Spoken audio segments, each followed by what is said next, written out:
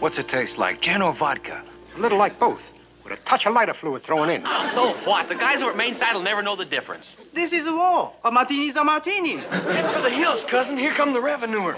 Here's the skipper, Mr. Parker. Hide the goodies, quick. All right, you bunch of gold bricks, what's going on here? You're supposed to be getting the boat and ready for morning patrol. Sorry, we're running a little late, Skip, but we were just giving the hut a little extra cleanup. Well, you can sure use it, boy. This torpedo's filthy. Torpedo? Get up out of there.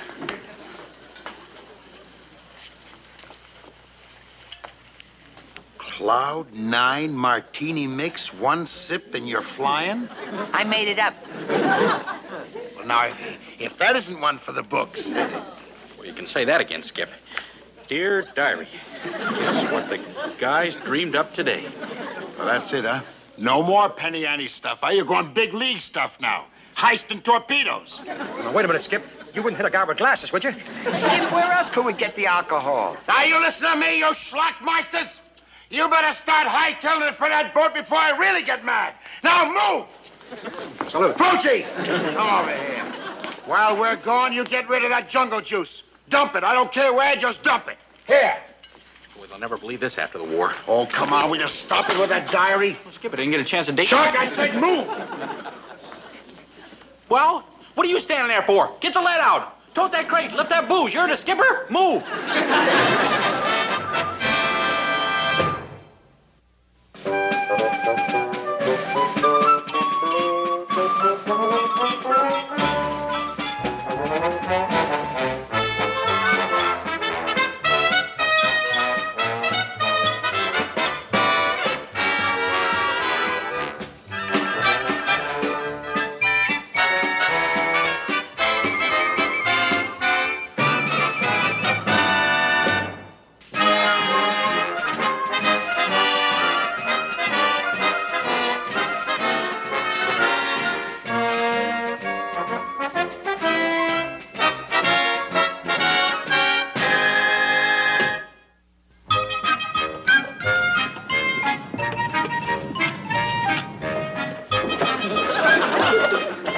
Holy smokes.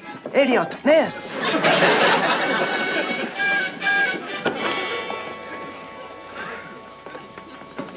Sir, one of the crew is still in bed. Get out of bed, fatso.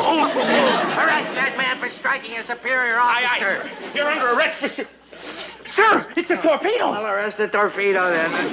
Torpedo? Oh, we've got them with the goods, Carpenter. But what is the torpedo doing in a bunk? What's that smell? Oh, sir, must be this insecticide. Insecticide? Ooh, that's vermouth. Vermouth, sir? Say, this is beginning to add up. Torpedo juice, vermouth. Those pirates are making martinis. Sir, maybe we can find some olives, too. Never mind the olives. We're gonna turn this off-Broadway brewery upside down. Come on, let's go. Yes, sir. Ah! Sorry, sir, I didn't mean it. You stupid. Do not open. This means you. What kind of nonsense is this now? The private diary of Ensign Charles Parker. Authentic and top secret. No, sir. January 14th. Dear Diary, today the guys heisted 6 sets of signal flags to make sarongs for native girls. February 1st. Dear Diary, this afternoon, Gruber lost the captain's Jeep to Urulu in a poker game. And, sir, all these months you've been making me pay for it. March 17th. Dear Diary, tonight the guys borrowed officers' uniforms and crashed the dance in the nurses' quarters. Carpenter, do you realize what this means? Oh, it's the discovery of the century, sir. As soon as we get back to the office, I'll get the court-martial papers ready. Oh, no. I've seen McHale wiggle out of too many tight ones. I'm going to take this right to Admiral Rogers. We'll let him file the charges. Oh, brilliant strategy, sir. Oh, what about the torpedoes, sir? Oh, darn the torpedoes, and full speed ahead to my office safe. Oh, that's cute, sir. I thought you'd like that. We're going to lock up Dear Diary till we shove off a Comfleet in the morning. Oh, sir. Oh, boy. Now it's really hairy time. What's so terrible? So we found his diary. Hold it. Now, Chuck, you've been doing a lot of scribbling lately. Exactly what did you put in that diary? Well, it's just kind of a collection of all the colorful things the guys have done. You mean the heists? The rackets? The dames? Everything? Please, Chuck, say that you didn't put everything in that book. Well, that does it. Well, that diary's our death warrant. Firing squad, here we come. Oh, you can say that again. Binghamton will throw the book at us. Oh, no. Captain Redbottom not throw book anywhere. He put in safe till he take to Admiral Rogers in morning. Admiral Rogers. Hold it. There's no time to push the panic button. What we gotta do is to figure out a way to keep that book from getting complete. There's only one thing to do, Skip. We gotta crack that strong box. Tonight. Cracking a safe is no job for an amateur. Who's gonna crack it? Who else, Skip? A little old safe cracker. Me.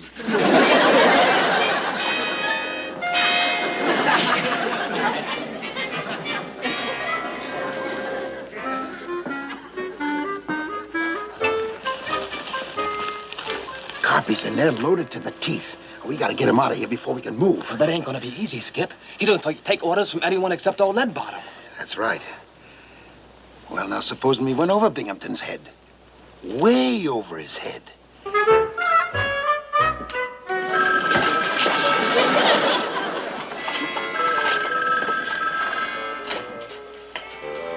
Lieutenant Carpenter speaking. Hello, Taratupa. Long distance calling. Come in, Washington, D.C. Come in, Washington, D.C., please.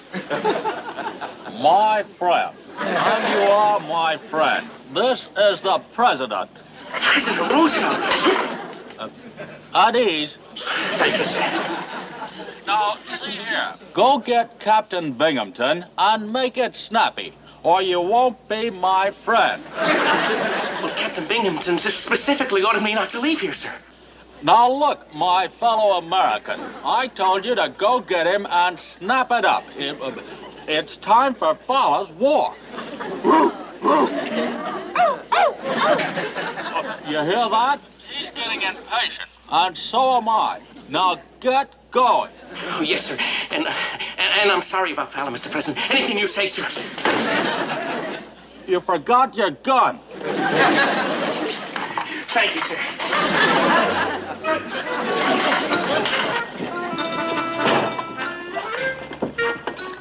Okay, boys. The fireside chat's over. Let's get cracking.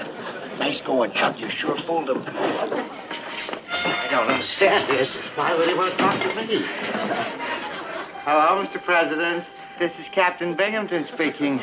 Before you say anything, sir, I would just like to tell you, Mr. President, that it is a great honor, sir, to be talking with you. Mr. President. Mr. President. Mr. President. Why, there's nobody on that line, you dunce. But, sir, he promised he'd hold on. Well, I knew he wouldn't be calling me. I didn't even vote for the man, for heaven's sakes. Why would he do it? My diary. My diary is gone. It's been stolen. This is the opportunity of a lifetime, and it's gone right on the bills. Do you realize the penalty for abandoning your post in time of war? But, sir, what else could I do? I was ordered by President Roosevelt. I was ordered by President Roosevelt. You ninny, you. Who do you think cracked this safe? Calvin Coolidge? Sir, I don't understand it. I even heard Fowler barking, sir. Fowler barking. The only dog that you heard was McHale. I can tell you that right now. He and his pirates are responsible for this thing. I'll bet my stripes on that. Let's go. Yes, sir.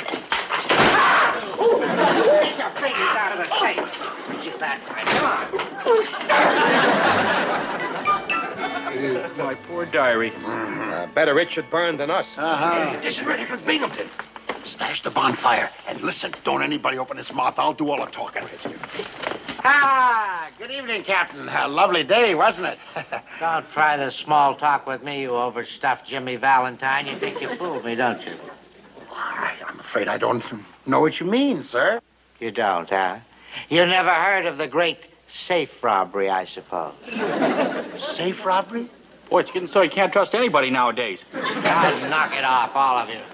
Fortunately, I don't need Dear Diary to nail you highwaymen. I've got another method. A foolproof method. And here's the fool right over here. Ensign Charles Parker. Here, sir. You're under arrest. Oh, now, wait a minute, Captain. Are you accusing Parker of cracking that safe? Oh, no, that takes talent. All I want is Parker's testimony on the stand. You are going to tell Admiral Rogers every poison pen page of your little diary. Oh, well, that's impossible, sir. I have a very poor memory. I can't remember anything, Captain. Captain, what was your name? Binghamton, Wallace. Oh, now you stop that. You stop all those silly things that you do. Now you listen to me, Ensign. If you're getting any ideas of developing amnesia on the stand, you just forget all about it. Because if you do, that's perjury, and I'll nail you for about 20 years. Oh, no, Captain. Let's talk this thing over, huh? Cale, if you've got anything to say, you say it to the chaplain. And if you've got any ideas about heisting my witness like you heisted that diary, you forget it. Elroy. Sir. How about that, huh? From now on, Parker, wherever you go, then that's where I'll go. And wherever I go, then that's where you'll go. Until 0700 hours when we shove off for Confleet. Now let's go, Mr. Houdini, and see you try and get out of this one. Come on, come on. Oh, come on, get out of there. Right. Yeah. What? No. What? No. Here, wait a minute. Oh, wait a minute. Hold on. Here, wait. Hold on. I'll handle it. I'll handle it. All right. Here you go. All right, here you go. Okay. There you go. Come on, I know you're in there. All right. Come on, Captain. Come on. I'll handle this. Yes. All right. All right, there you go. There you go, Captain. Don't leave me There you alone. are, There's sir. a situation here. Yes, wait a minute. Up. Come on, chuck it up. Take your hands off him. Oh. There you are, Captain. Keep us covered, Elroy. Yes, sir.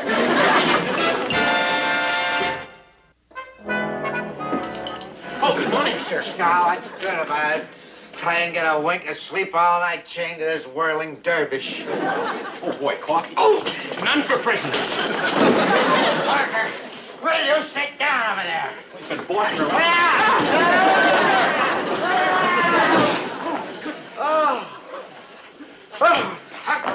What you doing? Elroy, put that chair back for salon. Just like my arm. Stop that. Oh, I'm sorry. You can lay down and take a little nap. Well, lay down and take a little nap. Once I get you to Confleet, I'll sleep like a baby. Dreaming dreams of you and those cutthroats on the rock pile. Your plane will be ready in about 10 minutes, sir. Just time for a nice hot cup of coffee. Here you are. Let me Morning, Captain. Get him another cup of coffee. Right. Stop that, you simpleton! Stop that! McHale, yes, this is all your fault. What are you doing over here anyway? Well, let's face it. I'm the one that you're really gunning for, and so I'm going to make things easy for you, sir. If you forget the whole thing and let the boys go, I'll plead guilty to all charges, huh? No deal, McHale. You're through. You and your schlockmeisters are through, all of you. Well, I heard of poor losers, but a poor winner. I'll shoot! You hit it. Stop that! Oh, wait, now, Captain, wait a minute. Let's talk this over. I'm not going to listen to anything. I've had enough of this, you understand? I've had enough! You've had enough. We're going to get on that plane for Confleet before you destroy this entire base. You understand that? Now move! Move!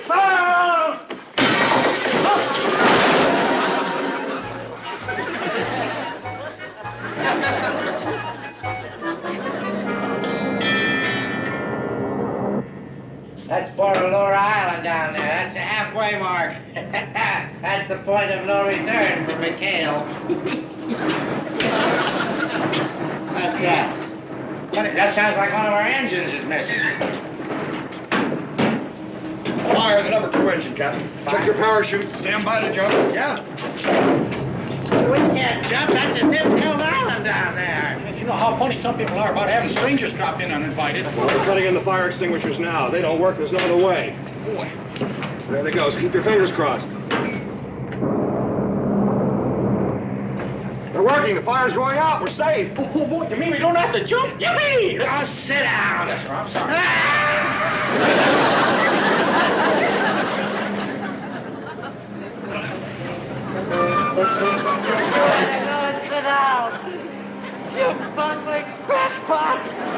what you've done. Well, I can't look at anything, sir. I can't stand high places.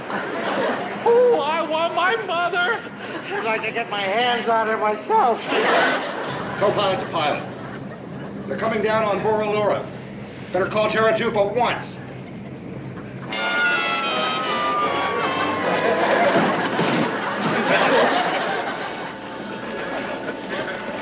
Is that you, Captain? Who you expected to be, Madam Butterfly? Bring your fat little neck for getting me into a mess like this. That's just what I'm going to do as soon as I get out of these handcuffs. There's the key. Want me to bury the chute? Wrap yourself in it first. Where's the key? I can't find the key. You know what this means? Yeah, you're gonna have to pay for it. That was government property. Why would I have to be stuck on a Japanese island with a jaybird like you? Well, frankly, I'm just kind of glad to have company. Oh, I can't kill him. First I gotta get out of these things. I don't want to go through life dragging a dead body with me. Come on. Let's go. Come on. You put this on for me, sir. Last seen approximately 1 mile north of enemy airstrip. Of all the lousy breaks. Yeah, the best chance we ever had to give old Ed Bottom the deep six, he has to have Mr. Parker with him. Well, there's only one way to get Mr. Parker out of this mess, boys. And that is to go after him. So come on, you bunch of apes. Let's get the lead out. We're going to Borrolora. Let's go.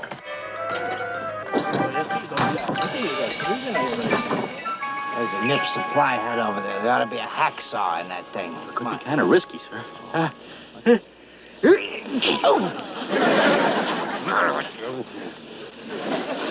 Before I'd spend another night on this chain gang with you, I'd risk storming Tokyo Bay barehanded. Now, come on.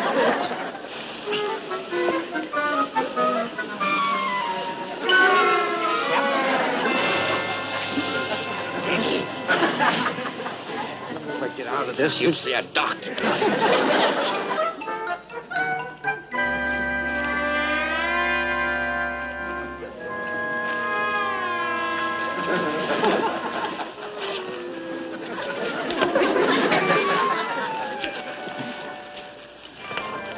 I'll stand guard out here.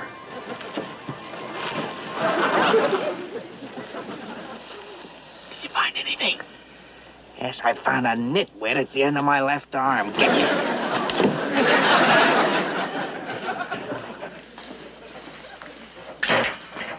Here, you dumbbell. There's a hacksaw. I told you there's a hacksaw. Come on.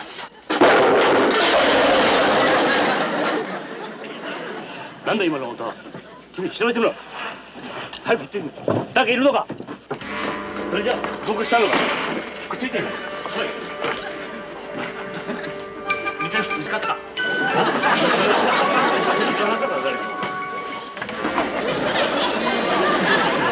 でどこへ。おい君この箱どうしたんじゃ。時計機じゃないか見てみこれ。こう言うて。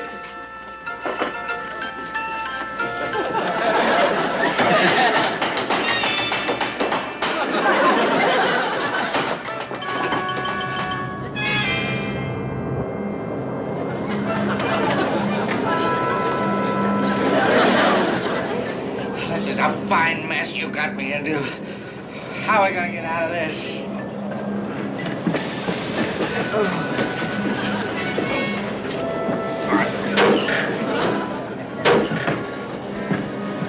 Better get out here. Oh, get away from there. You're not gonna pull that stunt again.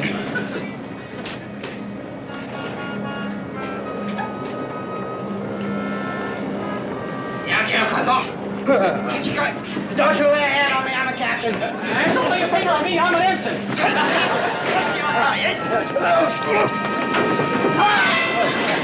Oh, we got rid of him. We got rid of him.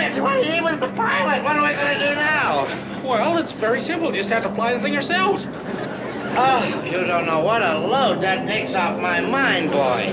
I didn't know you knew how to fly one of these things. Well, I don't. I was hoping you did. It'll help you a little bit, but... Gotta get back in the box. Never mind the box.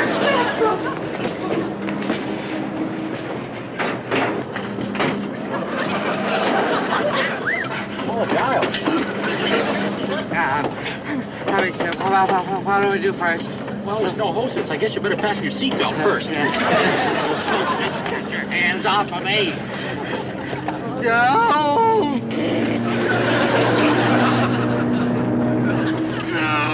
You have your own wheel, sir. Maybe, you want me to turn this on? What is it? I think it's a heater. You don't need a heater. Who needs a heater at a time like this?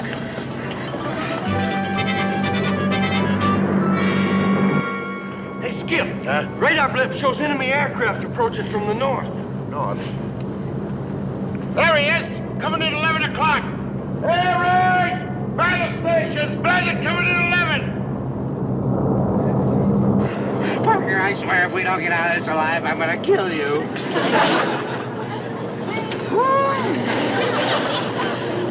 Holy mackerel. Looks like that nip has really been nipping. Hey, looks like he's flying on pure sake. Holy. Open fire! Get your hands off the thing. You are without a doubt that... What button did you push now? Oh, I didn't push anything. That's a boat down there firing at us. Hey, it's one of ours. It's a 73. McHale's trying to kill us. I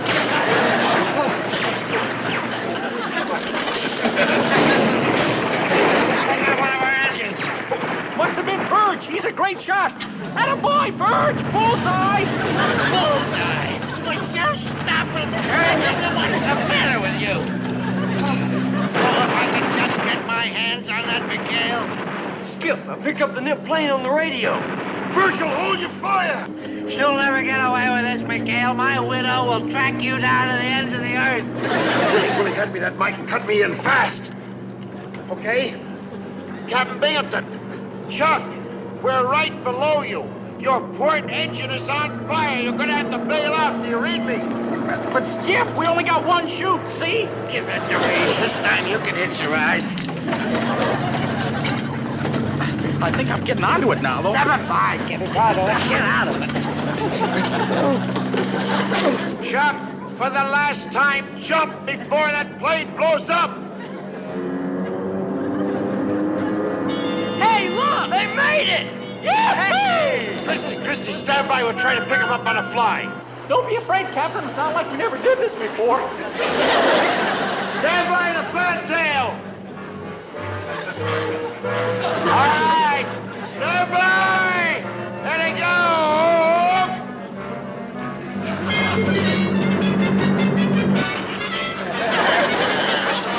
All right, nice catch, Skip. Yeah, put in a good word for me to the Dodgers. Come on, let's get him out of there. Hey! Hey, where's the captain? Hi, fellas.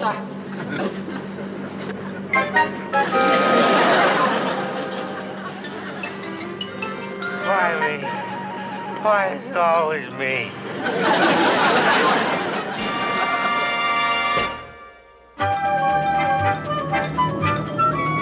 Okay, Christy, head the old tub back to Taratuba. Belay that order. This stool pigeon still has a song to sing for Admiral Rogers. Oh, well, not today, sir. You see, we just received radio word that Admiral Rogers is going on an inspection tour, and he won't be back for at least 3 weeks. 3 weeks? 3 whole weeks chained to this baboon? Oh, but now it won't be so. Very good, Christy boy.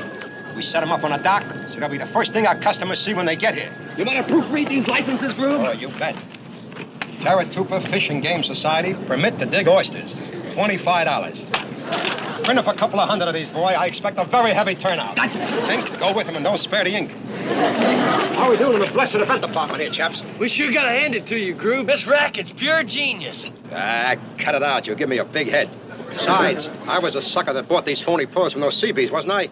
I got a moral obligation to get us off the hook. Yeah, but Groove, this is beautiful, beautiful. We hold a seafood sale for the guys at the base. Somebody chomps into one of these little beauties. And the pearl rush is on. And they say we sneaky.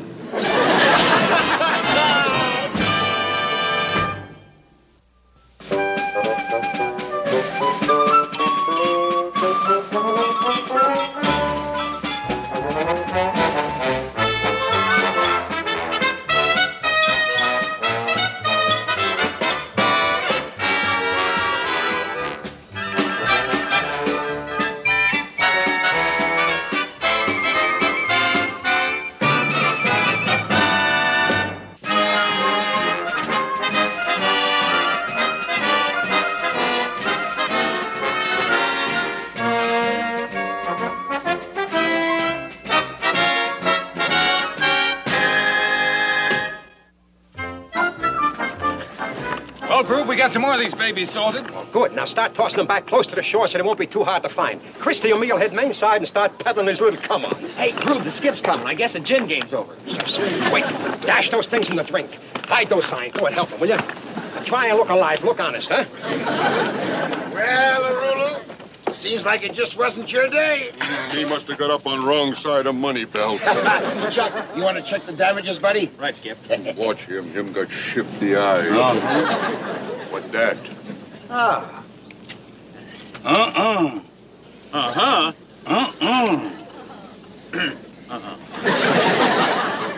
Oh, hi, Skip. Greetings, oh great and noble chief. What you Gonovs got going this time? Gonovs? This is strictly penny ante stuff. Just thought we'd deliver a couple of bushels of oysters over to the guides on the main base. Well, You guys think you find any pearls? Forget it. Huh? Pearls? Us? What are we going to do with pearls? You're kidding, eh? But forget it. Lagoon used to be loaded with pearls.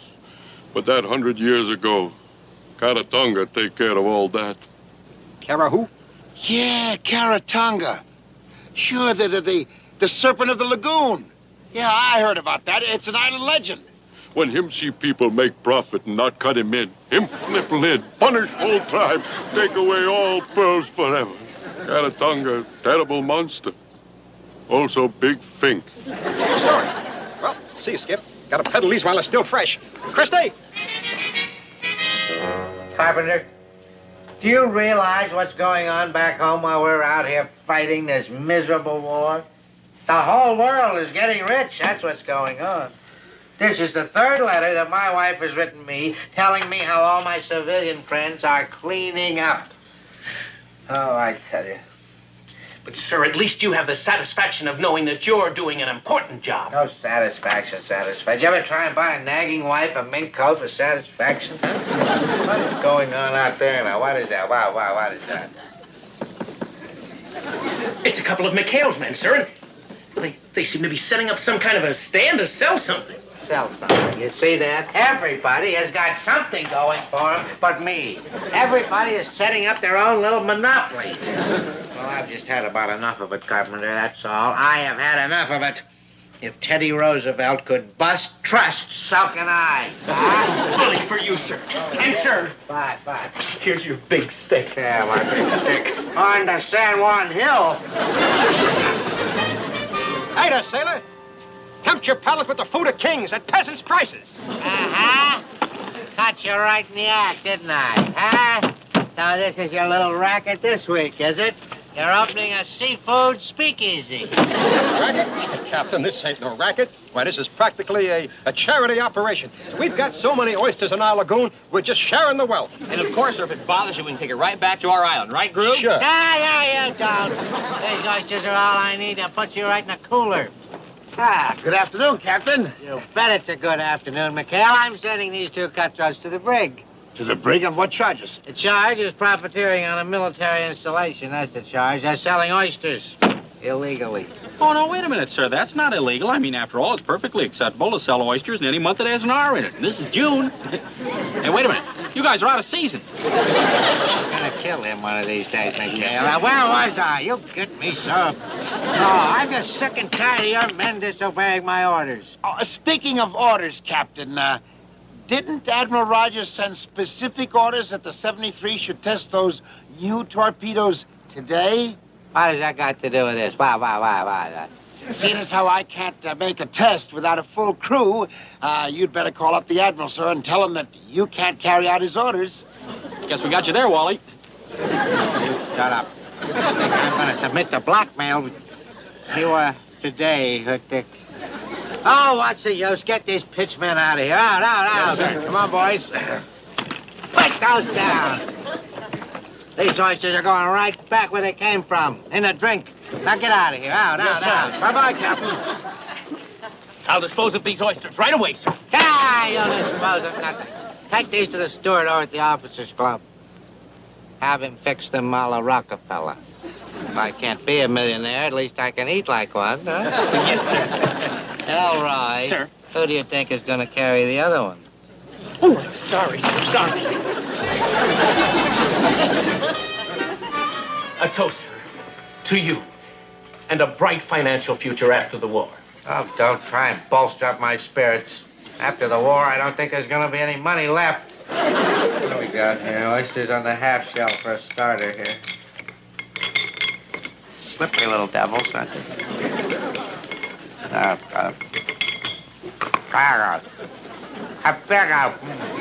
What's the trouble, sir? Did you bite into a piece of shell?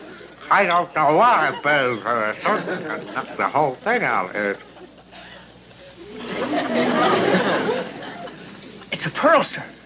Why, that's a 1 in a million shot.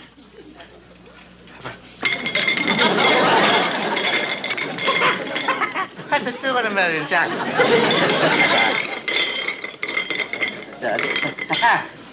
A 3 in a million chance. McHale and his pirates, they've been selling this stuff for seafood. They've been getting rid of a fortune down there without knowing it. Hey, you know what this means? That there are probably a lot more pearls than the rest of the oysters. I'll have the chef open them and check, sir. Don't be ridiculous. Don't be ridiculous.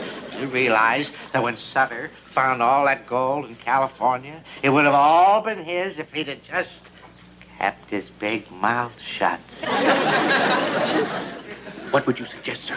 Just to keep your big mouth shut. Orchard down there in McHale's lagoon, just waiting to be plucked. What are you waiting for, boy? On the double? Yes, sir. Oh, thank you. Thank you. It's so nice to know that you're on my side. At last.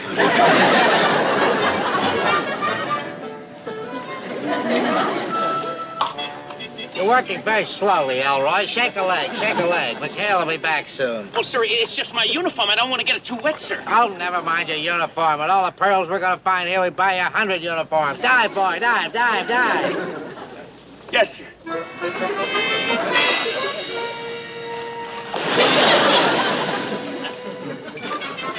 Looks like we got company. Uh-oh. It's old Leadbottom. And he's shucking oysters. Sounds. He must have found those phony pearls we planted. Oh. Huh? All right, grow about with it. And fast. What phony pearls? Ones we spiked those oysters with. Perfectly harmless business venture, but he wasn't the one who was supposed to... Harmless? You call it harmless when we end up with Binghamton in our lap? Doggone it! Now we're going to have to get rid of him. We have to tell him the truth to get out of it. Tell him the truth, Skip. Why, a thing like that could ruin our reputation. Oh, get out of here. Come on, let me take over here.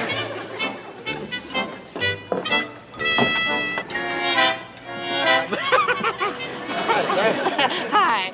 I'm going to buy the yacht club. Oh. McHale, what are you doing here, McHale? What do you want? What is it? What? Well, we just came back from the torpedo test run, sir. Besides, we live here, remember? Yeah, Madam McHale, I'm Ensign Parker. Shut up. I know who's who. That's a disgrace. You're sneaking up on me like that. Oh, well, we're sorry, sir. But look, sir, I wanted to talk to you about those pearls that you and Carpio... What pearls? I don't know anything about any pearls. I wouldn't know a pearl if I saw one. Oh, they're very easy to spot. They're little white things. You make necklaces and little beads out of them and everything. Well, now, look, Captain, if you're not looking for pearls, then what's with all the oysters? Oh, oysters? There's no oysters here. I don't have any oysters. These are shells. No oysters here at all. Just the shells. See, I'm cleaning up this place. You left it such a mess with all these shells around here. I'm going to take over this island. I'm going to turn the whole thing into an officers' recreation area. Yes, that's it. An officers' recreation area? Captain Binghamton, sir, look at the size of these. They ought to have an enormous pearl. Good. That's good work, boy. Oh, those filthy things. They could give a person gangrene. Oh, come on, Captain. Knock it off, will you? You've been suckered into this. My men salted all these oysters. There isn't one real pearl in our lagoon. McHale, I've got news for you. This is not your lagoon. You've been banished, evicted, tossed out. Now, from now on, you can just set up camp on the north side of the island. In the swamps? Captain, you can't do that to us. I can't, Hal. Well, I've got a little eagle here on my collar that says that I can. Get your nose out of my eagle. Come on, get moving. That's an order, all of you. Pack your things and get out. Come on, Chuck. You heard the nice captain. Bye-bye, sir. It's not a very nice eagle. You hear that, Carpenter? Trying to tell me that there aren't pearls on this island? What do they call these? Marbles? Don't stand there shivering. Dive, boy, dive, dive, dive. I may even let you keep one for yourself.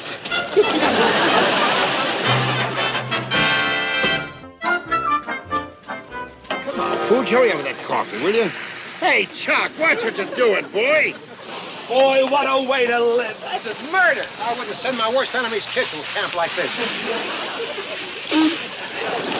What's going on here? What are you doing, Mr. Parker? Oh, I'm sorry, Tigger, but there was this gigantic mosquito. Hey, bandit at 10 o'clock. Come on, knock it off, all of you. You're a fine bunch to be griping. You wouldn't be here in the first place if it wasn't for your larcenous souls. Don't rub it in, Skip. I'm so miserable, I'm ready to give up chiseling for life. Fooch, what are you trying to do, poison us? If you think coffee bad, wait till you try dinner. IPW, not Boy Scout. Oh, that settles it. Come on, Chuck. We're gonna go back to Binghamton and let him know we've just begun the fight. Yeah, Come on. Will you put that silly thing away? Come on. Yes, yeoman. You can sign those requisitions in my absence. I don't care. Stop calling me down here. I don't want to be disturbed. I'm out here on a top secret mission. Now, don't bother me anymore. Deeper, boy. Deeper. Go out deeper, Elroy. The deeper the water, the bigger the pearl, you know.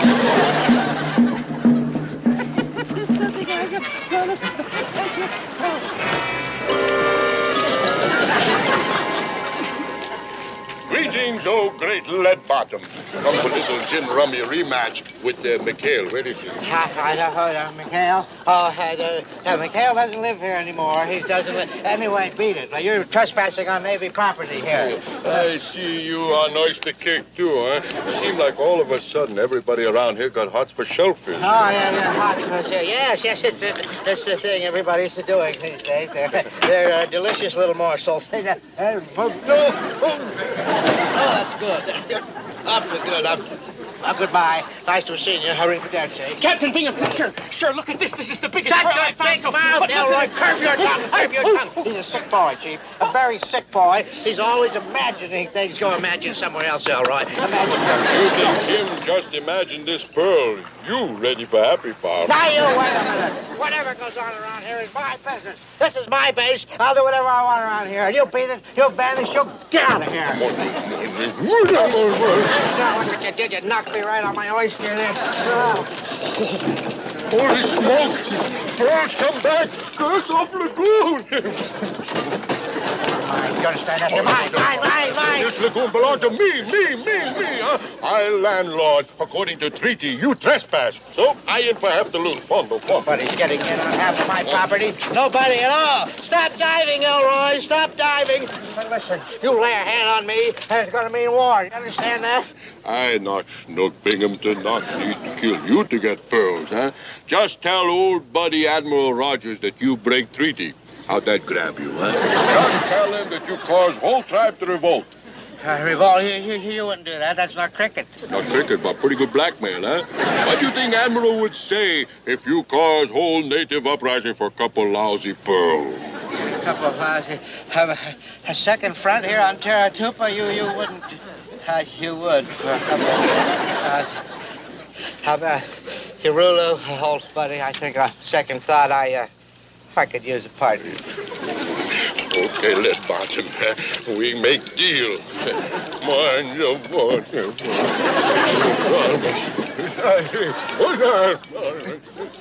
I wonder what those two are so chummy about. Looks like they're closing some kind of a deal. Yeah, must be pretty important. They're sealing it with a kiss. Come on.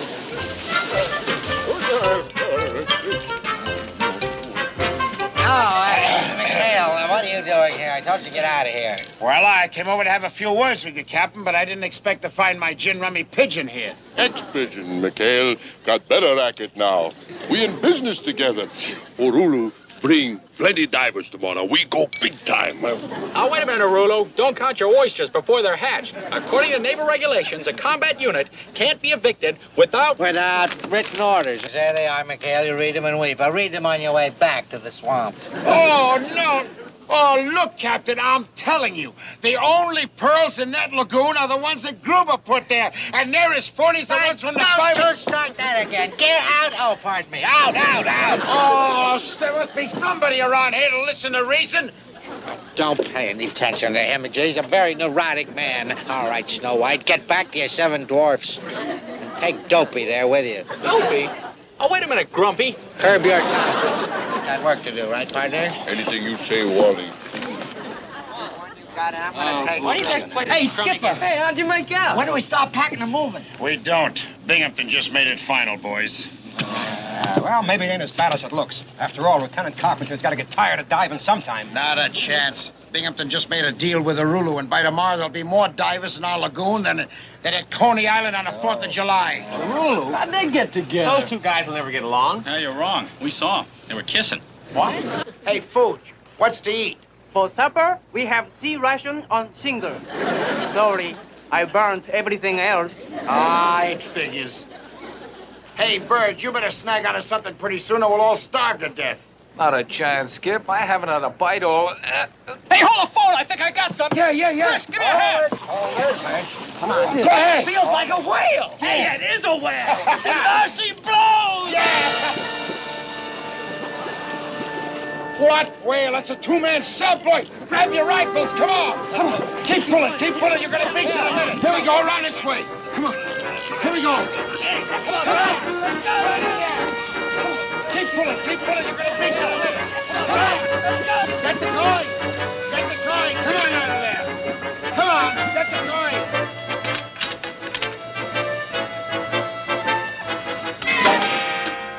Skip, the joint's empty. Yeah, they must have abandoned ship. Hey, how about that? We got our own 2-man sub. Hey, Skip, hop in and take a look.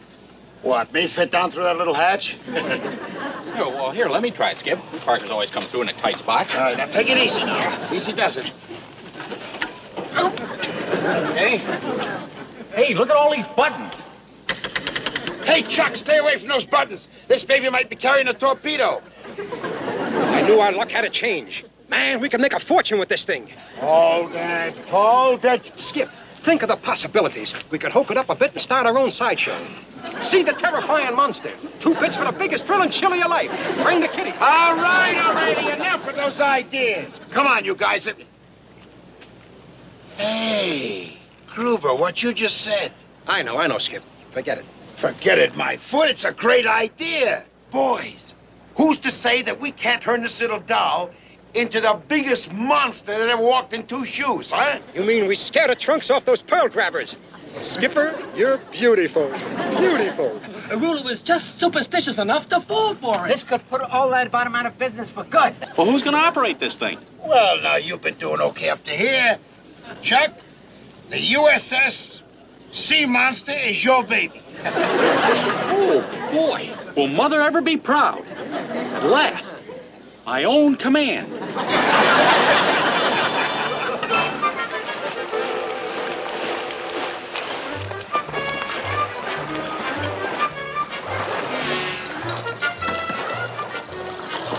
When I said put them in the pot, I didn't mean yours, partners. There they are, the Pearl Tycoons. Yeah, it looks like Arulu has every good diver in the tribe working. Yeah, well, something tells me there's about to be a sudden rush on the unemployment line. All right, boys, this is it. Rarotonga time. Now make it look good. And remember, aim carefully.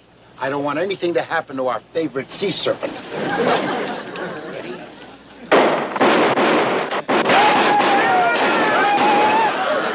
Hey, look out! Monster! Captain Binghamton Arulu, thank you, goodness that we got here in time to warn you. Oh, knock it off, McHale. I'm sick and tired of your tricks. You call that a trick, Captain? Look at that!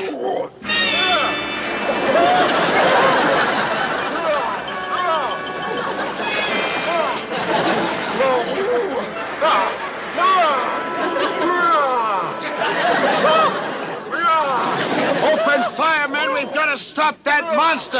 Look here, McHale. Give him everything you got.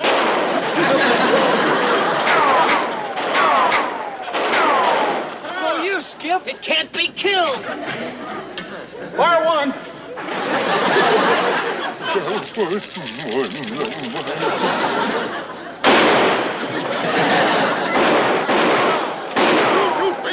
it's McHale. That's no ordinary monster. That's Caratonga. Caratonga? Hold that blazes, this Caratonga. Caratonga, you heard you know the sea serpent, sir.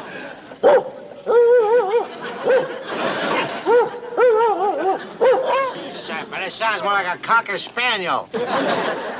With a bad case of indigestion. This is the most ridiculous thing I've ever... What ridiculous? Him just hungry. Not eat greedy people for over 100 years. Yes, come on, Captain. We better evacuate you out of here before it's too late, sir. My pearl bed's got on your wife. Wait a minute, you ruler. Where are you going? Wait a minute, my beautiful pearl. Sacrifice the sea god. Maybe him fight it out with Caratonga. Now I bug out of here. Sacrifice your half, you big slob. You're burning up, my beautiful. Fire 3.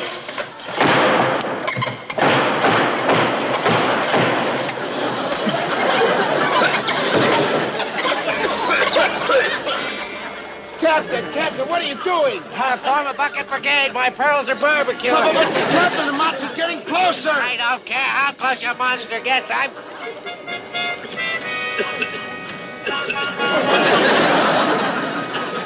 Oh, that's your monster, is it? Parker, I'll have your gold bar for this.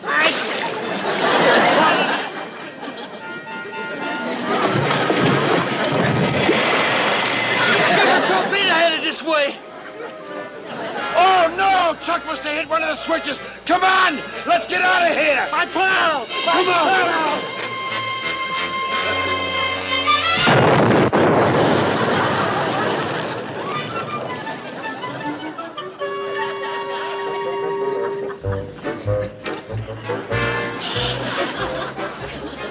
My pearls. What? My pearls. They're gone. I'm ruined. I'm finished. I'm bankrupt. Sorry, sir. The monster and I both apologize.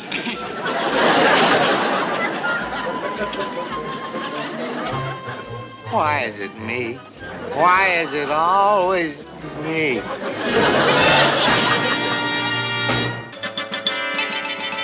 Let this be a lesson to you cutthroats. If it wasn't for the Admiral's citation for capturing that two-man sub, I'd have you all doing time for planting those phony pearls. But, Captain, we told you that they weren't real pearls. Oh, shut up. All that time wasted, my dreams shattered, my bank account right back where it started from. What do you think, partner? Got a little present for you. Okay, tire up, boys. Well, we're home. Oh, listen, that was nice going, Mr. Parker. Boys, the skip's going to be proud of you when he gets back from Confleet. I wouldn't be too sure about that. Well, Willie finds out that we stopped off in New Caledonia. You did it for a worthy cause, sir. So that Virgil here could stop off and visit an old sick friend. Yeah, I saw that old sick friend. She didn't look old or sick to me. Yeah, well, like I said, Mr. Parker, was a fast recovery, right, boys? Sure. Poor Babette was saved by tender, loving care. Yeah, Virgil's kisses are like penicillin. Yeah, well, I still say I'm not tough enough on you guys. All right, now let's unload these crates and let's move. That's an order. Let's move. Anything you say, sir. Why don't you get that one? Oh, yeah. I still say we could be in big trouble, boy. Skip climbs up. Hello, everybody. Hello, Miss. Hey, maybe you can help me with this end. Beth! Oh, no, she stowed away. Beth, what are you doing here? Oh, Virgil, I miss you. Well, now, wait a minute. Attention! At ease! As you... See, smooth! Boy, does she like penicillin. Oh, no, here comes the skipper. Boy, are we in trouble? Quick, get back in the box, and that's an order. Bye-bye for now, Sherry. Boy. All right, you guys, get busy. Act as though nothing's happened. Look nonchalant. Hi, boys. How's it going? Hi, Skip.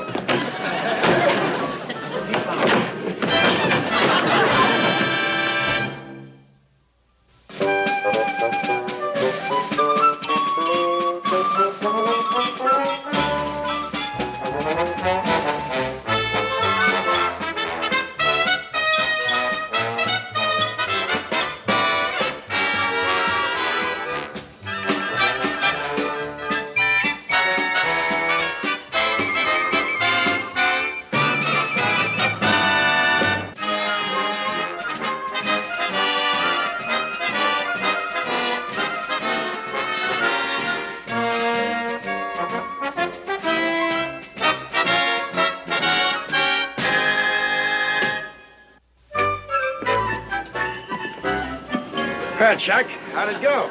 Oh, fine. Fine, Skip. Everything's sheep shot. Did she give you any trouble? What she? The PT-73. Oh, that she. Oh, no, everything's just fine, Skip. We were... Bad case of hiccups today. It's hereditary, like baldness. My mother had it. I mean the hiccups. My sister was bald. I mean my father was bald. That was me, Skip. I find Mr. Parker so amusing. Well, I'm not buying, boys. Come on, Chuck, what's in the crate? What makes you think anyone's in the crate? I mean, anything's in the crate. Come on, get up there. Not there, here.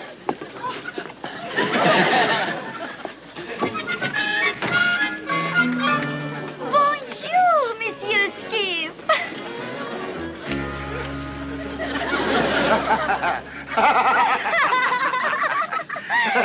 And those silly boys said you were so ferocious. Oh. Skip, then you're not mad we got a girl stowaway? Me, man?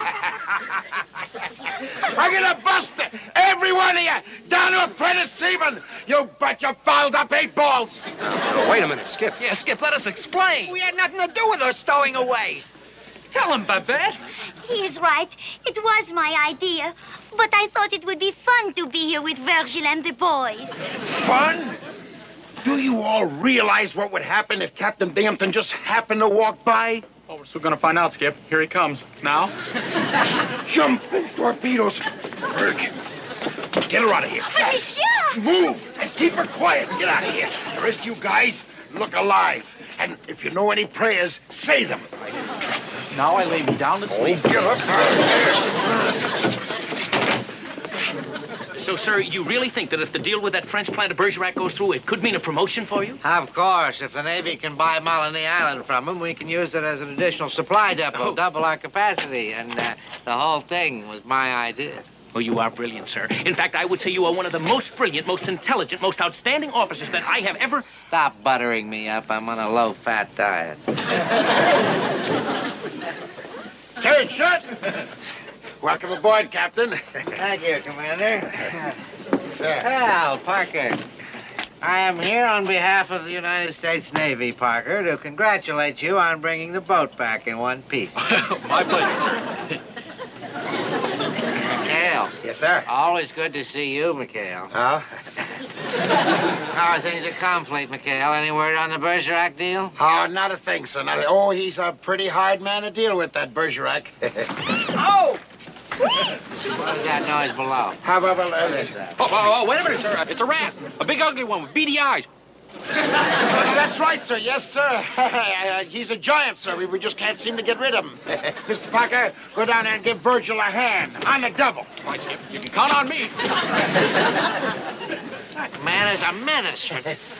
I'd sooner face a rat than a person like that. This boat is a disgrace.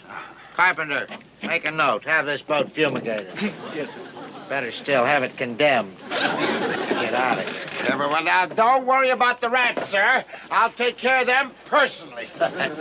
You barnacle-brained chowderheads. Do you realize what you've all done? Huh?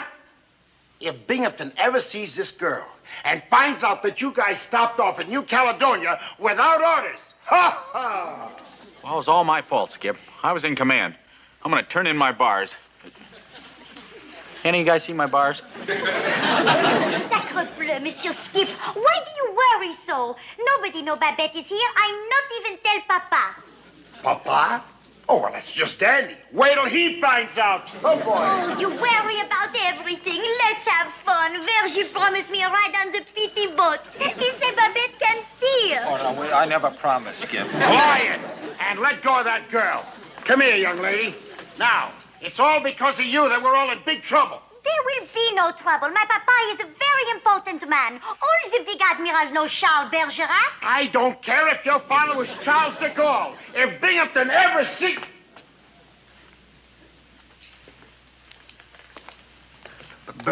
Bergerac? Your father's the big plantation owner that's negotiating with Admiral Rogers? Oui, he's the one. So you see, we have nothing to worry about. Yeah, we got nothing to worry about. Except whether we want to be shot or hung. Boy, what a mess. Yeah, we'll never get out of this. Mom said I should have been a draft dodger. Oh, quiet, will you? Let me think. You say your father doesn't know that you're missing? No, he's away at a meeting with the Admiral. So let's have fun. Let's go for a ride on the PT boat. Oh, you're gonna go for a ride, all right, young lady. Right back to New Caledonia. As soon as I figure out a way to get us there. Doggone it. Doggone it. I got it. We'll fake it so that the PT-73 has to put in a dry dock for repairs. That's I will not go back to New Caledonia. Oh, no, wait a minute now. We'll even let you steer the PT boat, right, Skip? Why, sure. We'll let you steer. And while we're out at sea, we'll even let you fire a couple of torpedoes.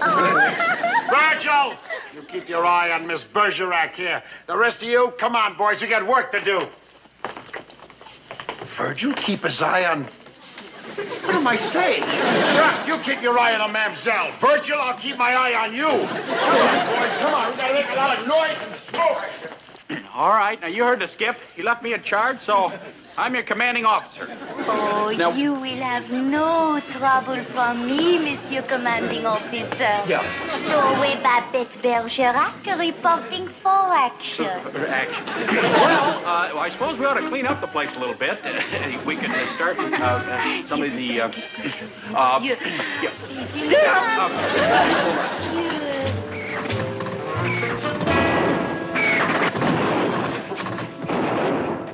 Ahoy, Carpet, give us a hand, will you?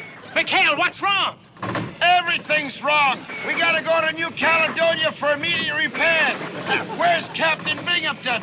Well, you missed him by 10 minutes. He just left for your island. Our island? JK! Forget everything. Get us out of here.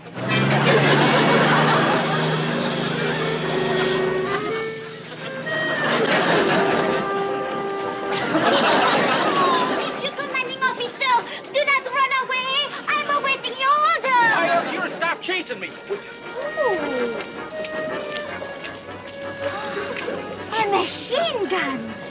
Come on, chérie, let's play a race. You can't.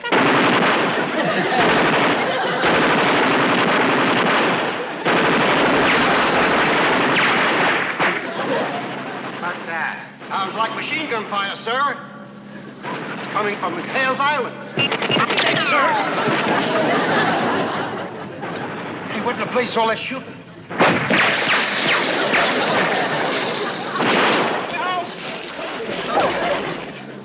It's all clear, sir. I hope. We've been hit. I'll get you for this, McHale. Trying to kill your commanding officer. What are you doing? You're all going to be hanging from the yard arm.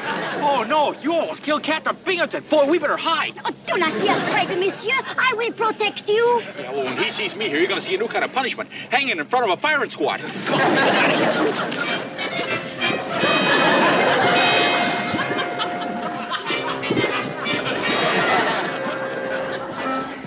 Let me help you down, Captain. Put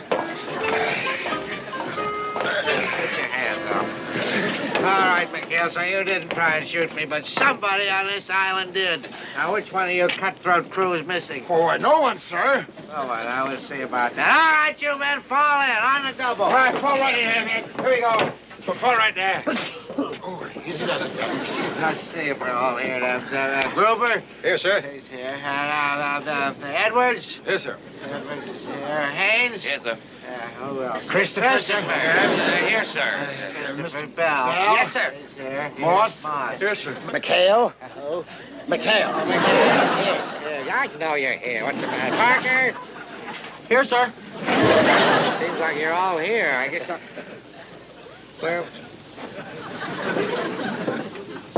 Parker, I'll give you the count of 3 to get out of that can. 1, 2. Hello, mon capitaine. Miguel, Parker's out of uniform. You're no ensign. Get over here, Miguel. What are you running here now? A Polish Reserve? Well, no, I can explain, sir. It's all my fault. We'll have plenty of time to explain at your court-martial. I really got you this time, McHale. Trying to murder your commanding officer, smuggling French girls onto an American naval base. All right, mademoiselle, you will accompany me. Get her out of there. Virgile! Captain, you better be careful of the way you treat her because she's the daughter of Charles Bergerac. He's a very important man to the U.S. Navy. I don't care if he plays ping pong with Bull Halsey. I want... Bergerac? Charles Armand Bergerac? Oui, he is the one. You were to go and kidnap the daughter of Bergerac, you utter, complete numbskull. Now, wait a minute, Captain. Nobody kidnapped anybody. That is right. I just stole away on their boat when they stopped at New Caledonia. Parker, you stopped off in New Caledonia? Oh, that really does it. You and your playboys are under arrest and confined to this island. McHale, you will accompany Miss Bergerac or myself back to Taratupa, where your assistance is going to be invaluable in making out the court-martial papers. Yes, you're all heart, sir. Virgile, are you going to let this little pillsqueak get away from you? Show him your muscles. Babette, take it easy. Let's go, McHale. After you, Miss Bergerac. Oh! Spirited, isn't it? Yes, sir. Are we in a spot? Yeah, this is the worst yet. Yeah, boy, are we in trouble?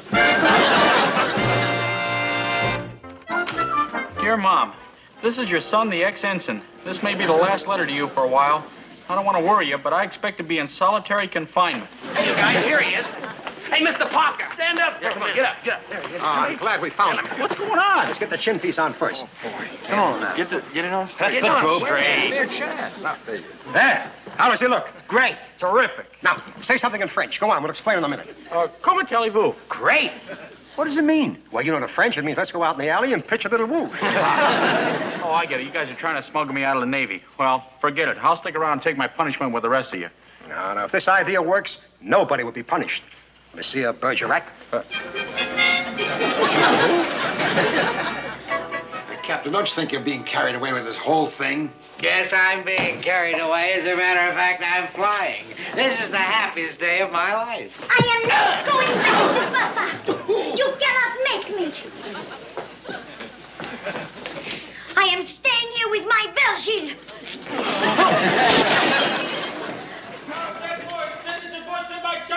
Where is my little angel? Oh, my petite, my little daughter.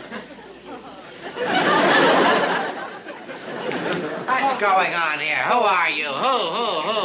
Who? Is there an owl in here? I don't think so. Oh, could they hit out my little It is so good to see you, Papa. Papa? He's your papa? This is Monsieur Bergerac? Would they be kissing you like this if I was a stranger? How did you get here, sir? How did I get here? How dare you question the authority of Monsieur Charles Armand Bergerac? Straighten up. Oh. I wouldn't antagonize him, sir. Monsieur Bergerac is known to have an explosive temper. I apologize, sir. You see, I'm Captain Binghamton. I'm the commanding officer. Commanding officer? You call yourself a commanding officer? Stealing my child aboard the boat, planning to elope with this defenseless little girl. No. You've got it all wrong. I wasn't... For shame, an ugly old man like you trying to trap a beautiful little girl like this in marriage. Marriage? I'm already married. I would... Already married? You pig! You have brought dishonor to the French honor. I challenge you to the duel. The duel? It's your decision, Captain, but I think you ought to know in advance. Monsieur Bergerac is the finest swordsman in France. En garde! Touché! Vive la France! Give it to him, Papa. Right. Monsieur Bergerac, you are no gentleman, sir. Tell him, Carpenter. Oh, yes, sir. It is perfectly obvious that Captain Binghamton is not trained to duel with swords. Thank you, Carpenter. You're welcome, sir. I suggest pistols at 10 paces. Sir, please. Oh, sir, you've got this all wrong. I'm not responsible. But I have the men that did abduct your daughter. I have them, and I give you my word as an officer and as a gentleman. They will be punished at their court-martial. If you'll step right this way, sir, I have the papers. These are the papers for the court-martial. Papers? Yes. I have this for your papers. There will be no court-martial. Nobody will know this. I will not have scandal brought to the name of the treasury. But, sir... But, sir, you pig of a cat. I take my daughter immediately and leave. You have a fine place. Do you have a boat that could take us to New Caledonia? Oh, yes, sir. Oh, but I can't do a thing without permission, sir. You think that he has the kind... Now, look here, Monsieur Bergerac. Oh, on guard, you swine! Go, you have my permission. Au revoir already. Au revoir. Come, quick, you said. We go on the boat. Oui, mon papa. But, sir, just a minute, please. Sir, don't forget about the island deal. Oh, the island. Monsieur, I was hoping, sir. I was wondering, could we close the deal for your island? You talk business at a family reunion? Oh, I tell it. Not a word is this to anybody. If I have to come back... I'm back.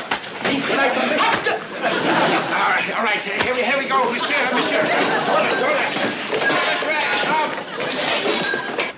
Oh, Monsieur Chuck, you are so funny. You make your papa so happy. Come on. There's no time for PTA meeting. Let's get out of here. Of all the foul, miserable luck. I tried to be of help, sir. I tried to be of help, sir. Pistols at 10 paces. Oh, don't you dare scream. Going, you carpenter. Straighten up. Here comes an admiral. It's Admiral Rogers. Wipe those tears out of your eyes. Captain Binghamton, we have good news. We've just closed a deal for our new supply base, and I'd like you to meet the man to whom we're all indebted. Monsieur Charles Armand Bergerac. Bergerac? How do you do, monsieur? Guys, in here. Arrest this man. All right, fatso. What's your name? Binghamton, have you gone mad? Admiral, sir, you don't understand. This man's an imposter. He doesn't even have a beard. This is an outrage! Hey, just a minute, lard belly. Good work, Robert. Have you got him? All right, Quincy. Now you better talk. The real Bergerac was just here with his daughter. My Babette, she was here? Impossible! Don't you try name-dropping with me. Call your spy. Take your hands off of that man. That is an order. What? Admiral, you don't understand. This man is not Bergerac. I know the real Bergerac. So do I, and this is the real Bergerac. He just sold us the island of Melanie. No, I did not. The deal is off. If this is the way your navy conducts itself. Oh, just one moment. Admiral, if this is the real, then who was just with the? He had it with the. Oh, McHale has done it to me again. I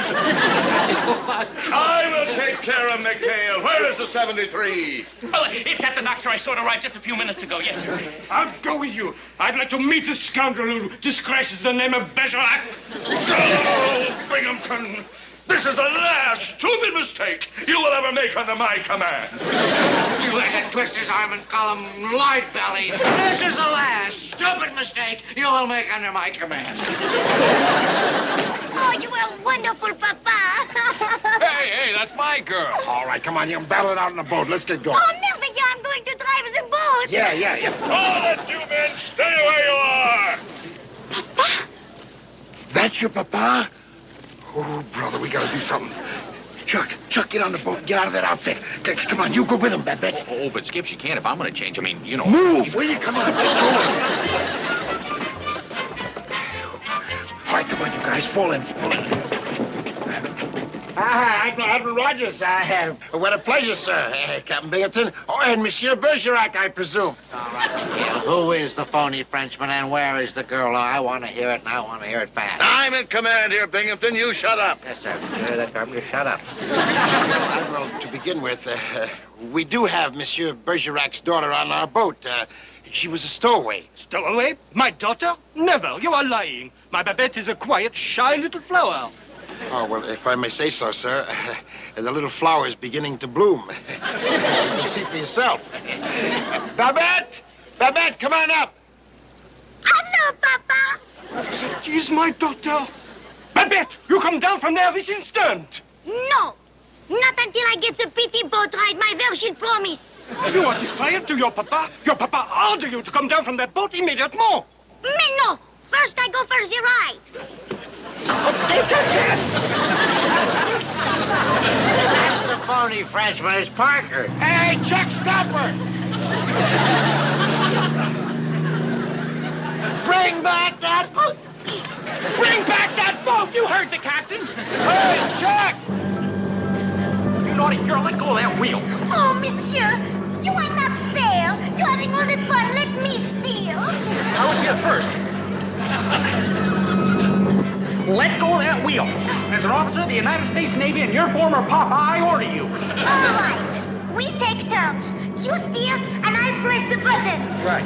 Oh, no! Those buttons release the torpedoes. Oh, all right. It was a torpedo. Hey, hit the deck! Here comes the torpedo!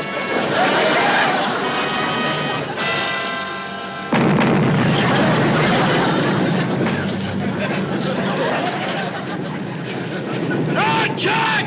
Go reverse! Hard to port anything! Gonna ram us! Stop him! Stop that boat! It's an order! Oh, boy, now you've gone and done it. Wait till they get a hold of us. Hey, get that dock out of the way!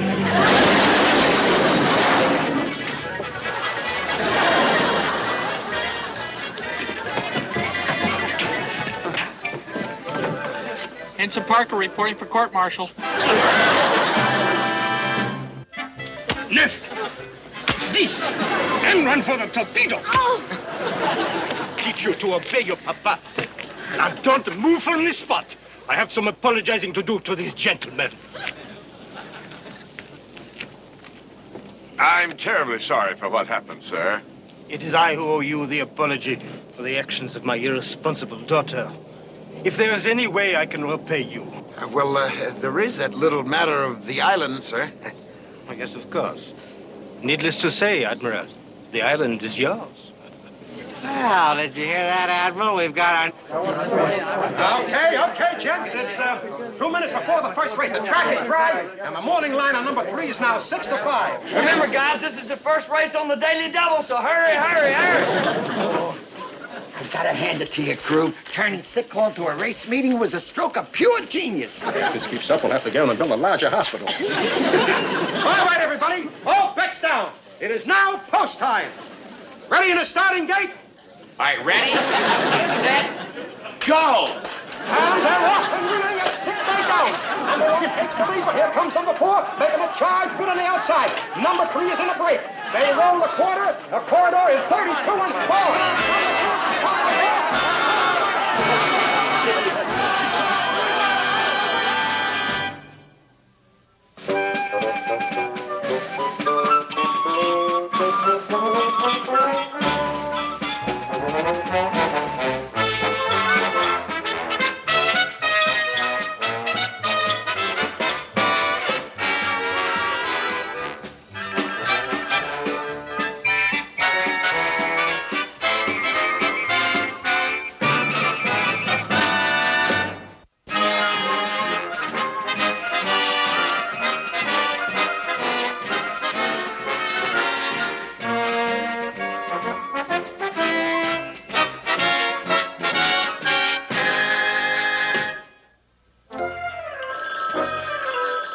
Your phone, sir? I know what it is. Answer it.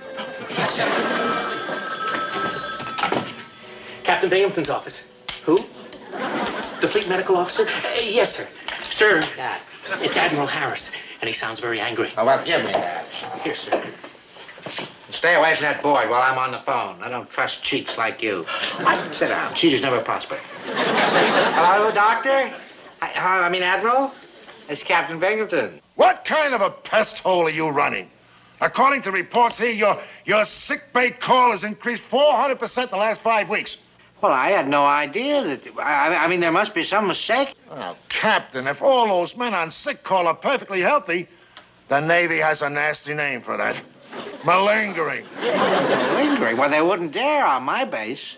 I'm flying up to make a personal inspection of your medical facilities tomorrow.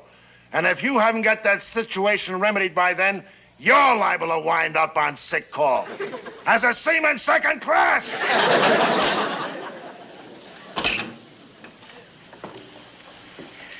Well, now that that's over with, sir, can we finish our game? Well, I'll finish you, you goof off. My whole command is riddled with gold bricks and deadbeats. Playing checkers on duty. What's the matter with you? Where's the Navy coming to? And what is it with all this malingering? What is going on over at Sick Call? What? All right, men, it's post time again. The second race is at a corridor and 3/4 for 22-year-olds. You were showing me how to massage a Charlie horse in the yard. Oh, hi, Skip. Hi, Skip yourself. Where is everybody? We've been looking all over for you guys. Don't you know we got a weapons check down at Ordnance? Well, I was just getting... Hey, wow. Oh, yeah? Where is everybody? Come on, talk. Well, Skip, look, I'll get all the guys down to the dock as soon as they're off sick calls. Sick call? Again? They were healthy enough this morning. Well, no, wait a minute, Skip. Now, don't go in there. It's depressing, and the whole place is full of sick people. Sick. Get out of the way. Chairs are in the starting gate.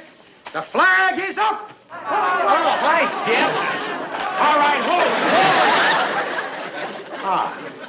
So this is sick call, huh? We were only trying to amuse the shut-ins. You know how dull it can get just looking at the walls all day. Yeah, well, you touts better get used to looking at walls. 4 of them in the brig. Skip, no one's going to know. We brought off the corpsman in charge of the wing, and the nurse outside's too busy making eyes at Verge. Yeah? Well, let me tell you, if Binghamton ever finds out about this, he's going to lock you up and throw away the key. Hey, Skip, it's old Leadbottom under a full head of steam. Quick, come on. Get in those chairs. Get off your feet. Look sick. Attention.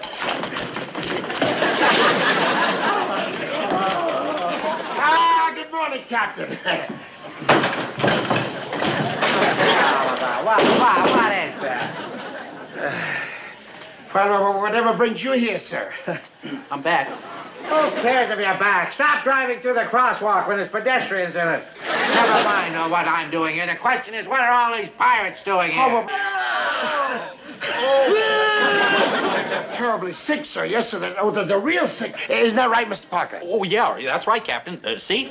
How dare you stick your tongue out at your superior officer? You put that thing away. Hey, get out of that thing. You're a menace. No. I wouldn't go any closer, sir. They may be contagious. I'm dying. Oh, my eyes are killing me. I keep seeing spots. Oh, shut up. The only spots you've ever seen are the spots on a pair of crooked dice. I want all you gold bricks and you fakers out of here this second. And if I catch you within 5 minutes of this place, I'll... Watch your temper, sir. It's bad for your blood pressure. You know that. Blood pressure. Have a seat, sir. I'll call a nurse.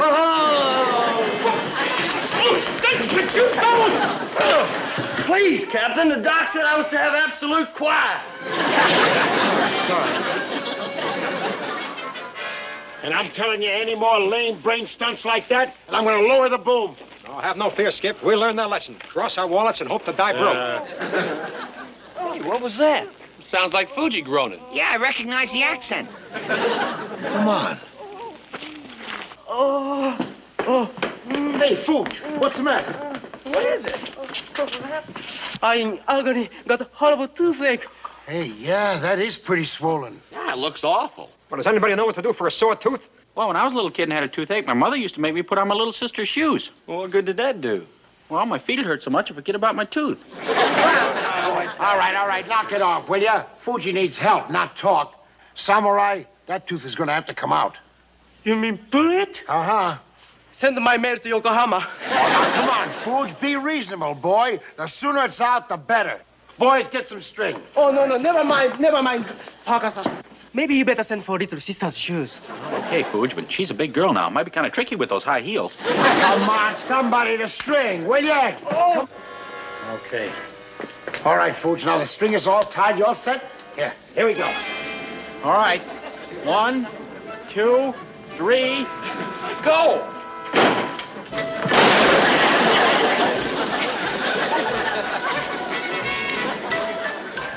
All right, now hang on to him, you guys. And don't worry, Fuge. With all this horsepower, something's got to give. You ready?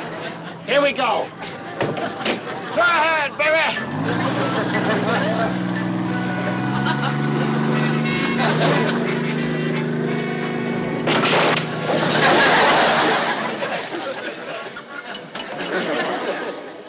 I could just scream.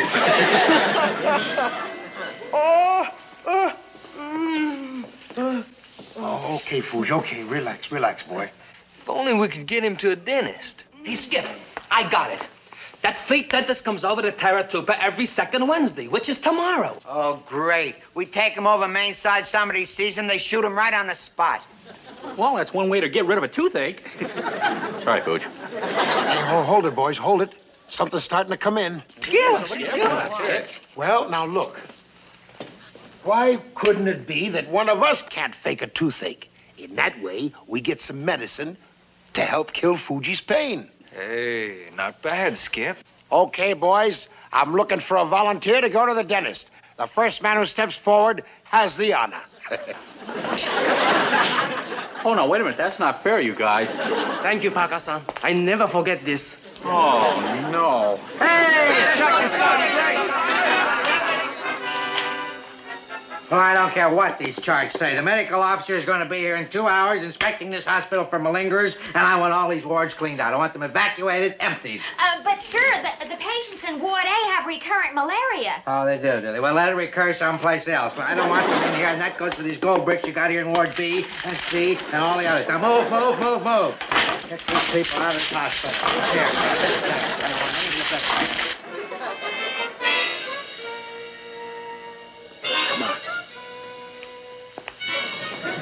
Remember, all you want to do is to get the pain pills and shove off. So let me do all the talking, yeah? Don't worry. I'll be groaning too much to open my mouth. Okay.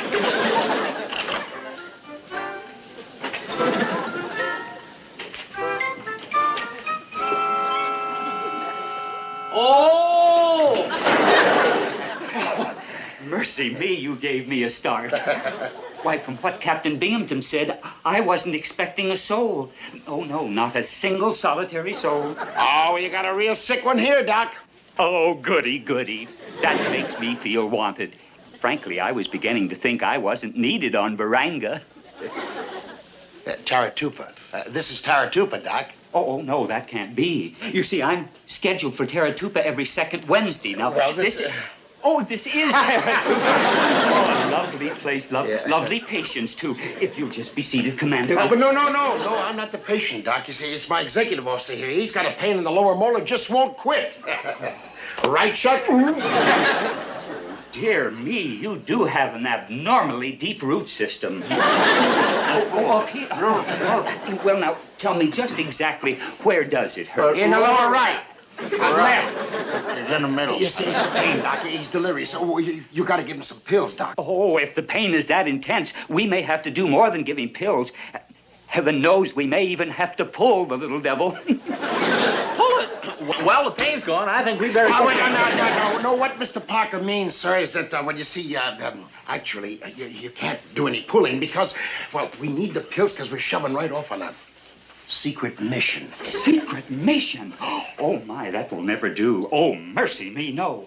Why, every time he groaned, he'd give away your position. Now, remain seated. But I don't want... You should call her. All right, Carpenter. Now, we've cleaned out all the wards. Now, McHale's, what are you doing in here, and what is that faker doing in that chair? There's a faker, sir. No, Mr. Parker's in terrible pain. You see, it's a terrible pain in that lower molar right down here, sir. All right. You cut out the charades. Frisbee. Answer the captain. Oh, I'm Frisbee. I know who you are, and I ordered you not to waste any time on that malingerer. Now, I'll bet my stripes there was nothing wrong with that tooth. Oh, no, this is a gorgeous molar. What'd I tell you, Carpenter? You were right. It's those other 6 teeth that worry me. Surface cavities, just screaming to be filled. Positively screaming. Well, let him go ahead and scream. I'm getting kind of used to the noise. Yeah, well, we won't. We don't want to be in any trouble. Just give us a handful of pills. We'll be on our way. That's right. Okay, there we go. What would the fleet medical officer think if I deserted this poor suffering boy in his hour of need? The fleet medical officer, yes. You're right. All right, Doctor. Start filling. Filling now? All 6 of them in one sitting? Oh, it's like winning the Irish sweepstakes. I better get the Novocaine. Oh, Doctor, wait a minute. You don't have time to get anything. No. I want this man out of here before the Admiral gets in the hospital. You know, no Novocaine. No Novocaine? But, sir... Just stop butt-sirring me. I said no Novocaine. Come on. Start drilling. Drill. Drill. Wait, where did he go? Oh, I'm sorry, fellas. Well, Anybody else got any bright ideas? Well, you have. Count me out. I can't spare any more teeth.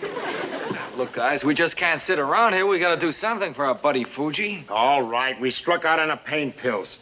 But there's only one thing left to do. By hook or crook, we got to get him to a dentist. Oh, great. Doc Frisbee's the only jawbreaker around. And I don't think he handles Japanese patients. Yeah, but who says he's got to be Japanese? Huh? Can't we rig him up so he can pass like one of us? You mean we disguise him? It's a wild idea, but it might work. Look, wild or not, it's desperation time. I'm not sure I'm that desperate. Well, I don't blame you. That Doc Frisbee's murder. I fainted 3 times. But other than that, I had fun. Sir? Oh, I hope you had a pleasant flight, Admiral. Belay the small talk, Binghamton. I'm here for an inspection, not a coffee clutch. Oh, yes, sir. Well, I'm sure you'll find our little hospital just as clean as a whistle. Won't he, Carpenter? Oh, absolutely, Admiral. Captain Binghamton personally kicked out every gold ring. Right this way, sir. Right after you. There we go. One of these days, Elroy. One of these days.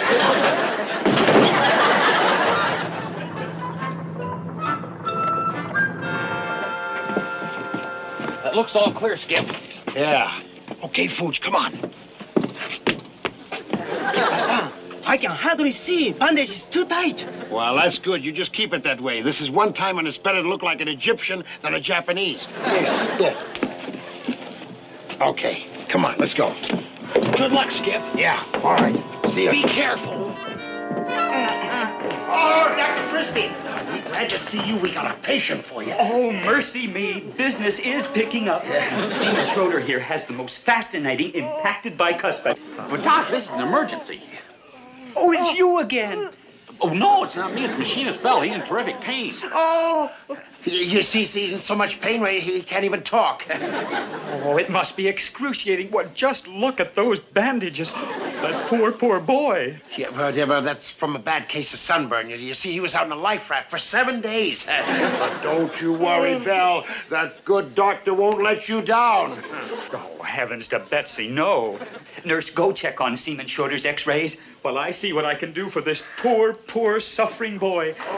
You have to get up, Sailor. Oh, you heard. 7 days on a life raft. Up here. Hey, what about my bicuspid? So you see, Admiral, our wards are so empty, we're thinking of turning the whole place into a bowling alley. Sir, you're very... Look, I'm in no mood for jokes, Binghamton. Let's get on with the inspection. Oh, yes, sir. I'm sorry. Knock off that silly cackling, Carpenter. Admiral, right over here, sir, we have our dental facilities. On second thought, sir, Carpenter, why don't you show the Admiral our lovely first aid facilities? I have to make arrangements, Admiral, with the mess steward for our luncheon arrangements. Carpenter. Oh, here, this way, sir, please. All right, McHale, now what are you trying to pull this time? Oh, no, now, here. We'll have none of that. I'm the one who does the pulling around here. I'm the dentist. You see? Would you be quiet, you quack? I keep telling you, we know who you are. McHale, I demand an answer. Well, you see, sir, it's Bell, sir. He has a terrible toothache. Toothache? It looks like his whole head is aching. What's with all those bandages? Well, that's a sunburn. He's been out in the sun. I should say he was. 7 whole days in a life raft. 7 whole days in a... Doc, how about his tooth? He's in agony. Oh, McHale, I am not interested in his tooth. Get him out of here. Out of here with him, Miss Frisbee. I gave you orders, nothing but emergency cases. I walk in here, it looks like you're holding the senior prom in here. But Schroeder's in terrible shape. Why, if we don't treat him right away, I'm sure the Admiral will have a hissy. A hissy. Yeah, and if you've never had one, take it from me. They're murder. Oh, shut up. Oh, you two, shut up. Everybody, all right, treat him. You can treat him, but he's absolutely, positively the last patient. Oh, but Captain, have a heart. His tooth has got to come out. McHale, I am giving you your last warning. You get this mummified malingerer out of here, and you take that nitwit with you before I have this nitwit fill the cavity in that nitwit's head. Now, get over here, nitwit. And then everybody out.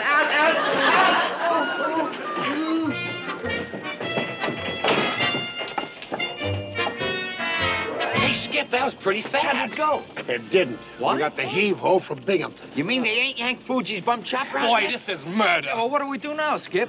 I don't know about you, Ferris, but I think I go commit harry-carry. Anybody got a rusty knife? Come on, any guy's got a rusty... Fuji, this is no time to give up. We still got another hour before Doc Frisbee checks off the base. Yeah, but you heard the captain, Skip. He said that patient in there was positively the last one. That's right. But, well, what we gotta do is to make a switch without Binghamton or Doc Frisbee catching on. Switch patient? But how? Yeah, how do we get the other swab to cooperate? Well, I'll tell you how. Come over here. Come here. Oh. Let's see, syringe and clamps and X-rays. X-rays? Oh, dear, they're still not here. Oh, it's this wartime help. It's just disgraceful. Simply disgraceful.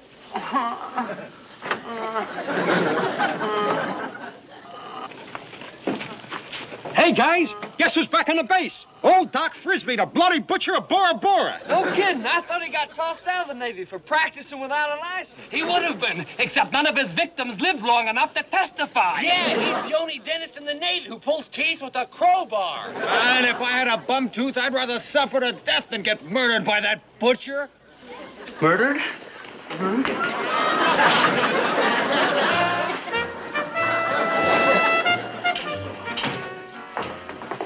Okay, boys, pass them out. Hurry up, George. On the double, on the double. Okay, all right. Chuck, get a cold compress. Go ahead. Okay, just take it easy. Take it easy. Nice. Not on board. Not me, you. On him. Okay. I'm sorry, Seaman Schroeder, but those X-rays aren't developed yet. And, well, good heavens, what are you two gentlemen doing here again? Oh, well, you see, we were just on our way out, and we heard Seaman Schroeder yelling for help, and that compress is much better now, isn't it, Seaman Schroeder? I didn't pull his tooth. I think he's getting violent. Violent? Yes. Oh, but he can't be. Not yet. Oh, what am I going to do? Here, yank, pull, hurry, do something. Yank, hurry, pull. Well, I tell you, it's absolutely out of the question. I can't do a thing without those X-rays. X-rays. Nurse? Developed or not, here I go.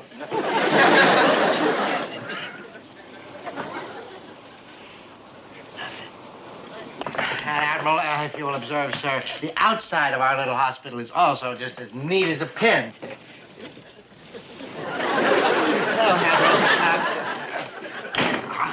I just remembered, sir, I've got to check with the mess steward again. Again, sir? Yeah, again. Our lunch is going to be a very big lunch, Admiral. Now, Carpenter, why don't you show the Admiral our laundry facilities? I'm sure you'll find those outstanding. Laundry? But, sir, if you've seen one, you've seen them all. Yeah. Oh, that's we were studying jiu-jitsu, Admiral. That's one of our new chops. You must see our laundry. It's very different, sir. This way, please.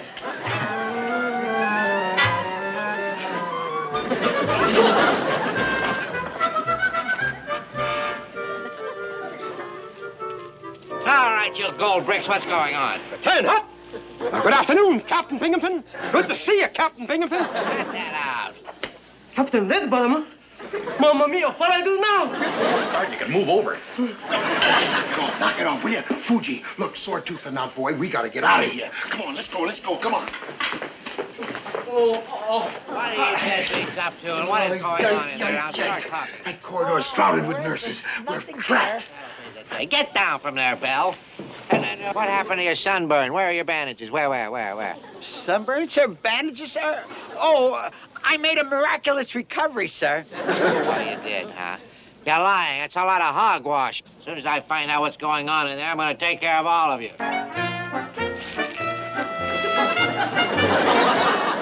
Oh, what a mess. Skipper, you gotta get Fuji out fast. Quick, hand him out the window. Somebody might spot him. Oh, what have we got? Hey, wait a minute. Come here, I got an idea. Give me a hand. Kick all that stuff aside there. Come on, Pooch, come on. Hop in here, quick. Let's go. Come on, Pooch, quick. Not you. Hurry up. Hurry, Skip, hurry. All right, drag him over here to the window. All right, you guys stand by to grab him. Here we go. Out. Take it easy now, take it easy. Hey, right, here we go. McHale's, Parker!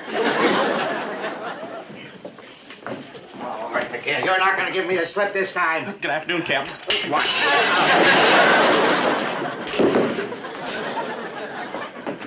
Oh, no. Oh. Brother, is he out cold? Yeah, but we can't leave him here. Come on, let's get him on a chair. Daddy, and this end. Oh, we can feel for first aid, Skip. Clean up the shock. I learned that. First of all, you have to cover the patient. There. Come on, let's go. Come on, let's get out of here. Yeah, but just in case you wake up with a headache. Well, Seaman Schroeder, we finally got those x-rays. Oh, but that bicuspid has to come out. Oh, dear me, yes. Captain Binghamton says we don't have time for Novocaine, so be brave, and here we go. Binghamton, the doc must have... Boy, he sure must have deep roots.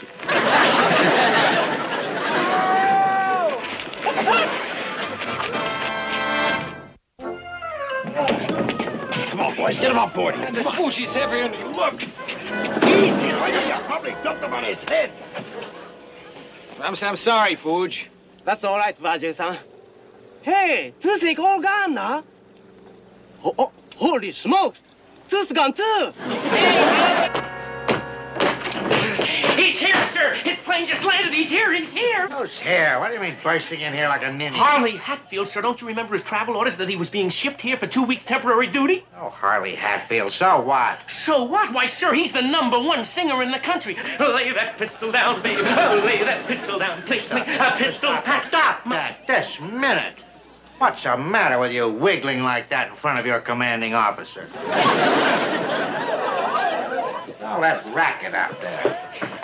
A little crowd is gathering to welcome Harley Hatfield. Well, they are, huh? Let's see about that.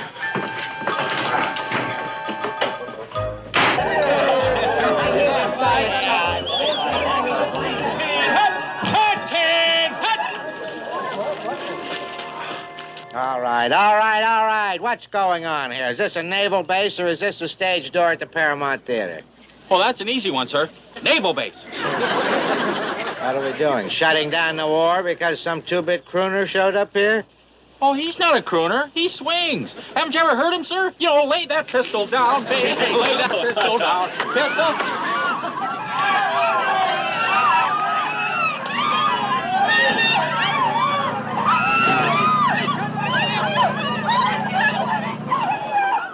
Just stop that. All of you, just stop that right this minute. Carpenter, put them all on report. All of them. Yes, sir, I will. As soon as I get his autograph. Get out of my way. Stand back here. This is your captain speaking. Mr. Hatfield, please. Carpenter, you're in disgrace. What? I'll see here, sailor. Seaman Hatfield reporting for duty, sir.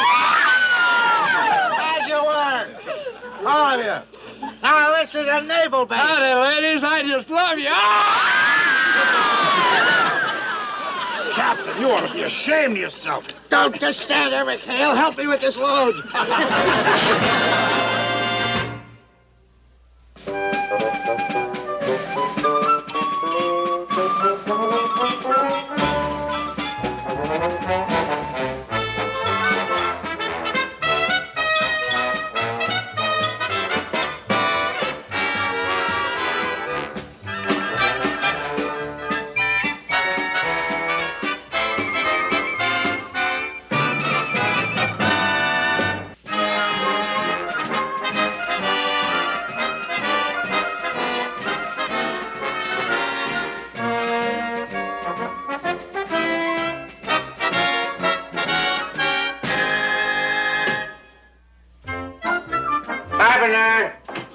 Yes, sir.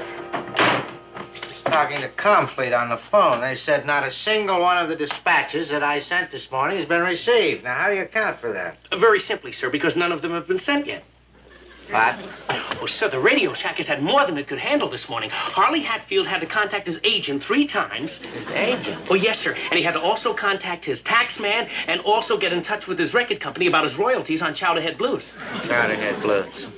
Carpenter, how dare you let an ordinary seaman use the Radio Shack? Oh, but, sir, he's not ordinary. He's Harley Hatfield. Why, I heard that he sold over $1 million in war bonds. I don't care what he sold. Why wasn't he assigned to duty with the rest of the personnel? Well, sir, I asked him what he'd like to do, but we had to rule out quite a number of things because he doesn't get up until 10 in the morning. 10. Up by 10, is he? Well, then why don't you loan him my Jeep? It's nice to go surfing at that time of day. Sir, I'm glad you said that because that's just what I did. You lent him my Jeep? Are you mad? Oh, no, sir, no, sir. It was a very fair trade because, sir, he left you an autographed copy of his latest hit, Shout Ahead Blues. See, he signed it right there. He did. Now, Carpenter, you get this, and you get this straight. I haven't received any special orders on Hatfield, and he is to be treated just like any other sailor, and that's an order. Yes, sir. And as for this, one chowderhead deserves another.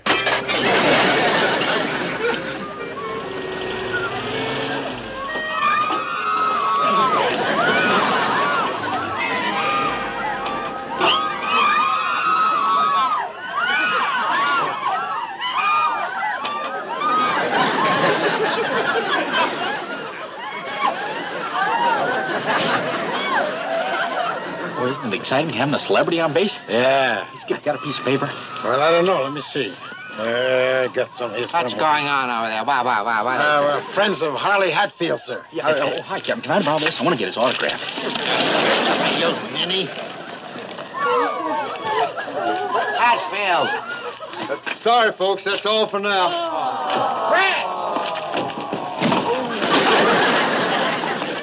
Where are you going, sir? Are you all right, sir? I'll never be all right till I get rid of that Hatfield. Get rid of him, sir. But he's a star. A star? That goon is a star? He's a menace with sideburns, that's what he is. An 8-ball. Speaking of 8-balls, McHale, maybe I just solved my problem. I'm going to assign him to you. Oh, wait a minute, Captain. You can't transfer him to us. Well, he'll really foul up our base. Well, on your base, it'll never be noticed. Hey, fellas, lay those pasteboards down. We've just struck oil. Hey, what's up, Bruce? The skip and Parker just landed with Harley Hatfield. He's going to be bunking with us. Harley Hatfield? The movie star, Right. Mr. Happy Hips? Wow. Where's the oil coming? Use your imagination. We're going to put on a show. We'll sell tickets, he'll sing, and during intermission, we can unload that trunk full of hooch at $5 a bottle. Hey, clean up. Hey, what a break. Hey, Skip, isn't this terrific? Where is he? Hey, yeah, listen, where's Harley? All right. Calm down, boys. Now, look, let's get one thing straight here. Before anything else happens...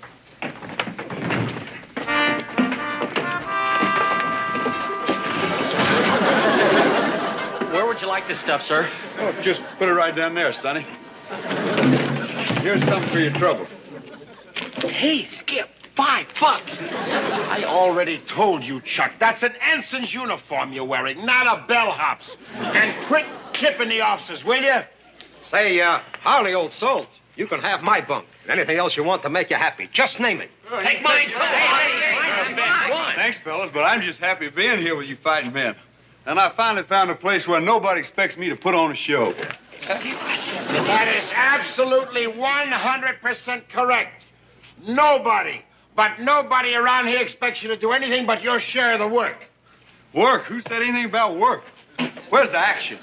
I want to give myself a nip. Wait a minute, Harley, boy. You're too valuable to get mixed up with all that nonsense. Yeah, you're liable to get your hip shot off. Forget it. Take it from me, cousin. I'm a lanceman. Well, the boys are right. Well, you know, your record's sure that you didn't have basic training at boot camp. We're not even supposed to let you go near a gun. What? Why, I'll have you know, back in the Blue Ridge, I was one of the best rabbit hunters around. If this gun was loaded, I'd... Give me that gun, will you? Give me that gun. What are you trying to do? Kill us all? What do you think we are, rabbits? Hey, bro, you sprung a leak. Oh, and that was such a good batch, too. Let's grab some of that in here. I'm sorry, friend. Here's the 20 to cover the damage. Here, let me have that. You keep your 20, Hatfield. And from now on, the only weapon I want to see in your hand is a swab. A swab? See here, McHale, I'm going to call my agent. Well, now, you go right ahead and do that. When you get off duty. Right now, go stow your gear. And fast. The rest of you guys, outside. I want to talk to every one of you. Come on, you two, Gruber, let's go.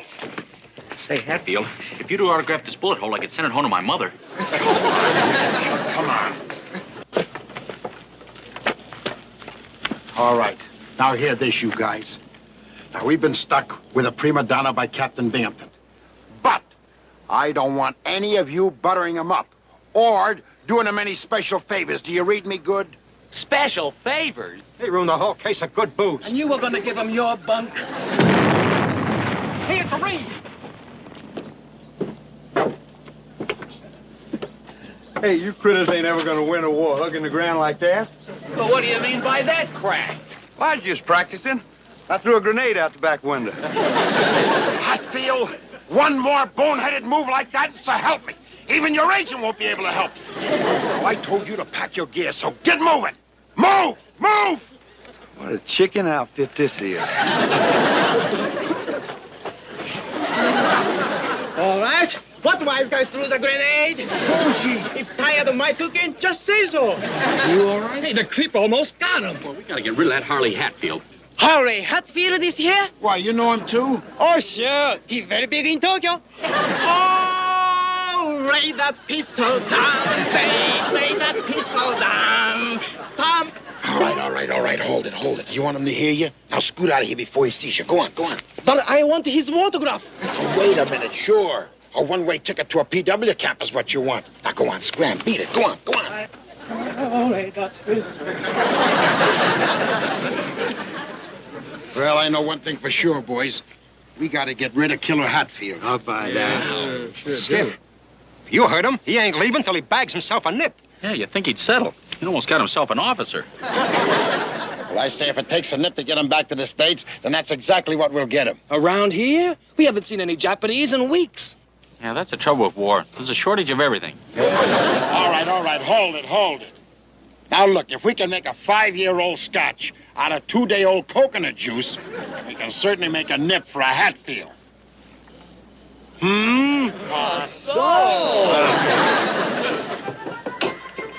man, battle station, snip side of Moraga. Let's move out.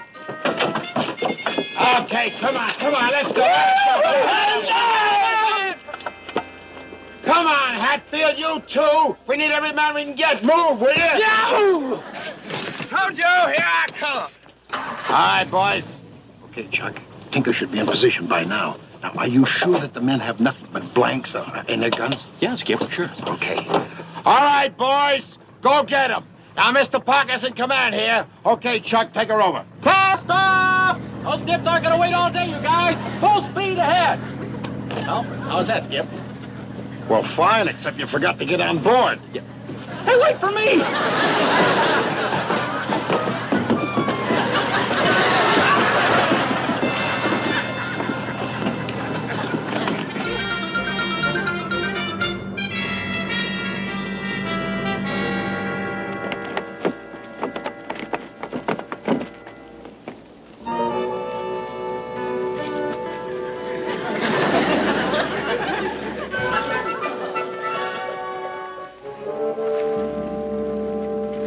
All right, man. Spread out. Keep your eyes open. This is it. Keep down. Yeah, watch out for snipers. Hey, I think I saw a nip over there. I'm going after it. It's all yours, Harley. Yeah, Tinker's on the job. Everything's going according to schedule. Yeah, we'll soon have old sideburns out of our hair. All right, who's using real bullet?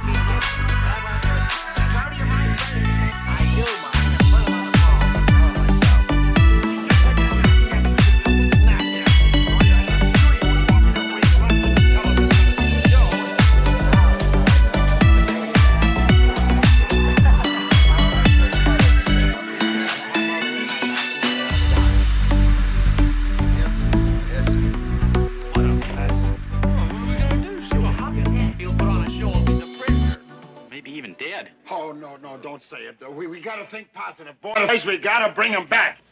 Right, Skip. Let's move out. No, wait a minute. No, not you, Chuck. No, you stay here with Tigger. And look, if we're not back for the show by 1900, stall him. I don't care what you do, just stall him. Come on, boys, let's move out. Oh, hip singers. Whatever happened to Crosby?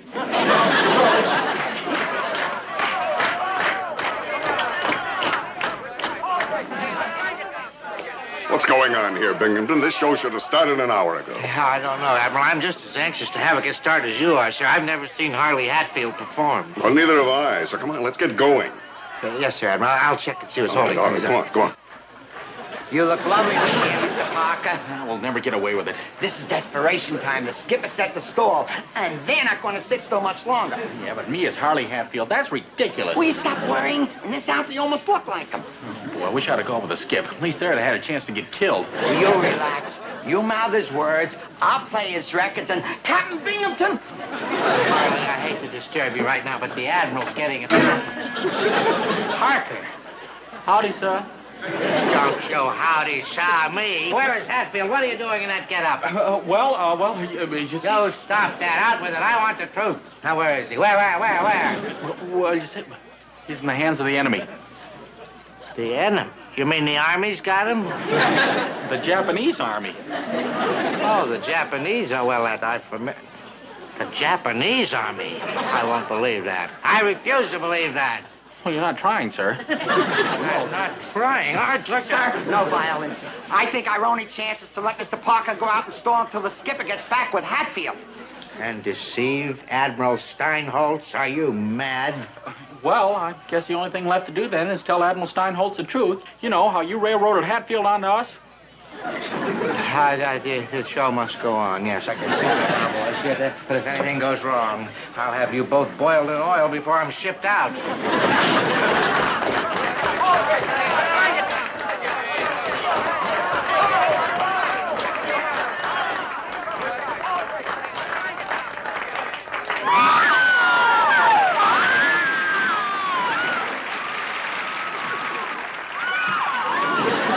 Hi, you all. For my first number, I like to play one of my favorites and yours. Pistol poking mama. Tackle picking mama. You know what I mean. Drinking beer in a cabaret, and was I having fun? Till one night she caught me right. Oh, lay that pistol down. Put that pistol down. He looks a lot fatter than I expected. Shorter, too. Well, he's probably not wearing his elevator shoes and his girdle. Oh, you know how these stars are. I was dead. Oh, lay that pistol down, baby. Put that pistol down. Pistol packing mama. Lay that pistol down. Put it down. We dig you the most. Thank you. If I'd known you're such good fans of mine, well, I wouldn't have tried to take a shot at y'all. Can you sing Rob Me or Leave Me or Let Me Be Lonely? I don't think I know that one. What about the Is You Is or Is You Ain't My Baby? Is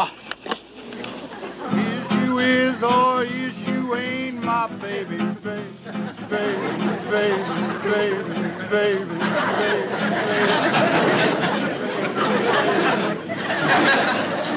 But it seems my flame in your heart's done gone out. Well, he seems to lose a lot when you see him in person. Oh, I thought that was wonderful, Admiral. Well, that's quite a trick, imitating a broken record like that. Isn't he great, man? Huh? Great. Just when you're sure. Great, isn't he, man? Great. Is you is or is you ain't my baby? Maybe, baby. I don't believe it. Look at him go. Well, he's got him right in the palm of his hand. We were worried about him. Probably use him to sell Japanese war bonds. Did we have anything to do with it? His baby, still my baby true. Honorable Harley-san, my man and I very much like to have your autograph. Sure enough. Gather around, fellas. Hey, now's our chance, boys. Let's go get him. All right. Get him up here, boys. By golly, you've had it. Come on, get him down Take it easy, McHale. He's president of my Tokyo fan club. Fan club, you. Now, come on, get moving. You got to do a show for our side tonight. Let's go. Come on. Hip. Come on, let's go. Hey, business is getting good. Now for my next number, I'm going to sing Pistol Packin' Mama. 2 hours of this is all I can stand. I'm going up there and give him his citation. Just a minute there, Hatfield. Just a minute. That was a fine show, young man, a fine show. On behalf of the United States Navy, I at this time would like to thank you and shake your hand.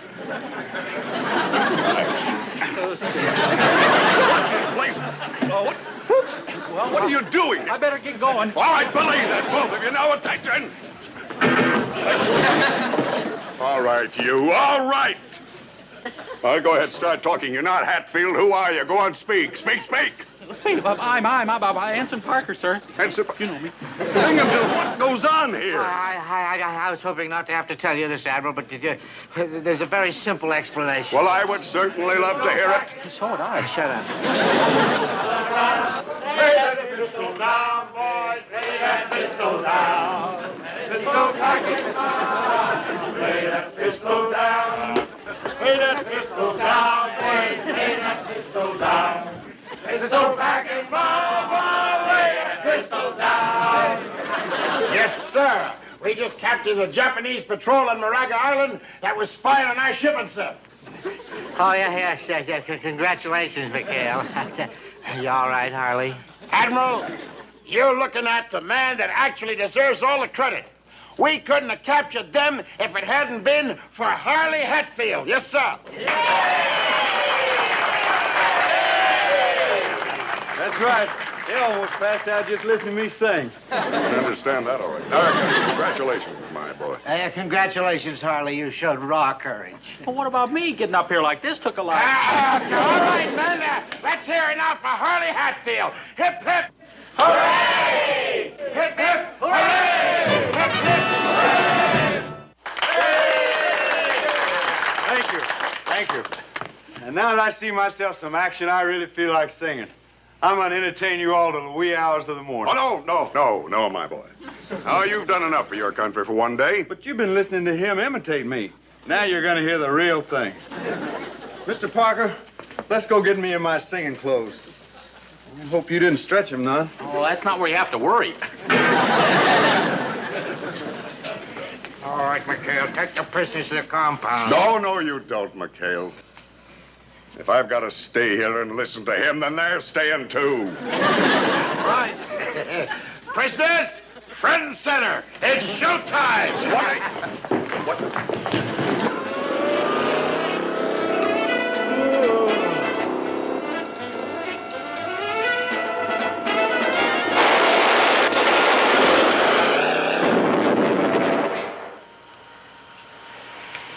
Okay, Big Louie. Now, I'm fed up with you pushing me around, see? And I'm tired of doing all your dirty work for peanuts, see? So I'm cutting myself in for half the take. The good part. Watch what Tough Donny does to Big Louie when they get down and... Trying to ruin pictures, stop face and shut mouth.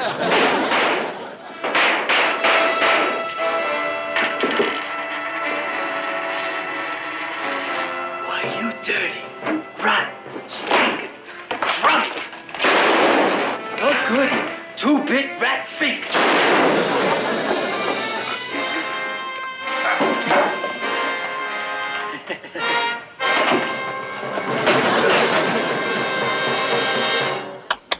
Okay, you devoted movie fans, everybody up. Picture's over. Well, that just goes to show you, Rulu, the only good rat fink is a dead rat fink. Lulu really dig that kind of jazz. Okay, now, down to business, oh noble chief. Right. That fine picture was just a down payment on your shipment of fruit mash. Now, let's see. 20 jugs at $6 a piece means that you get... Not so fast. Orulu fed up you pushing him around. Deal off. What do you mean, oh? A deal's a deal. Yeah, the guys are right, Orulu. You take back that fruit mash, and you're an Indian giver.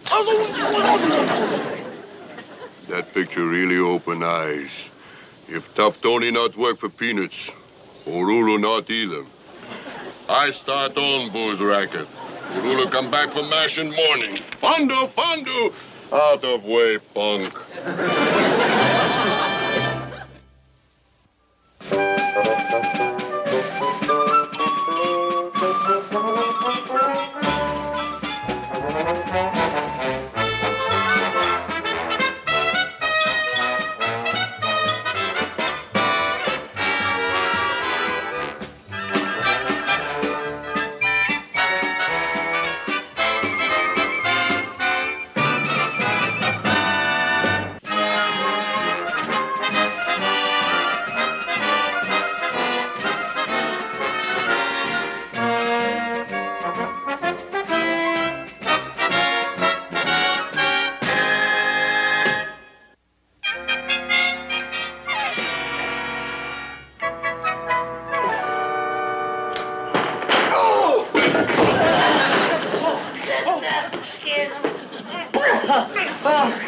How do you try to kill me?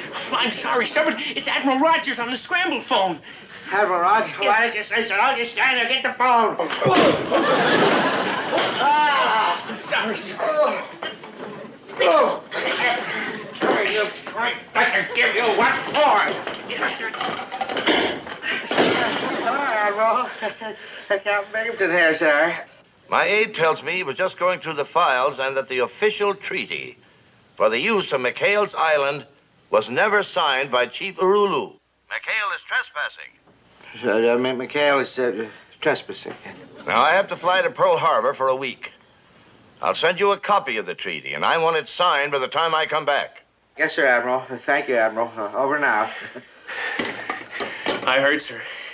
Shall I contact Chief Orulu immediately, sir? Yes, have him over here this afternoon. Have him over for cocktails. For cocktails? That cannibal, sir? Did you ever think what would happen if that cannibal didn't sign the treaty? Oh, it'd be terrible, sir. Why, we'd have to billet Commander McHale and his entire crew right here on Taratupa, huh?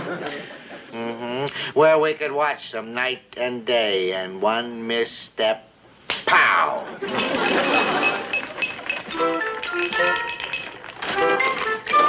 Sir, your guest has arrived. Greetings, oh great and noble chief.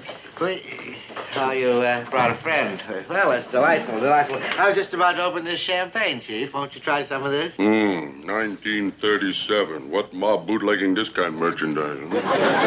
Oh, isn't that cute, Carpenter? Oh, yeah. Mob. Oh, okay, Chief, I'd like you to try some of this delicious caviar. Oh, knock off coconut polishing. And you no call me chief anymore. From now on, you call me boss. Now, what do you want?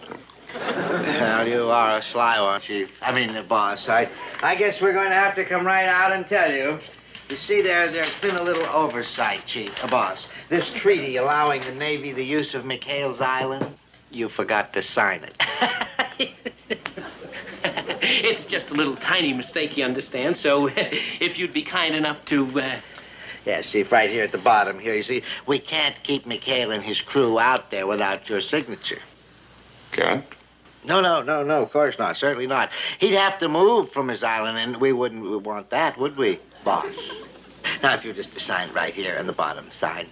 Oh, you trying to con, wise guy? I no sign. And you tell Admiral that my final word.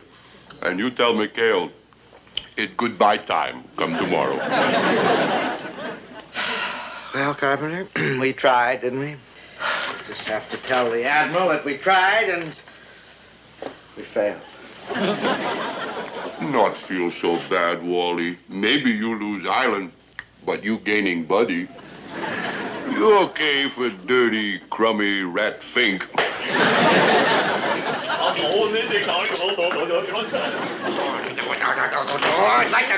Sir! Don't you realize, sir? It worked. It worked. Oh! Sir, I'm sorry, sir. Oh, that's all right, Elroy. I'm so happy I don't mind. I'm even willing to waste this beautiful pie.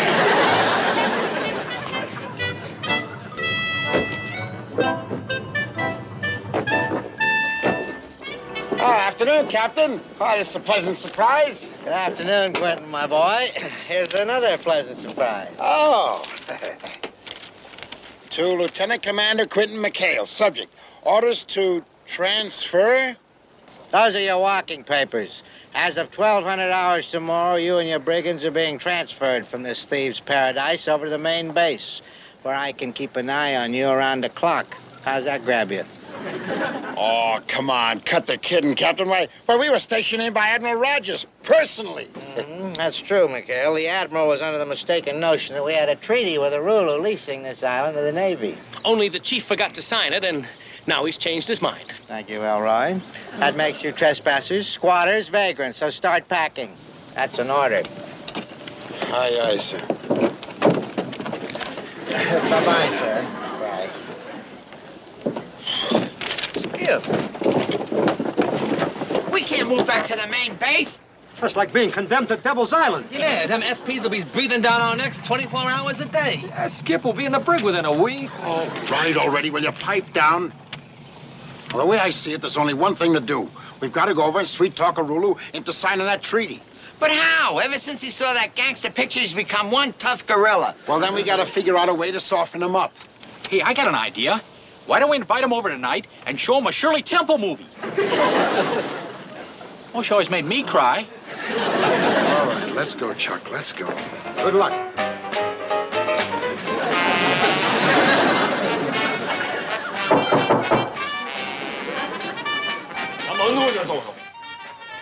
So, Benny sent us. Benny? Benny who? We don't know any Benny, you know. Come on. Hey!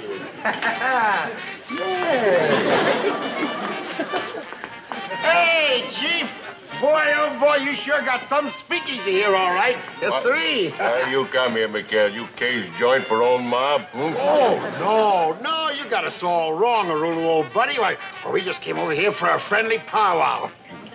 One night, man. Never talk business in front of poop-poopy-doop girls. Mandi mula scuba.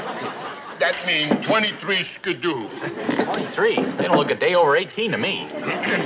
Now, Urulu, use coffee cups for booze. Full feds in case joint raided. $2 apiece, you owe me $8. $8? Syndicate set price. Okay, Chuck, pay him. Down the hatch.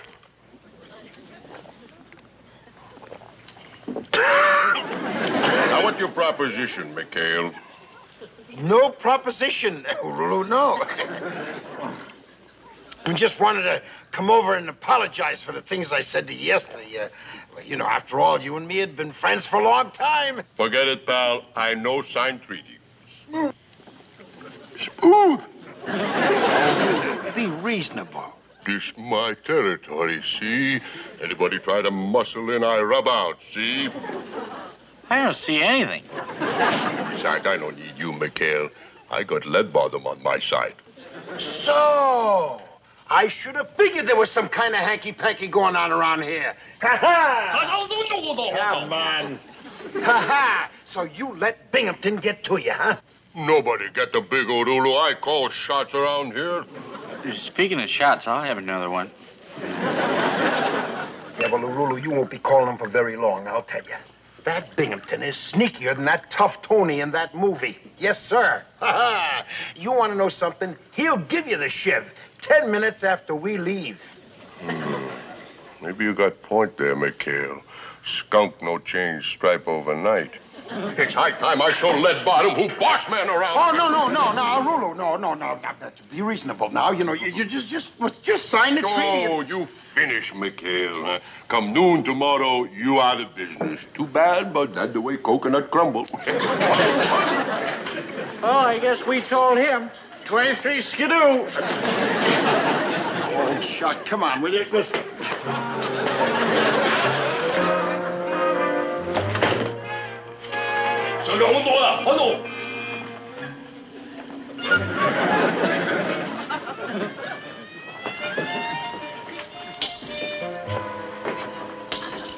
Well, greetings to Chief, boss. That's a lovely hat you're wearing. Always dress formal when come to talk business, lead bottom. Big Urulu come to sell you protection. Protection? Protection from who? Who? From me. You don't pay off, never know what happened. Good heavens. How dare you break my window? You no pay protection, lots of windows maybe get broke.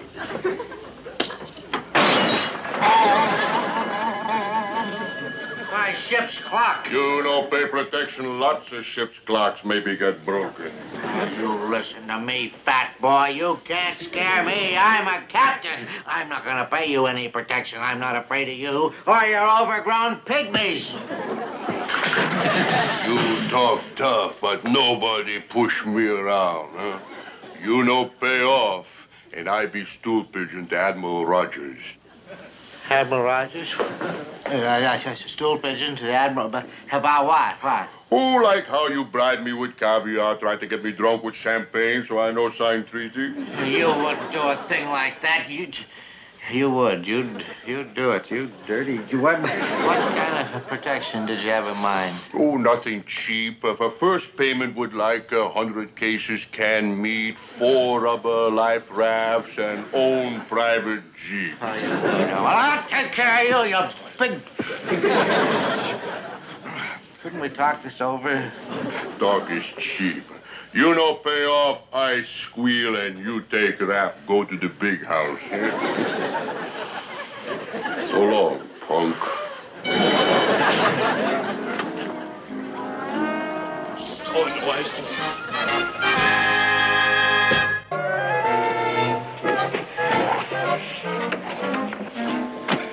Well, goodbye, happy home. Yeah, it was great while it lasted, of all the rotten luck.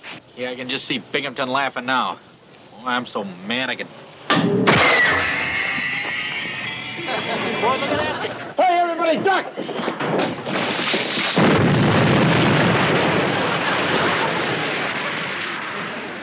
Sorry, Skip.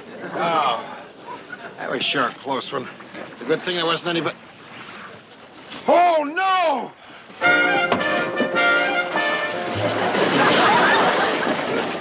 Captain Binghamton! Captain Binghamton! Are you all right, sir? Are you all right? Of course I'm all right, Quint. It's awfully nice of you to ask. Thank you, Quentin. Quentin? Well, now, look, sir. I can explain. Oh, you mean about the gig? Don't worry about my gig. The Navy's got plenty more where that one came from. Chucky boy. Chucky boy. Now I know there's something wrong. Yeah, me too, Skip. Every time my mother called me that, it meant a spanking. A spanking? Did you hear that, Quint, baby? A spanking? Funny. I got quite a sense of humor this morning. You mean you're not mad at me, sir? Oh, mad at you? Of course not, boy. Well, all right then, Captain. If everything's okay, then what do you want from us? Are you in some kind of trouble? Me in trouble? Don't be ridiculous. Ridiculous. Oh. Well, then, is it that your scheme to put the screws to us didn't come off, Captain? Or is it that Chief Urulu has you over a barrel? Maybe? Urulu, don't you mention that cannibal to me. Compared to him, Al Capone looks like a choir boy. He's gonna bleed me white if we don't get him to sign that treaty. Worse than that, he'll tell the Admiral that we purposely disobeyed. Disobey? Oh, well, so that's it, Captain. Suddenly we gotta pull your chestnuts out of the fire, huh? Well, your chestnuts too, McHale. You want your happy little island, don't you? And I want my career, my future, my life. Well, I'm not so sure about that, Captain. We tried to get Urulu to sign the treaty, but he wouldn't go for it. Hey, you guys got any ideas? Oh, I don't know, Skip. It's all my fault. If I hadn't asked him to see that crummy gangster movie in the first place... Yeah, he wouldn't be walking around like a jungle John Dillinger. Well, I gotta admit, Captain, I'm... Say now, wait a minute. Something's coming to me. Oh, what is it, Skip? Yeah. Let's hear it. Well, now, if Urulu wants to live like a gangster, maybe we can arrange for him to die like one, huh? Help! Help! They're after us! They're after us! Save us! Save us! Help! You gotta save us. It's McHale and his mob. They're after us. We had them court-martialed, but they broke out of the brigand, and they rubbed out the guards in cold blood. Hey, you gotta help us before it's too late. What kind of malarkey you trying to hand me, punk? They just small-time operators, not got guts to hurt tsetse fly.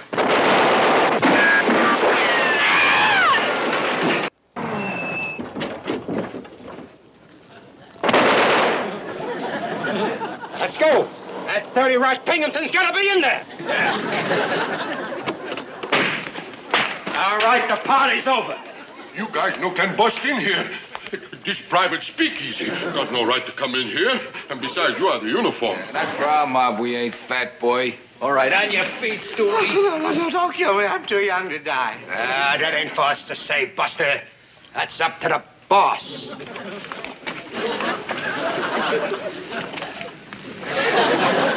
Stay by the door, Lefty. You too, Righty.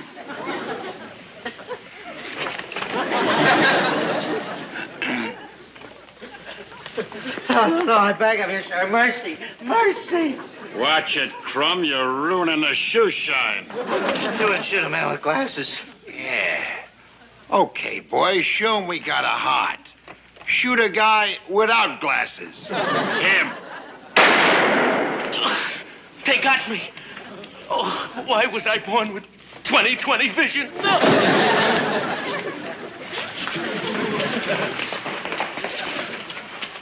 What come over you guys? You sure not like you used to be. How do you know what we was like in the old days? Yeah, the only reason we joined the Navy because we're on the lam. But your cop-loving friend there found out about us and blew the whistle. So now he's gonna get paid off by, the enforcer.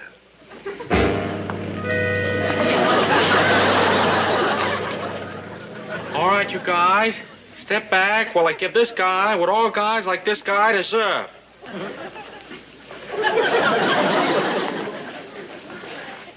Sit down. Well, took us a while to catch up with you, didn't it? Hey, Scarface, we ain't got all day. Yeah. Oh, yeah, boss. I forgot about the Main Side Massacre. No, mercy. Mercy. Shut up, Captain Ratfink. You've been asking for it, and now you're gonna get it. Take this. Width, 27. Length, 68. Yeah, ought to be a perfect fit. All right, boys, bring it in. Easy does it. Cement's a little wet yet. Better let it set before we drop him in. No. I can't do another tsetse fly, huh? Look at there, cement kimono. What'd you expect, Crum? It's anything I can't stand. It's a 2-bit, dirty, rotten, low-down, double-crossing rat fink. Stool pigeon. Gee, I love that kind of talk. Gee, it's a good thing I just friendly native. Right, fellas? Boys? Pal? Sorry, fat stuff, but we can't have no witnesses. Okay, dum-dum.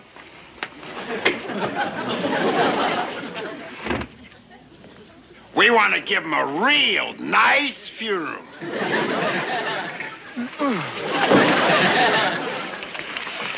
This Kemp, it's working. Yeah, he swallowed the whole bait, hook, line, and sinker. Nothing can stop us now. Nothing. Come on, let's go get the seaman.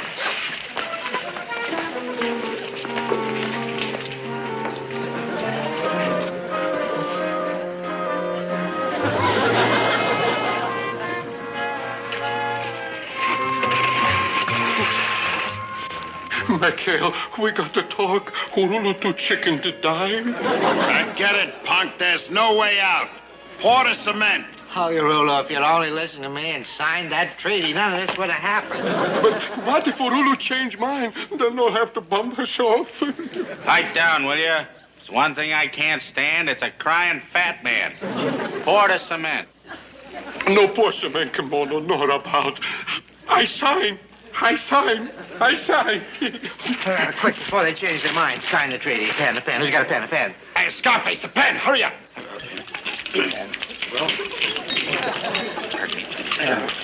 I must have dropped it. I'll lay him back and get one. Out of the way, Mink. Pink.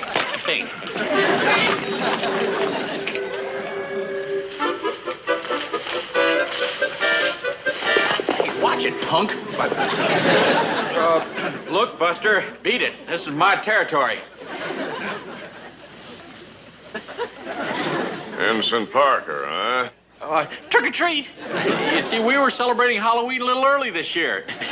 All the guys get all dressed up.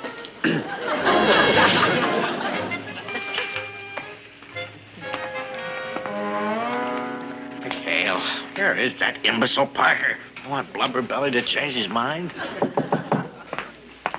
Come on in, Scarface. You sure took your time about a tin hut. Yeah, Admiral Rogers, sir, I can explain this whole thing, Admiral. It's just it's a big joke. Just a big joke, eh? So you pull a little leg. You're not really tough guy. The whole deal off. I not sign treaty. Oh, you won't, eh? Huh? Okay, fat boy. Get in the barrel.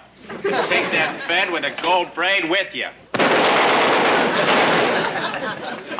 Chuck, have you flipped? Admiral Rogers, I've had nothing to do with this, sir. I'll see if this man is court-martialed the first thing in the morning. Binghamton, you want to get us all killed? You may think this is a joke, Captain. And you may think these killers are not tough, but I know better. Why, their pictures are hanging in every fleet post office in the South Pacific. Yeah. Admiral, you must be mistaken. These men aren't really... What your lip, you creep? Okay, fat boy. You're next. Oh, no, wait. I lousy dancer. I sign.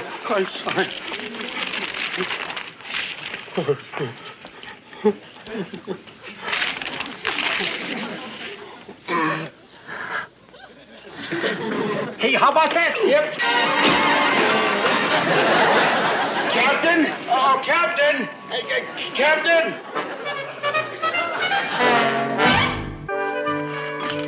So when the brass at Pearl Harbor really started pestering me about the treaty, I decided to come directly here. Never dreaming, of course, we'd have to resort to such unorthodox tactics in order to get... Well, I can't see a thing. My glasses keep steaming up. Well, that hot breath will do it every time, Mr. Parker. You see, the trick is to inhale and hold it while you look. Oh. Thanks, Group. Hey, what's with the Quartermaster Liberty, boys? What's going on? Hey, take a glint yourself, Skip. A new batch of nurses just came in. Oh? Hey, it's about time somebody did something about beautifying the scenery around here. Hey, fight that little blonde, Skip. Boy, I'd sure like to share my foxhole with her. About the rest of the pigeons, Skipper? Well, old lead bottom doesn't catch you. It's open season, boy.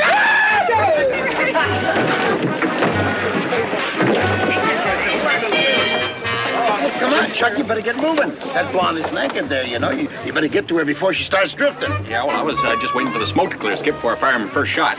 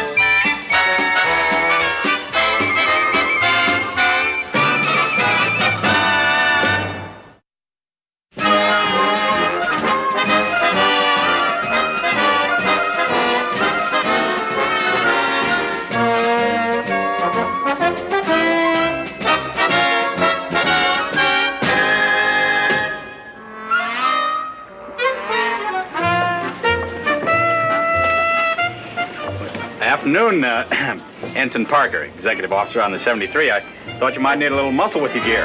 Oh, well, thank you very much, Mr. Parker. Chuck. Well, Chuck, I'm Georgiana Comstock. Well, welcome aboard, George. Georgiana. Oh, yeah, Georgiana. Yeah. Well, if anybody doesn't look like a George, you sure don't. I'm gonna get your legs. Here. Skip, hold up the war, will you? Got a little lady to help out here.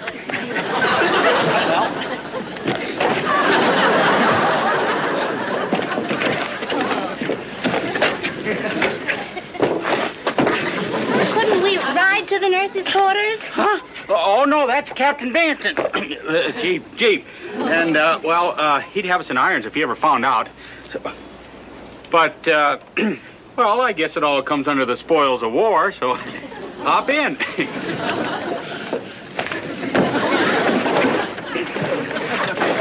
I'll just throw these up here for you.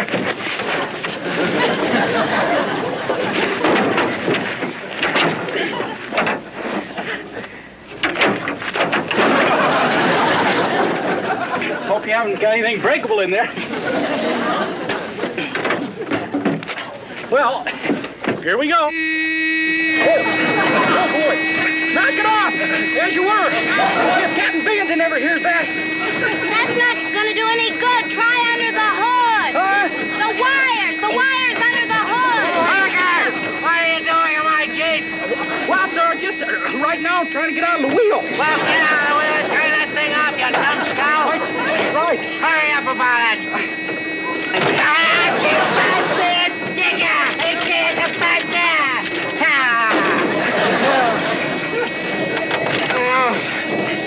Captain Wally Binghamton at your service, my dear. How do you do? How do you do? I'm Lieutenant Comstock, and this is all my fault. Oh, that's quite all right, Lieutenant. I'm only sorry I wasn't here to offer you the Jeep myself. Can't you still out the horn? I'm trying, sir. Here, let me help you, Chuck. Thank you, my dear. Thank you. Why couldn't you have done that? Well, I'm sure that he could have fixed it himself, Captain. Couldn't you, Chuck? Yeah, sure, Captain. It's very easy. All you got to do is just loosen this little gizmo here. Look.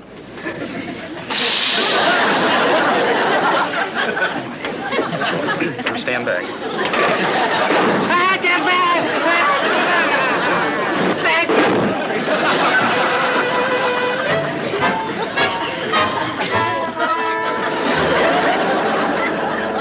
This just came in from Binghamton, Skip. Orders from Mr. Parker.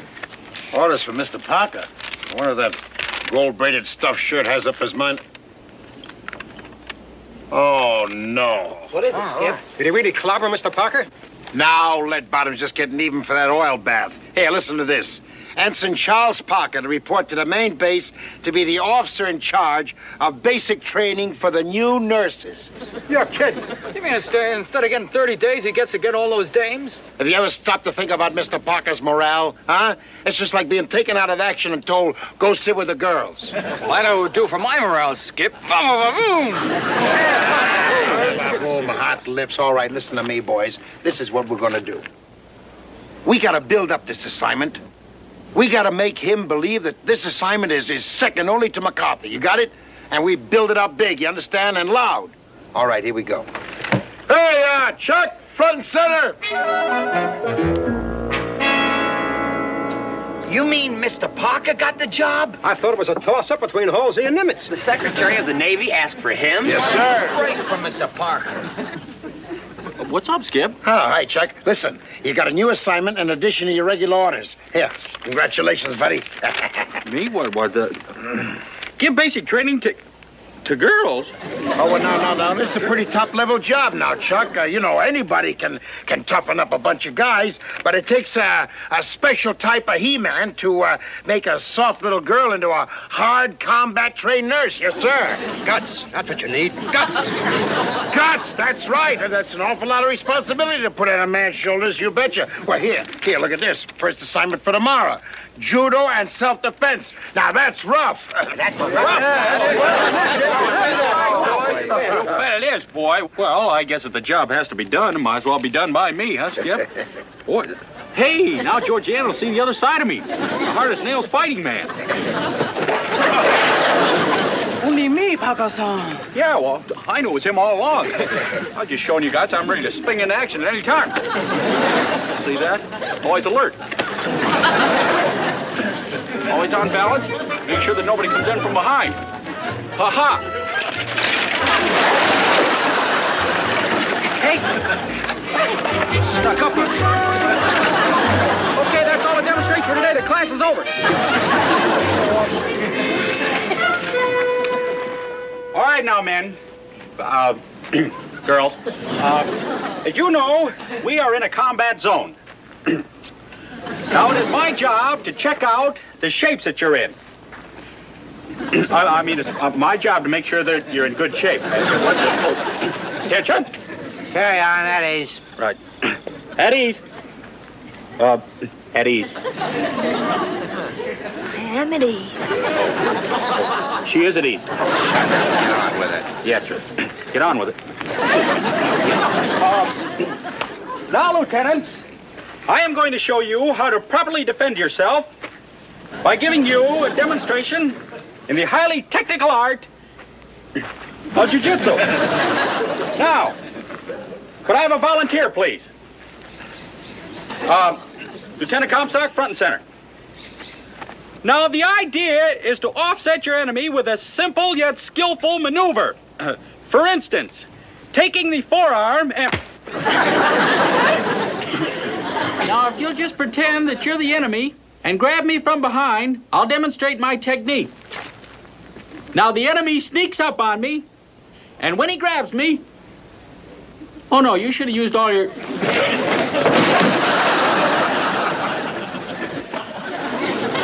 Chuck, I'm sorry, but you said to. That's perfectly all right, Lieutenant. The ensign is capable of taking care of himself. Parker, you numbskull, you're supposed to be showing them how it's done. Well, I'm sorry, sir. I guess my leverage was a little off. I should... Your leverage is off. Your pea brain is off. Up, up, up, up, up. Well, I guess I got my leverage back, sir.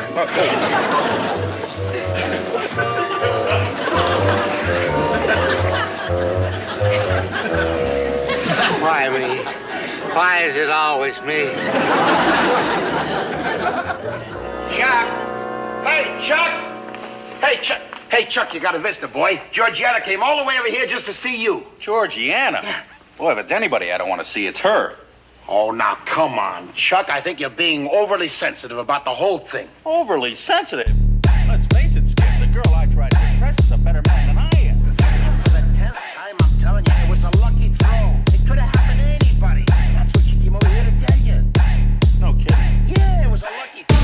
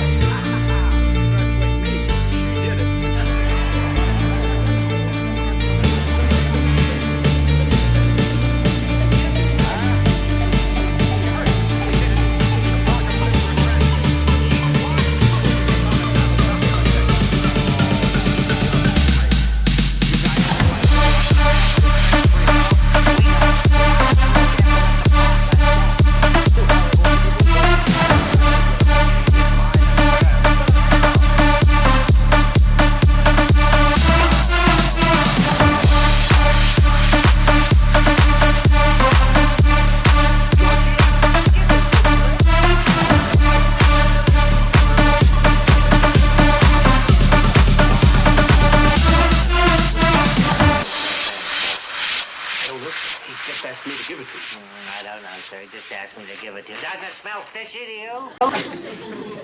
It smells more like beer to me, sir. Oh, I did have one with my lunch, but I don't see what... Oh, have a pint of beer. I tell you, I don't like this. For 1 year, I've been trying to break up that gang of pirates, and then all of a sudden, very politely, one of them walks in here and asks to leave. Now, why? Why is that? Why is McHale going in the hospital? I don't know, sir. I don't know, sir. Don't you know anything? Find out what it's all about. It might have something to do with this transfer. I want to know what they're plotting. Yes, sir.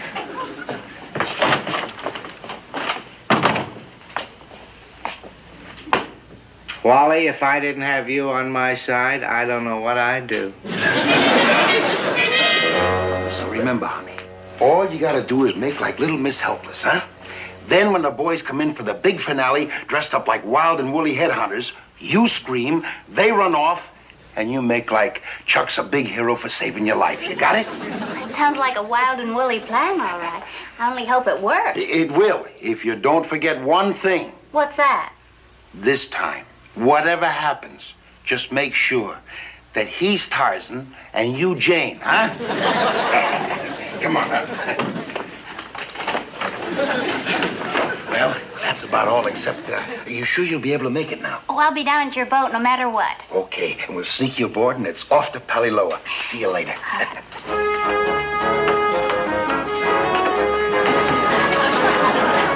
What do you think you're doing?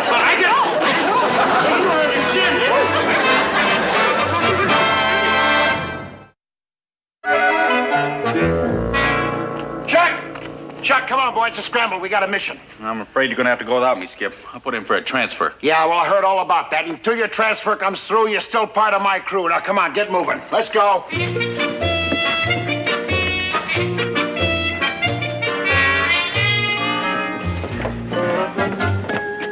Oh, no. Oh, come on now, belay that. There's an epidemic on one of the islands, and they put an emergency call for a nurse. So come on, climb on board on a double.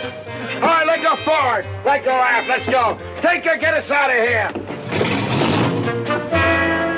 Captain Binghamton, sir. Hi, Captain Binghamton, remember? Oh, yes. What's the matter, Carpenter? Did they raid the slumber party? Sir, they couldn't let me out of the hospital. They thought there was something wrong with my head, sir. Is that what they thought? Well, there's going to be something wrong with your head if you don't have news for me about McHale. Oh, I found out what they're up to, all right, sir.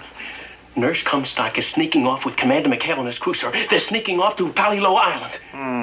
And the request for a transfer by Parker was just a smokescreen, huh? They're off on some orgy. That's right, sir. Isn't it terrible? Terrible? What are you talking about? It's wonderful. It's wonderful. Finally got that rat pack. Carpenter, get my boat. We've got a party to crash. Yes, sir. Oh, and Carpenter, put on your party things, would you? All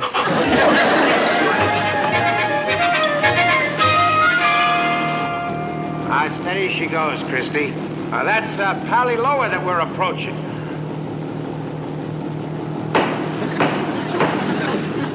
I got a little cramp in my foot. Condition red. Complete reports an enemy sub in this area. Battle stations! We got a bandit, boys. Battle stations! All right, you heard it, Skip. Battle stations. Well, what about me? We've got orders to put the lieutenant ashore, Skip. By golly, that's right. We can't take a lady into combat. Christy, head for the beach. All right, prepare to launch the life raft. All right, you heard him, Christy. Head her in there. Prepare to launch the life. Now, I want you to take good care of the lady, Jack. Come on now, honey. Over you go. Easy does it. There you go. Okay. Skip, what about that sub? No. Look, boy, you're the only one I can trust to protect the watch while we're gone. So come on now, over you go. Skip, alone on an island with her. Oh, now, look, ours not the question. Why? Ours is just getting the raft with the lieutenant. Will you? Come on, boy. Let's go.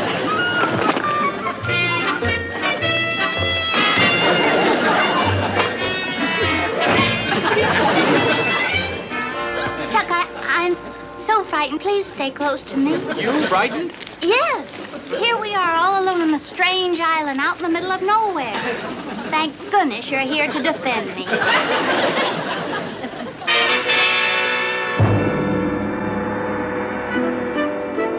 あの辺に人間が2人動いてるらしい。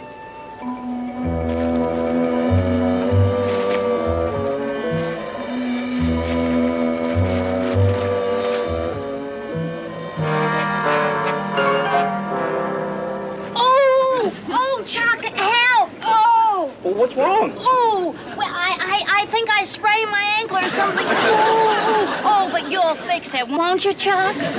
Me? Well, I'm not the medic. You're a nurse. Well, yes, I know, but I'm all upset and nervous. No, I just can't think of what to do. And you're so calm and cool. Well, now, if we both stay calm, maybe we can think of something else. Oh, there! Now, why didn't I think of that? Chuck, you are just wonderful. Think of what? Well, the way you thought to use that handkerchief to tie up my ankle. I did. Yeah, I thought. Right, well, sit up here. I'll... Oh! How I thought of that? Which one is it? It doesn't matter. Oh, the right one. Oh, Chuck. Oh, that's one. Oh, Chuck. Swear not. Oh, it's okay. Skip, we're almost back before we dropped them off. Yeah, I know. If I kill your engines, we'll drift in. All right, you headhunters, come on, boys. You're going out in about 5 minutes. Trick or treat. Anyone for people burgers? Come on, now, get moving, will you? Georgianne will be waiting for you. Skip, we got company. Oh, no. Binghamton, now, how do you know where we are? Well, see you around, guys. Gotta see a man about a shrunken head.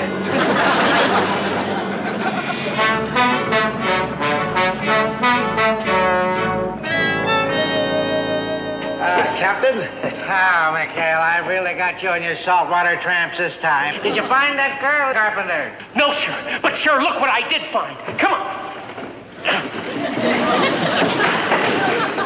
What in the blazes are they dressed for? Now I've seen everything. Well, those are their costumes, sir. Yes, sir. They're rehearsing for the Taratuba Follies. Yes, sir. Rehearsing out here in the middle of the Pacific? Uh-huh. We don't want anyone stealing our routines, Captain. Swanee! Yeah! My hero, Swanee! Now cut that out! McHale, this is one folly of yours that is going to have a guaranteed run, about 20 years, I would say. Now, where's the girl? Hell, are you there? Oh, my ankle. Oh, Chuck, you did it. You found us food. Oh, I wish I could have seen you climbing that tree just to get some food for little me. Going higher and higher and higher. I picked these off the ground. I don't know if I can get them open now. They're tough little babies, but if you hold them just right, you can...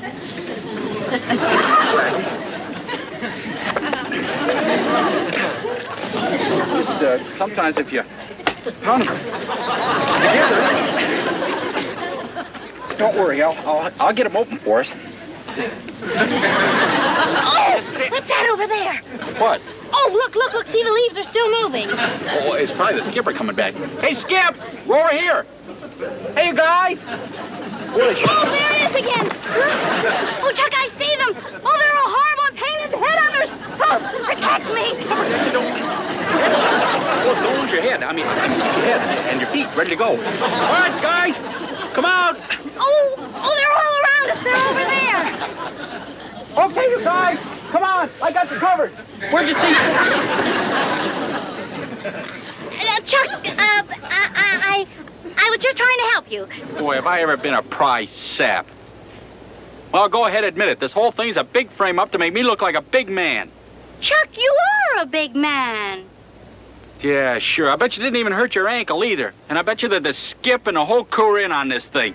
Chuck, look out, Japanese! Oh, you think you're playing with kids? Don't you think I know Tinker and Happy dressed up in some of Gruber's old souvenir uniforms? They're real. Do something. Oh, sure. All right, come on, you guys. The show's over. Now, look, Georgiana, I had just about a... Ow! I said cut it out, and you can cut out that phony double talk. I tell you, they're real. Oh, sure. Don't you think I know a real Japanese when I see one? And I see one. All right, guys, stand back. No, I mean it. I got you covered. Okay, stand back now, you guys. I'm warning you. Well, now, look, shouldn't we talk this over, you guys?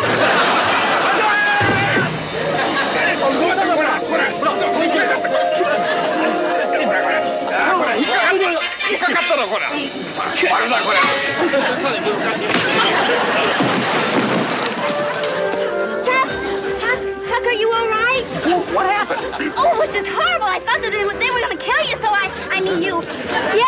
Yes, you, Chuck. Oh, you were just wonderful. You knocked out those 2 Japanese. I did? I mean, I did. Boy, how about that? Did you see me? I think I'm going to faint. Oh, isn't that just like a woman? He'll do it every time.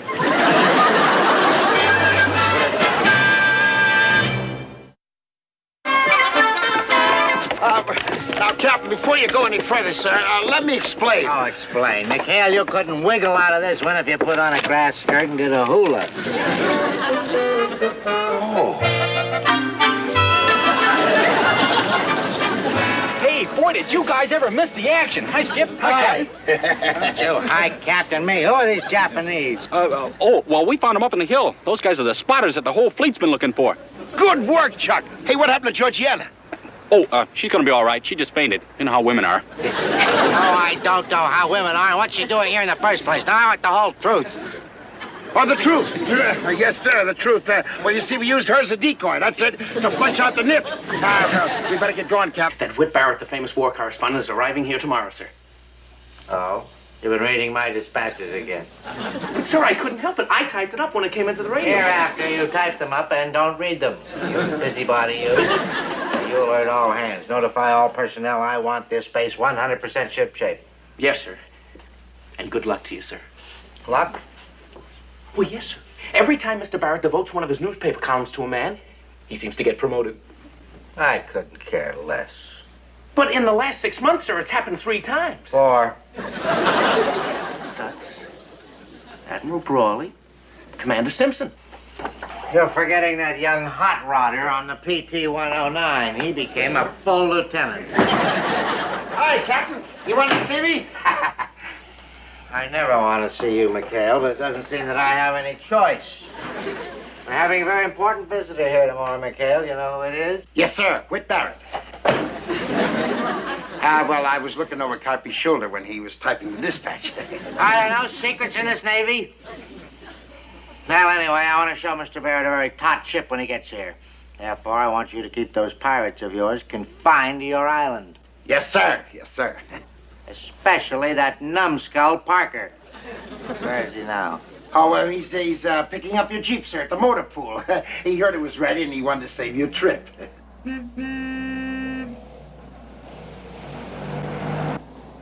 Well, it's about time he did something for our side for a change. Oh, well, look, Captain, you just give that Mr. Parker a chance, and in a pinch, he'll come through, sir.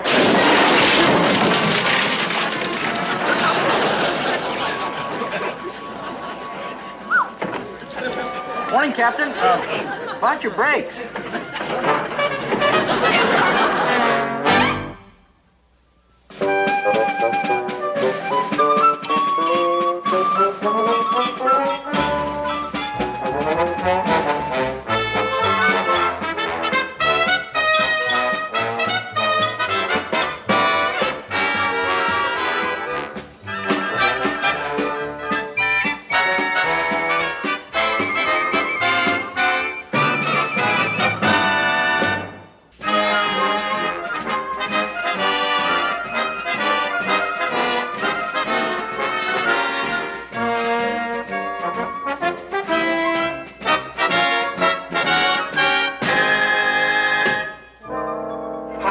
Now, look, Captain, don't be upset. Now, I'll get my crew on it, and we'll have it patched up in no time at all.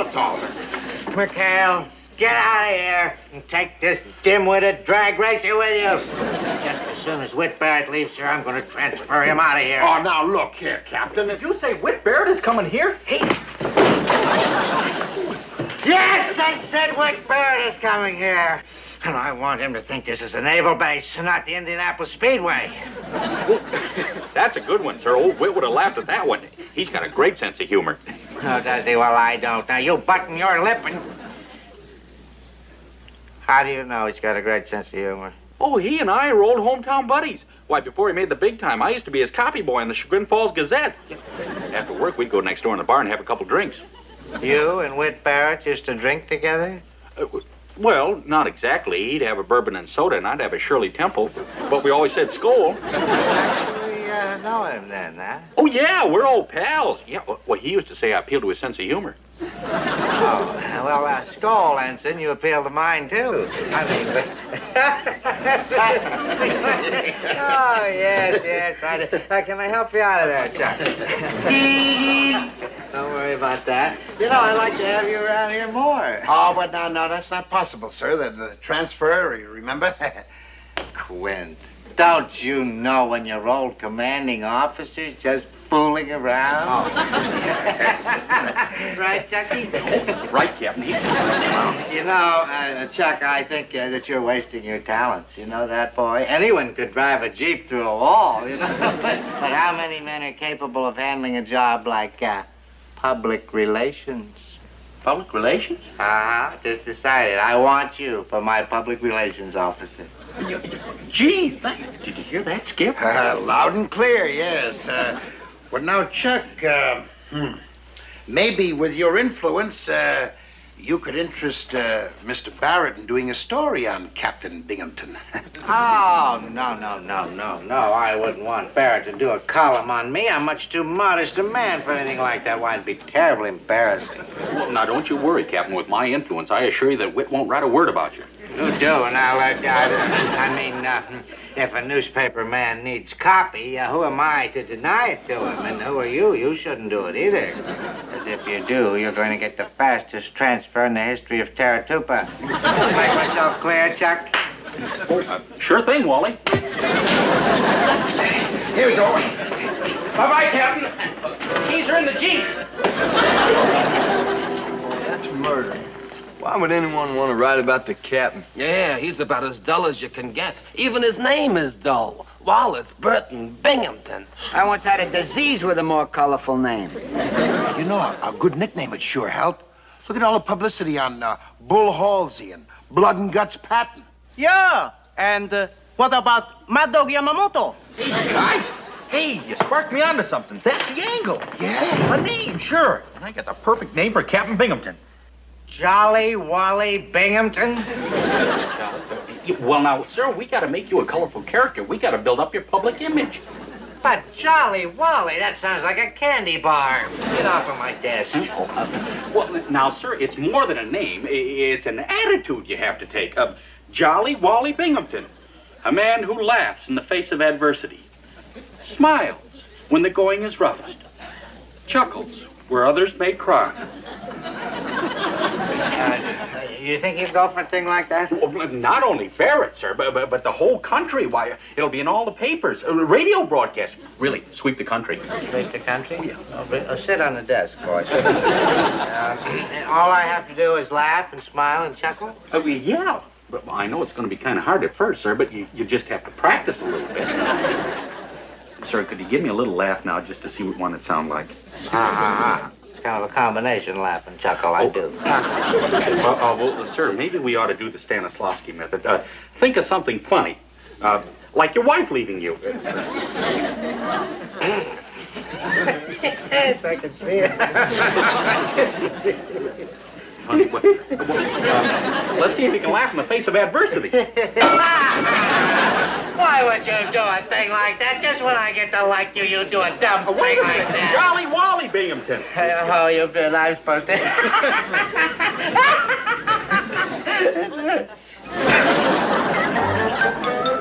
Here he comes, Skip, the great Whit Barrett. Hey, Chuck, are you sure he's going to go for this Jolly Wally stuff? I don't know. If this thing backfires... Now, look, Skip, I got the captain all worried, so don't get briefed. What? I mean, I got the captain briefed, so don't get worried. Oh.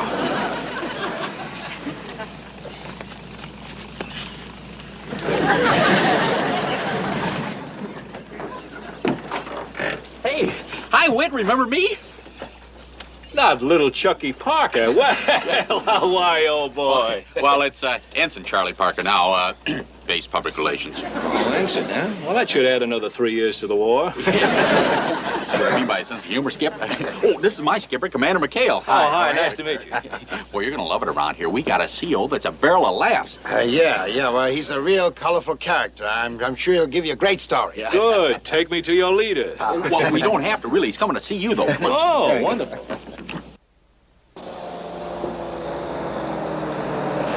Stop here.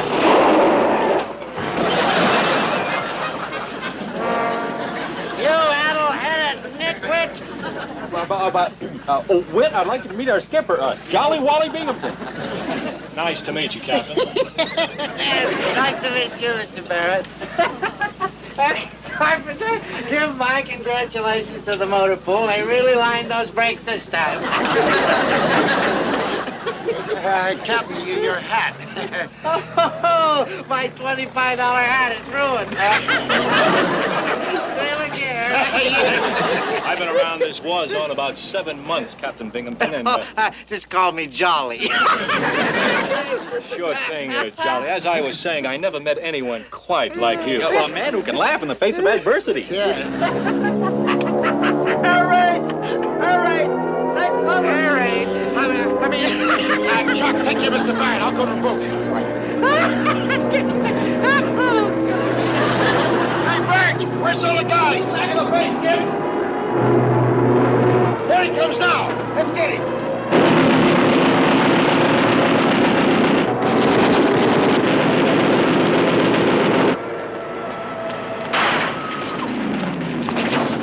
Open up! Open up! Oh, well, I can't, Captain. It's jammed. Well, unjam it, you bird brain. It won't budge, Jolly. Oh, yeah. I could get killed out here.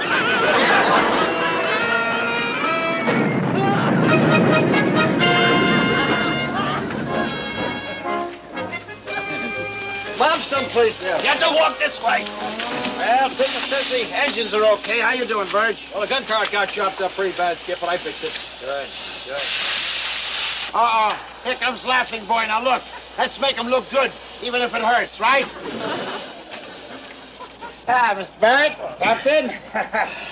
Well, sir, I'm sorry about our little visitor up there. Oh, that's all right. Most interesting air raid I ever been through. Oh. It was a million laughs. Thank you, Commander. Well, Mr. Barrett, now I'm going to show you how our boats are combat ready at all times. All right, over here we've got... Oh, stupid! I'm sorry, sir. He's a lovable fella. Oh, I haven't had so much fun in years. Extra beer for everybody. Extra beer. Oh, don't worry about that. Man, the extinguisher, the captain's pants are on fire. Didn't say that again. Fire's out, Captain. Fire's out. I'm so sorry about that, sir. That's all right. Accidents will happen.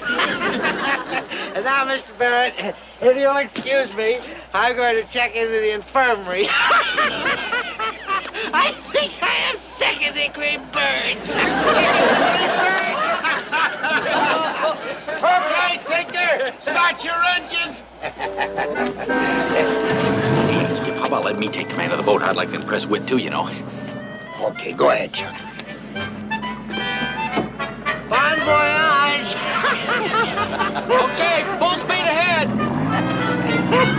Hey! Kill your engines! You forgot to cast on your mooring lines!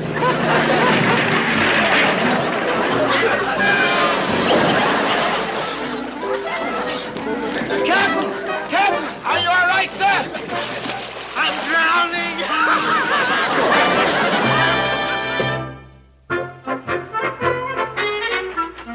Captain Binghamton!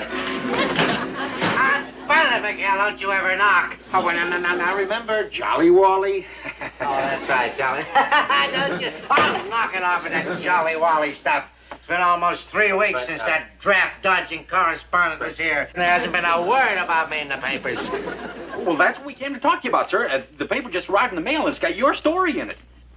My story's in that paper? Oh, don't just stand there. Read it to me quickly, quickly, quickly.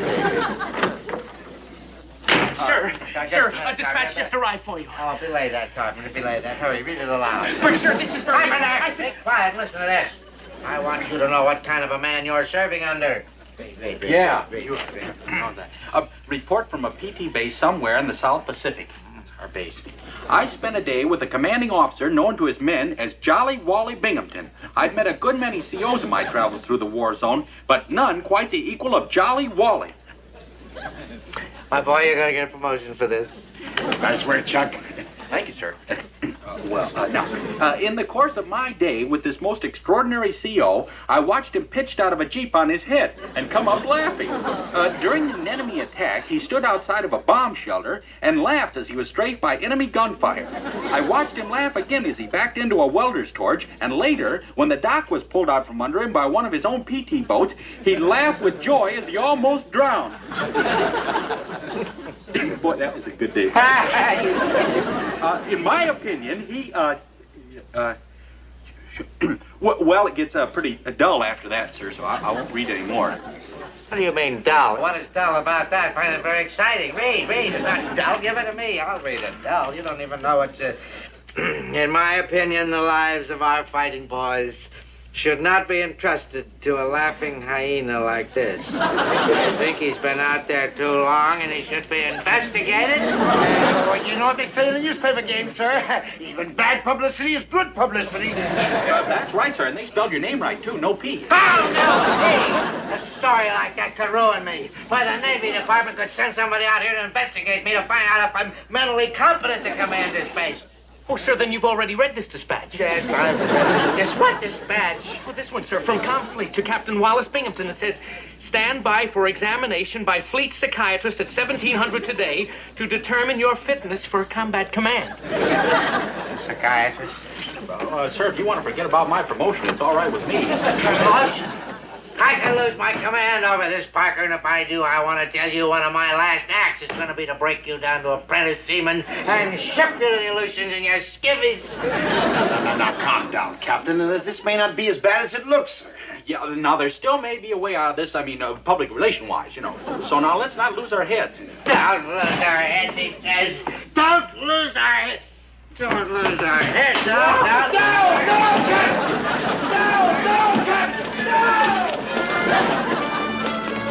I can kill you, flea-brained nitwit!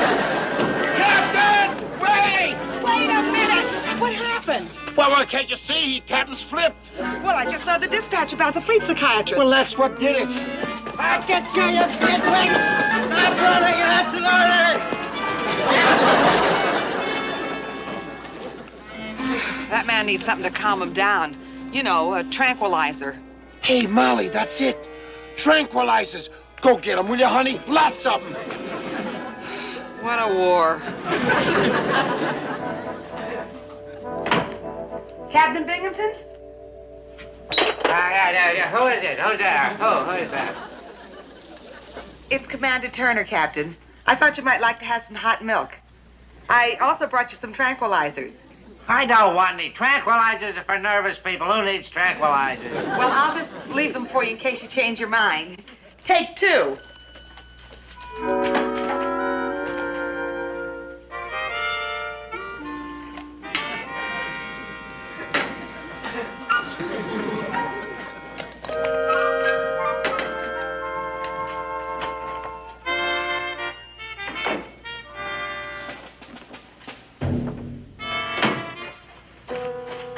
Captain Binghamton? What is it? What? Sir, I just got a call from the airfield. The psychiatrist plane will be landing in 30 minutes. Are you all right, sir? Of course I'm all right. I wish everybody would quit asking me if I'm all right. Get out of here.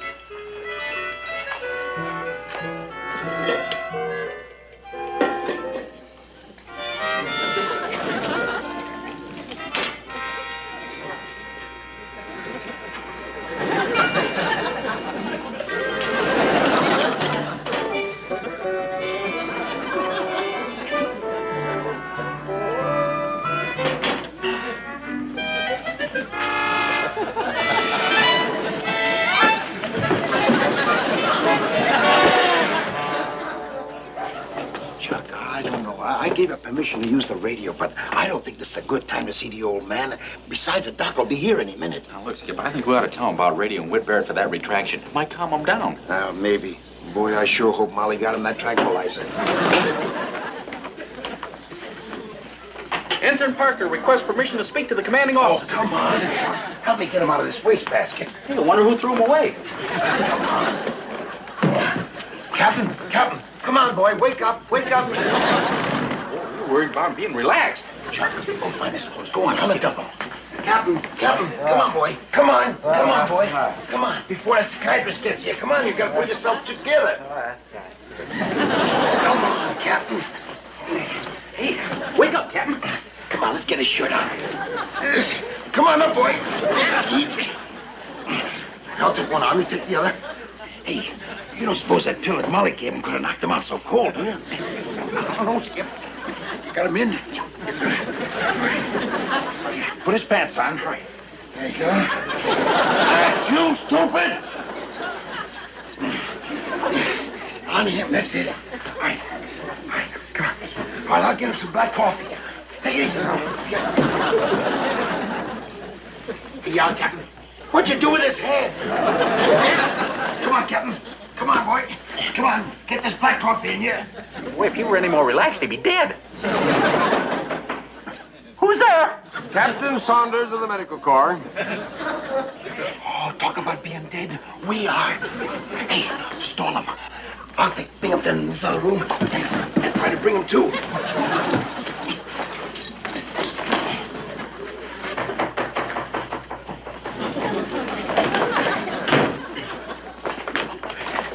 Good afternoon, Captain Binghamton. Well...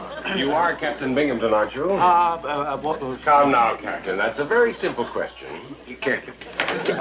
Captain? Why, yes. Well, yes, it is. Yes, it's quite a simple question. Well, 1,700 hours, cocktail time. What do you say we go down to the club and have a couple drinks? You coming? Yeah. Captain Binghamton, I have to be back at the airstrip by 1800. So if you don't mind, we will proceed at once with this examination. Glass of pop, maybe? Yeah, you know, Captain Binghamton, you're very young looking for a man in your position. Well, yes. As a matter of fact, our whole family's kind of young looking. Baby faces, yeah. Well, my father didn't shave till he was 35. Neither did my mother.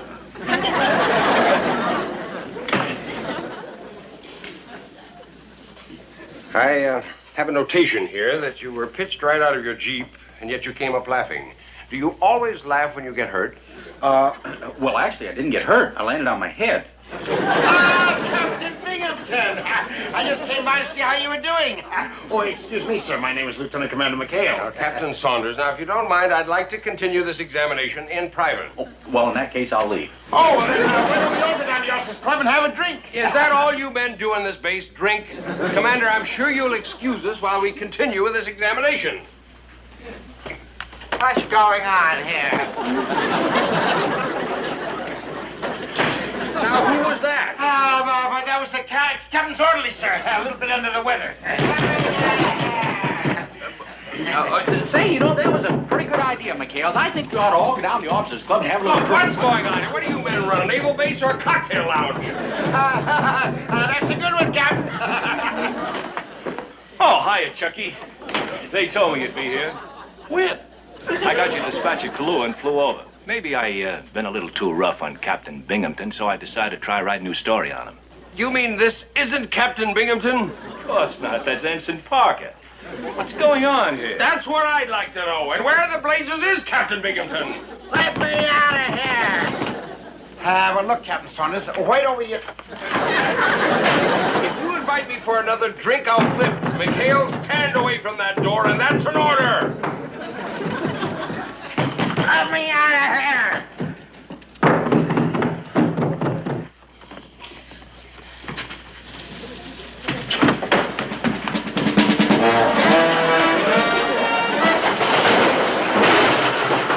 That was Captain Binghamton.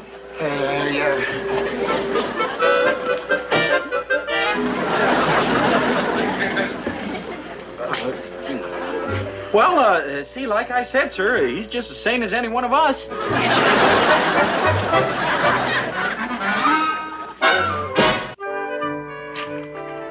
Well, that psychiatrist turned out to be a regular guy after all. According to this dispatch, he passed me with flying colors. Oh, congratulations, sir. I just knew you were normal. Well, sir, I think that Ensign Parker deserves a good bit of the credit here, too. Credit? Credit for what? What? Well, his getting Whit Barrett to write that special story on the psychiatrist certainly didn't hurt. Well, I guess as much as I hate to admit it, Parker does have a head on his shoulders.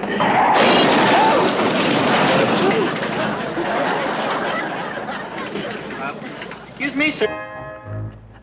Men, as the commanding officer of this base, it's my duty, my most unpleasant duty, to read you a communication from Fleet Headquarters. Believe me, I would rather be attacked by kamikazes. Oh, have we done that well, sir? Lieutenant Commander Quentin McHale and crew, PT-73, etc., etc., etc. No fair skipping, sir. You shut up or I'll skip you down to Seaman Second Class. You are hereby officially commended for your splendid performance in the Como Straits operation. Your resourcefulness, your daring, and your coolness under fire were in the finest traditions of the United States Navy. Signed Admiral John Rogers, etc., etc., etc. What do you know? We're heroes. Yay! As you were. Personally, I consider you the foulest bunch of brigands ever to escape hanging on the yardarm. So thank you, sir. Thank you. You're all hard, Captain. Dismissed. Bye-bye, Captain. Bye.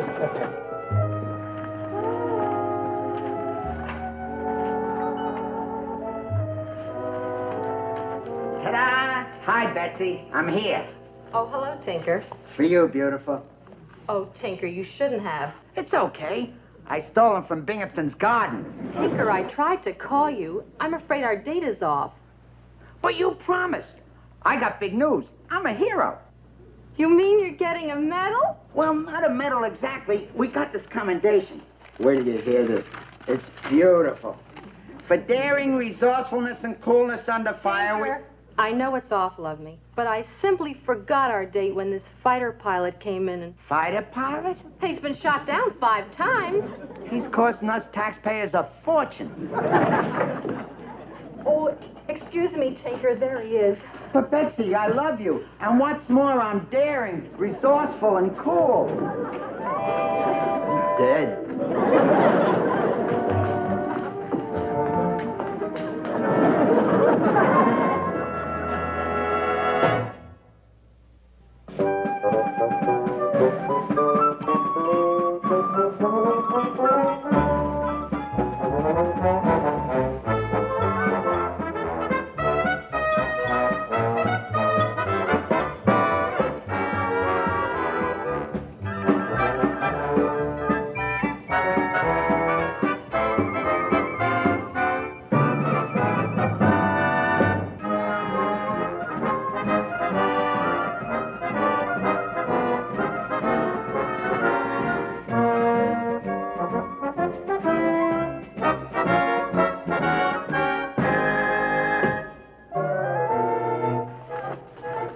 What do you say, Skip? Well, now, let me get this straight. You want me to lend you a $250,000 torpedo boat so Tinker here can make time with some nurse? Such a small favor to ask.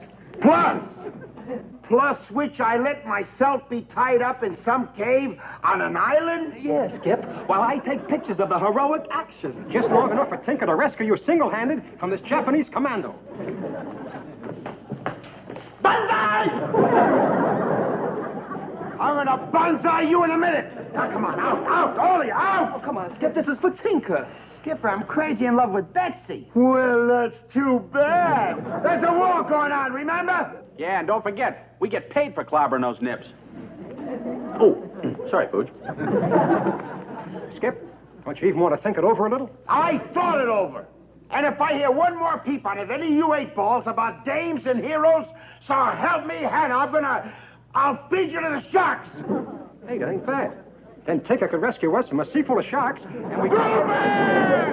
Come on, get out of here. Out. Get out of here, out. Come on, you two. Hey, come on, Fuji. I told you I was sorry.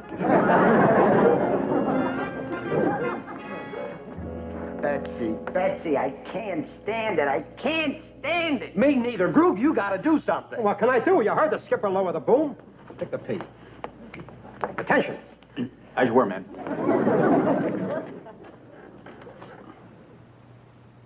Loose lips sink ships. Pretty catchy. Betsy has gorgeous lips. I wonder who's kissing them now. Yeah, well, bum show, Tink. Listen, if you want to come over to my digs and talk it over man to man. With who, sir? Oh, we'll find somebody, you know. I mean, with me. Kind of loud. Some guys have no appreciation around here. You know, a guy goes through a lot of trouble once in a while. Ow! Gee, you better watch it, Fuji. You know, the Geneva Convention works both ways. Coach, put that stuff back in stock. Keep it neat. Somebody else is taking my place. Somebody else now shares her embrace. Groove, you gotta help our buddy before I kill him. No mayhem. While I'm out trying to keep from crying. Hey, where did he learn to sing, anyway? Quiet, you guys. I'm trying to think. Will you stop humming? He's trying to think. I got it. Loose lips sink ships. Right? So who says we can't also torpedo a dame? Wait a minute. You hum one hair on my girl's head now. Tink. What are you driving at, Groove? It's simple. Betsy wants a hero. We'll get her one. We'll spread the scuttlebutt around that Tinker here has been picked for a very dangerous mission from which he won't come back. What kind of mission? What kind of mission? There's this new secret weapon. Good. And the 73 is going out to test it against the Nips. Don't that make Tink a big hero? Yeah, what happens when Betty finds out there's no such mission? That's the beauty part. She falls for you before we go. She does? It's the least she can do for a guy with 1 foot in the cemetery. Yeah, I know, Betsy. Oh, boy, when she hears I'm taking out this new secret weapon. What kind of a weapon? How do I know? It's a secret. Anyhow, I wouldn't tell you. I'm sorry, Fuge. I didn't mean that. All right, you rumor mongers, what are we waiting for? Let's go and start loosening up those lips.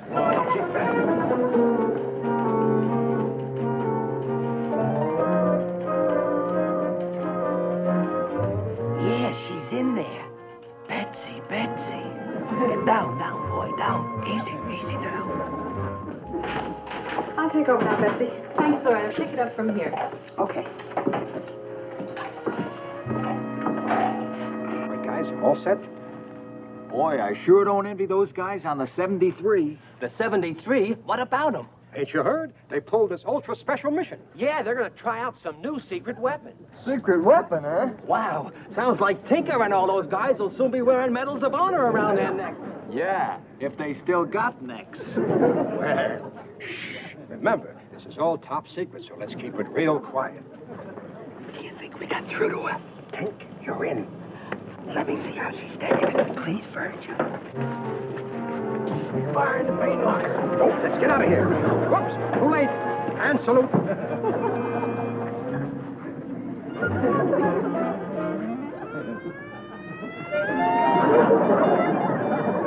That's right, Doris. A secret weapon. But don't let it get around. Oh, listen, I gotta go now. Bye.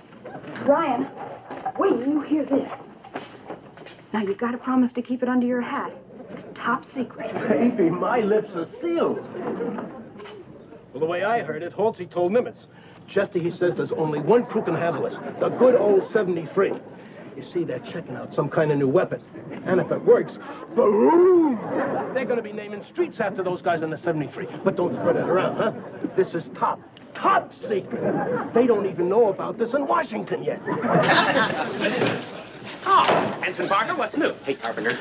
Lieutenant Carpenter, please. Listen, you keep it top secret. Why, of course. And that's how it is, sir. But why McHale and the 73 crew? Why? It was FDR's idea, I heard, sir. And he talked it over with Churchill. Well, why wasn't I told anything about this? I didn't get any orders from Comfleet. Who's in command here? You, sir, and may I say doing a darn fine job. Oh, shut up. Let's get to the bottom of this. Where is McHale? He's on his way over here, sir. First the commendation and now this. But I tell you, I'm going to make him talk. I'll worm it out of him if I have to strangle him with my bare hands. Ah, McHale reporting, sir. Oh, quit, old man. Quint, old man? Yeah. Have a seat. What do you mean, what is it I want, Quint? I mean, do I always have to want something? After all, we've served together a long time, huh? It sure looks that way. Sir, sure looks that way. Quint, you know what they say about the Navy. The Navy's like a football team. Everybody's in there playing that all game together. Nobody's trying to hog the glory, Quint. You know, when that halfback, he gets that ball and he crashes through that line, he wants it, Quint. Quint, are you listening to me, Quint? Oh, yes, sir. Yes, sir. You go right ahead. It's your football. It's my football. That's your talking. That's an order. Talk, sir? I'm a patient man, McHale. I can be pushed just so far, but I demand to know all about... Ten Hut? Yes, I demand to know all about your 10 Hut. Oh, Admiral Rogers. Good afternoon, gentlemen. McHale, I'm glad you're here. I was just coming over to see you. Oh, is there anything I can do for you, sir? Yes, there is, Captain. How would you like to take on a special assignment? Oh, a special assignment, Mikhail. I'm ready for anything, sir. Good. Now, you know Admiral Walsh over on Bangalore. Admiral Walsh of Special Weapons? That's right. He needs a new refrigerator.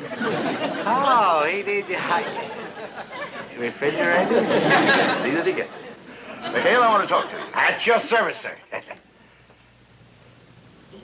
In private. Do you mind, Captain? Oh, I know, sir. It's a pleasure, sir.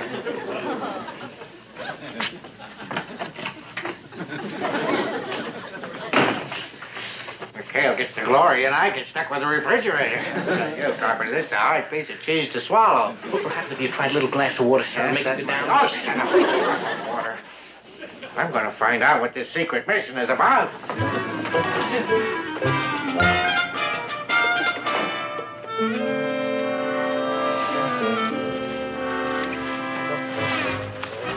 Make the window so high. Down. Yes, sir.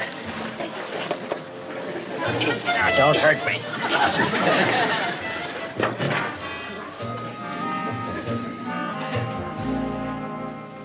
And right off the island, huh? Yes, sir. Lantiki Island, sir. Why, that has the best marlin fishing in the whole Pacific, sir. Oh, fine. Well, the senator will like that.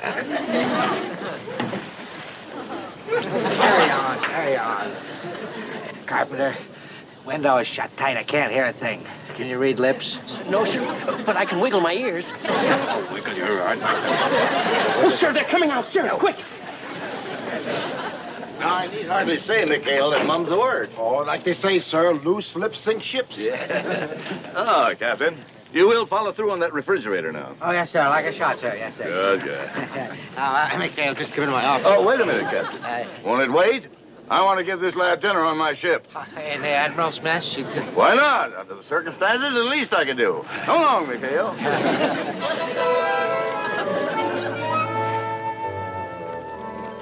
Somebody up there hates me. I can't tell you when, Mom, but it's the day after tomorrow. So if I don't come home, remember I love you and take good care of yourself and Dad and my India rubber plant. Your devoted son, Charlie. Boy, that's beautiful. Hold it now, Chuck, what is all this? Well, I just wanted you to send it to my mommy. You know, just in case. Just in case? Skip, you don't have to talk. I understand. Understand what? Don't worry. When the hour strikes, I'll measure up. Chuck, what in blazes are you babbling about? Skip, you can trust me. Loose lips sink ships.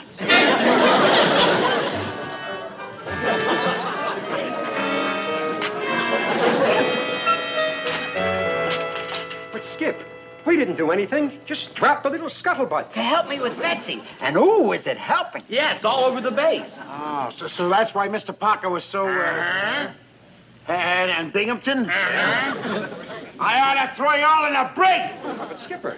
I told you there was a war going on.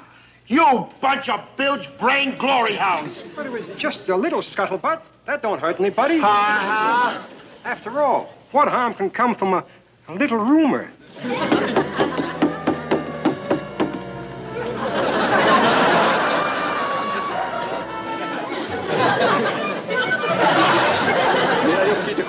敵はね、特別な大砲を持ってるそうですから、島へ撃ちに来るから。気をつけなきゃいけないよ。全部分かってるか。Parker, I'm going to get it out of you if it's the last thing that I ever do. Now you talk. I have nothing to say, sir. Parker, do you know that I can have you clapped in irons? I can have you flogged right on up through the fleet. Now, I know that the mission is set for tomorrow. Now, what orders has McHale received? Talk. No comment. Answer. Do you know the penalty for disobeying a superior officer in time of war? Yes, sir. By a firing squad. Now, I am a superior officer. This is the time of war. This is your captain speaking. Now, you talk. Charles Parker, Ensign, USNR, serial number 4213402. Parker! Oh, wait, no, it is 401. No, it is 402. If my dog tags hadn't rusted, I'd Who's going away from a firing squad carpenter? You get me my 45. Oh, sure.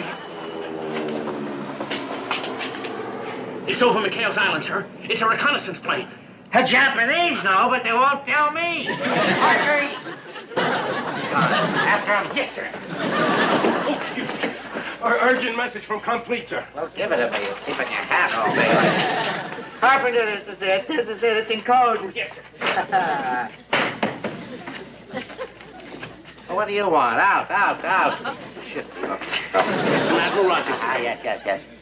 Where is Admiral Walsh's refrigerator? Refrigerator?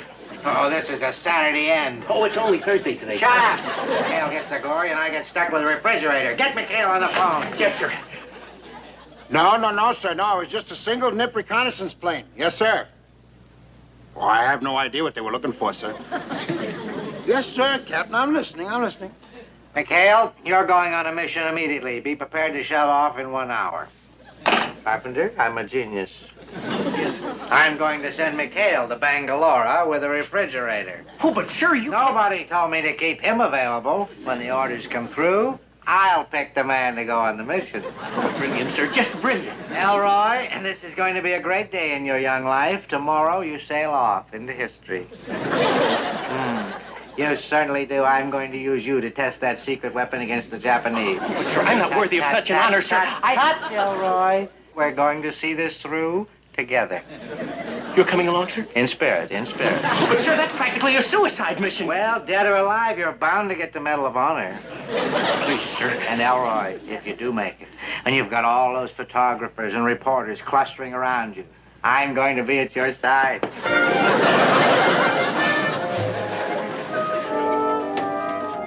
Betsy, you look sensational. Well, thank you. I got us a Jeep. We'll drive to that lonely beach across the island. Betsy, this is the moment I've been waiting for all my life. Hey, Tinker!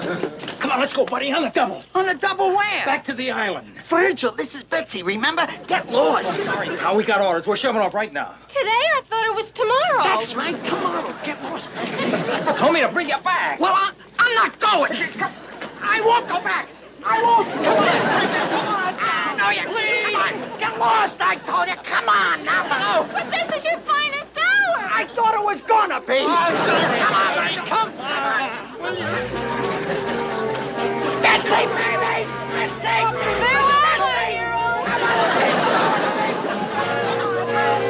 Well, this thing's heavy. Well, they sure got it covered. What's in it, Skip? It says here it's a refrigerator. And that's exactly what it is. A refrigerator. Now, come on, knock it off.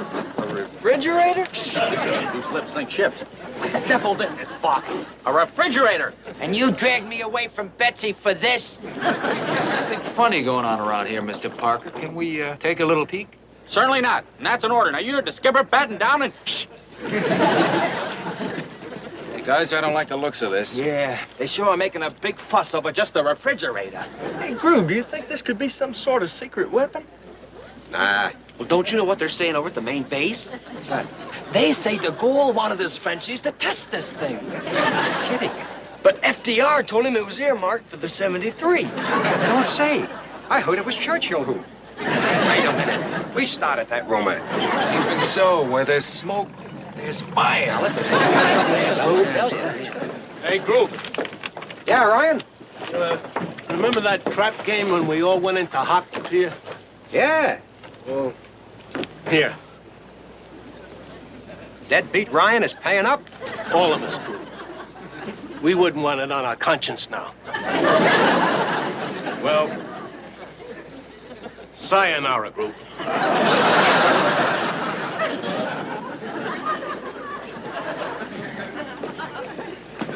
Yeah, that ought to do it all right, Parker. All right, boys. Get ready to shove off. Hey, Skip, what are we carrying? And where are we really going? Oh, come on. Now, what's eating you guys? Skip, can you tell us the target for the night? Yes, I can. Bangalore. And we're delivering a refrigerator to some admiral. Oh, come on, Skip. Give it to us straight. We can take it. All right, now stow it. You heard the skipper. It's a refrigerator. Isn't it? That's right. Now, doggone it, stop your jabbering, will you? Come on now, you room-amongers, let's get moving. Take a start your engines. Betsy, I'm going to get killed without even enjoying the fringe benefits. Will you get moving, you bunch of meatballs? Come on.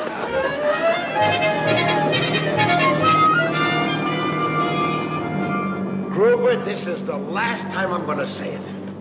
This is not a secret mission, and that is a refrigerator we're carrying. Skipper, don't you trust us? Oh, let's deliver this! Now, look, you eight balls have fallen for your own scuttlebutt, and I've had all I'm going to take from you guys. Hey, Ben, it's at 10 o'clock. There's a pack of them. Hey, there must be hundreds of them. Well, what do they want from us?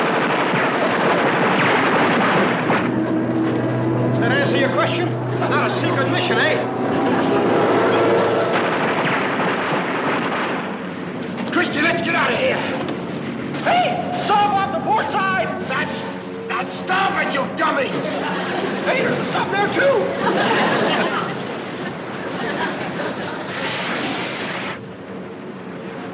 Evasive action.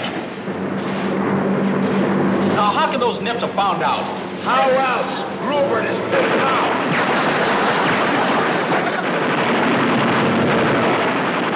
Boy, loose lips are going to sink a ship, all right. Ours. Come on, pour it out. Get us out of here. Hey, the engines have conked out. We're carrying too heavy a load. Well, dump it over the side. Come on, you Heavy. Get that plastic box over the side. On the double. Pleasure. Skip, you can't do that. Who says so? Get it over the side. Come on. Well, what's FDR going to say? And Churchill.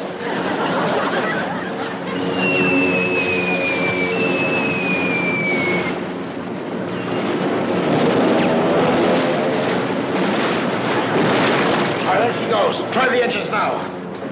Boy, DeGaule's going to be mad, too. Now, let's get out of here.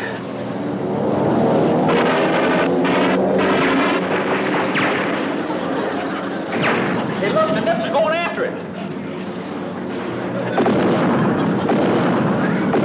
Hey, Christy, head for that cove. There's a nip sub in the way. What? Stand by the fire torpedoes! Forward!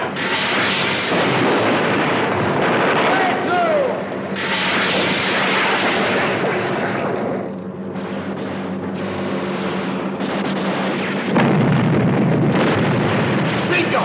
All right, come on, boy, let's make tracks. They got it. Skip, they got the box.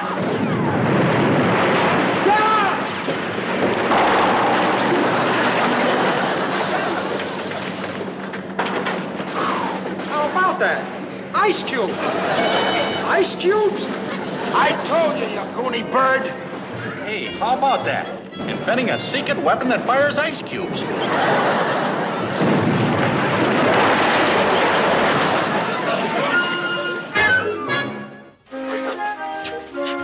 Tink.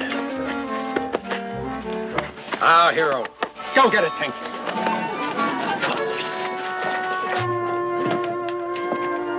Betsy, look, the front star. We sank the sub and...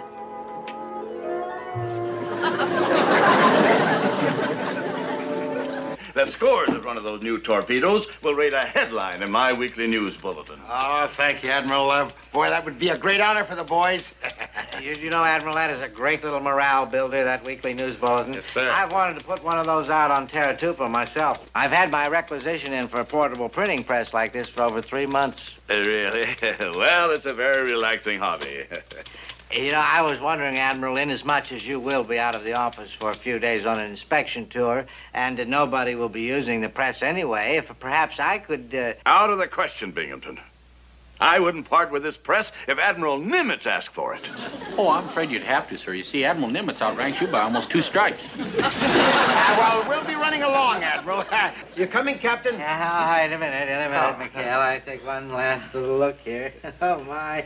That certainly is a beauty, isn't it, Admiral? This is the roller here. Uh-huh. The roller. And this is your type fount down here. Yeah, that's Admiral? right. Yeah. This must be, this must be the ink injector here. Oh, no, sir. This is the ink injector. You knew that was the ink injector, didn't you? Got a blotter? Bye, Admiral. Bye.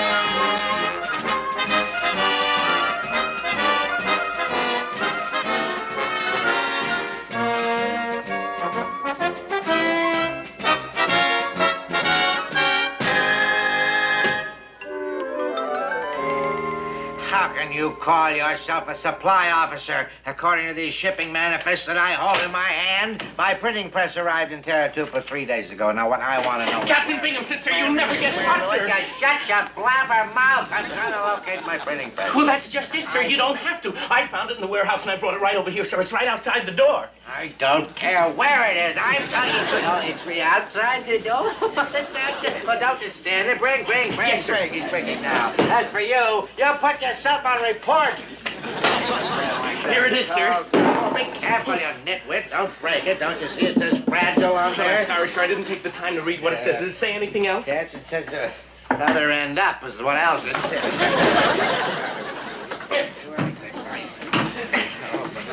Yes, sir. I tell you, Carpenter, this is a red letter day for Terratupa. It's not every base has its own private printing nurse like the Admiral. It's not every officer that has an empty crate. What is it? What is that? Sir, it couldn't just walk off by itself. It must have been stolen, sir.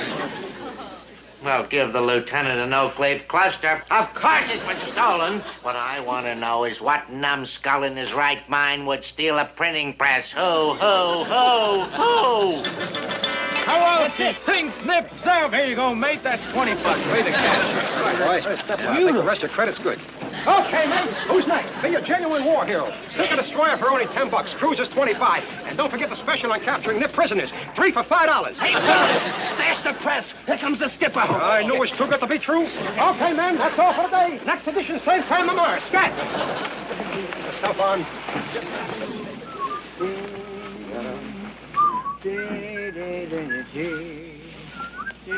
Hi, Skip. Howdy. Well, what's going on, boys? Just getting a little sun. You wouldn't be trying to put anything over on your old Uncle Dudley now, would you? What kind of a thing you got going here, boys? That's eucalyptus. Oh, really? Torpedo and Schultz wins Distinguished Flying Cross? Hey, that's pretty good, especially for a guy in the submarine service. All right, come on, out with it, boys. Where did you South Sea schlockmeisters get a printing press? And I want the truth. Well, you might say we sort of borrowed it. From Captain Binghamton? Of all the lame brain stunts, don't you feather merchants realize that Binghamton won't take this lying down? He's been waiting for over a year to get this press. This press is going to go back right now. Let's go. Have a heart, Skip. Don't pull on your commanding officer. Skip, but we had a whole stack of back orders that already been paid for. Please, Skip, let Tink stay behind and run off the back orders. And as soon as it gets dark, we'll sneak back to press. We promise. Please? Pretty please? Well, all right, you eight balls, for this the last time. He's a beautiful human being. True. Say that again.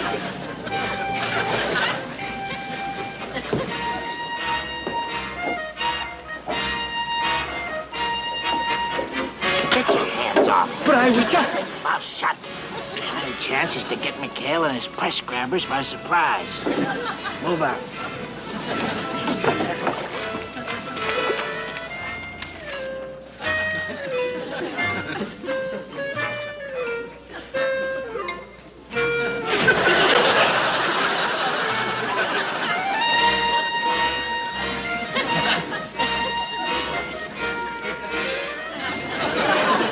Sir, look.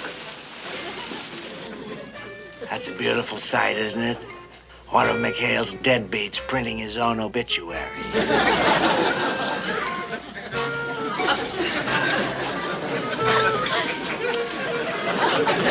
All right, stop the presses. You're under arrest.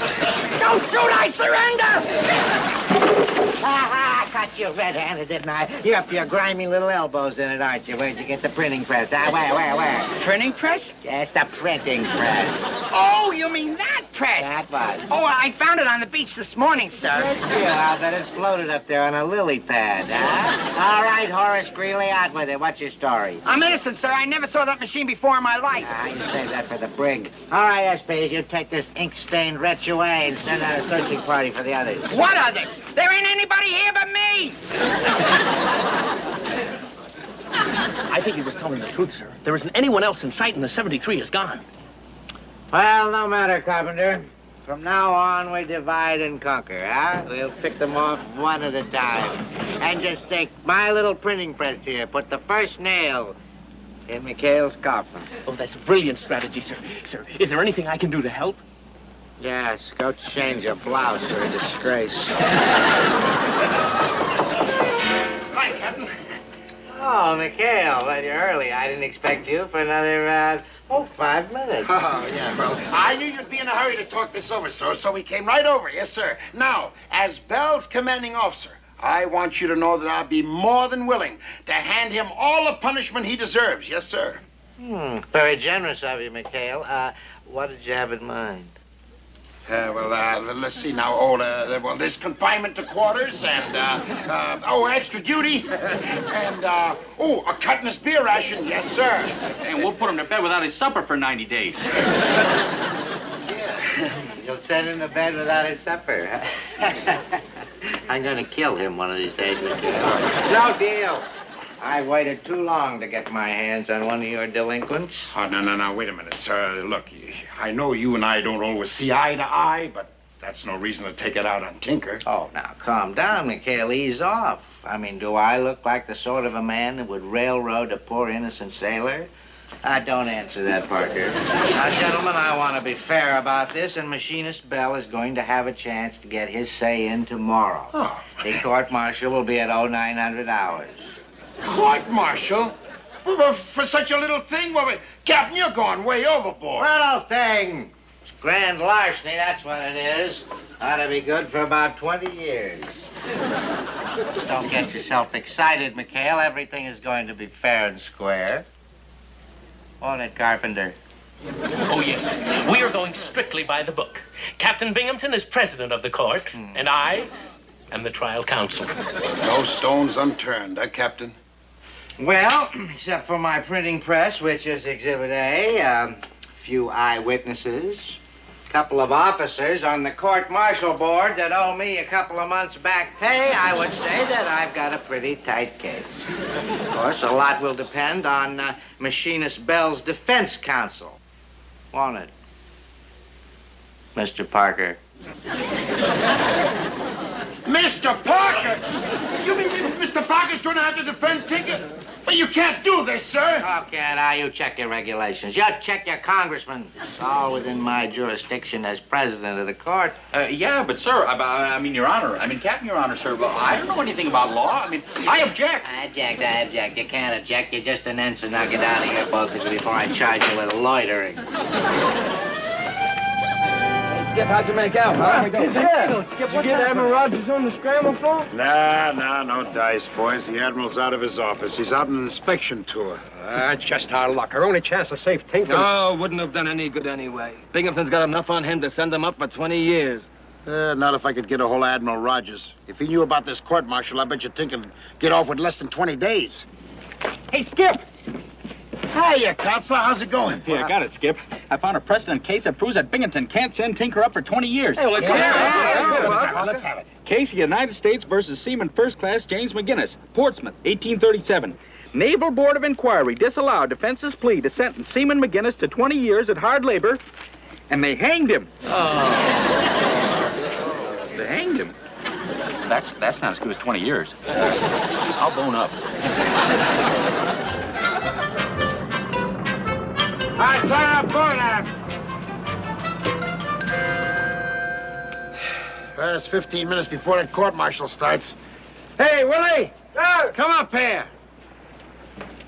You contact Comfleet yet? Just signed off, Skip. Admiral Rogers still ain't back, but they said they'd give me a message the minute he does show up. Well, Chuck, I guess it's up to you. We gotta stall that court-martial until we can get a hold of Admiral Rogers. Good luck, Mr. Parker. We'll be rooting for you. So long, Skip. You mean so long, Tinker? Relax. Maybe the Admiral will come through just like the Skip says. Admiral, Schmadmiral. I wouldn't make book on Tinker's chances if we wait for him. Well, now, you got a better idea? It so happens I already have. It's 1,000 to 1 shot, but I figure we gotta settle for any kind of odds we can get. Well, come on, group. Let's hear it. Let's hear it. All right. Remember that Jimmy Cagney movie we saw last week? You mean the one where the mob switched murder weapons and the case was tossed out of court? Right. Now, who says we can't do the same thing? What are you talking about? First of all, we ain't got no murder, and then we ain't got no weapon. Think, Thimblebrain. Think. The only thing Binghamton's got to make his case stick is that printing press, Exhibit A. Oh, well, sure. Now, where are we going to find another press just like Binghamton's? It just so happens Admiral Rogers has one right in his office. Gents, this is a time for greatness. We either got to think big or let Tinker take the rap for us. Now, what do you say? I say it's a 2-hour trip each way, so let's get this floating bathtub cracking. Let's go! All lines. Christy, take the wheel. Willie, get down there and fire up those engines. Comfleet, here we come. At last, my own command.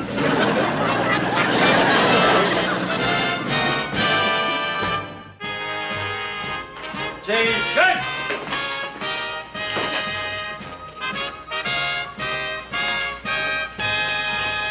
That should only take about 5 minutes, Elroy. I'll get the champagne chilling. Good morning, Matthias. Good morning, Kramer. Lovely day for court-martial. Now remember, Chuck, you gotta stall till we hear from the Admiral. All right, order in the court. The court-martial will come to order. I object. Object to what? We haven't started yet. Oh, well, Well, as a counsel for the defense, I move that this trial be postponed. Postpone the trial? What are you, till when? When? Well, how about Easter? You see, the defendant's mother's a school teacher, and she can't fly here till vacation time. Vacation time? You tell her to save it and visit her son on the rock pile. Now sit down, shut up. We're ready for you now, Elroy. Get a load of Elroy. I can't stand him.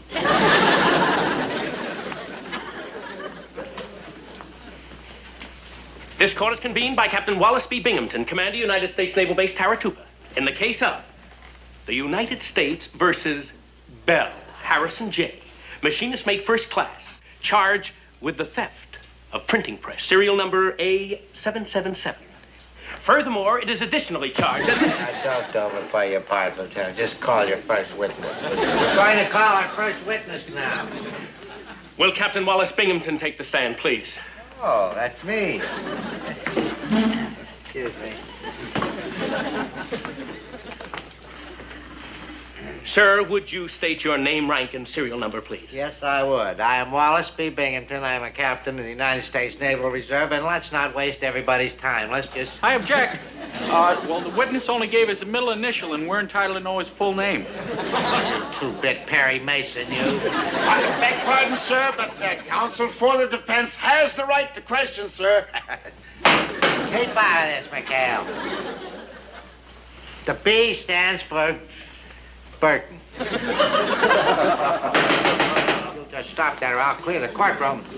Just stand there like a ninny, you ninny. Ask me a question. Yes, sir. Sir, would you please tell the board exactly what you saw on the afternoon of January the 11th? Yes, I would. I saw that man using my printing press, which he obviously stole, and I say that makes him guilty, right? Wrong. Captain, according to regulations, you can't sentence a man until defense has had his chance to present its side of the case, sir. Absolutely. Sir, Your Honor, Captain, Your Honor, sir. You see, according to Article 11, subparagraph 21, it states here... All right. Yes, sir. No more questions. Your witness. Now then, Captain Binghamton, where were you on the night of June 16th? June 16th? This is the middle of January. What's that got to do with anything, you numbskull? He objects, Your Honor. You can't call him a numbskull. I'll call him anything I want to call him. And once we're on first from you, McHale, I'll have you up for contempt. Now, you get on with it, you defense counsel. You. Now then, Captain Binghamton, you say you saw the accused with your printing press.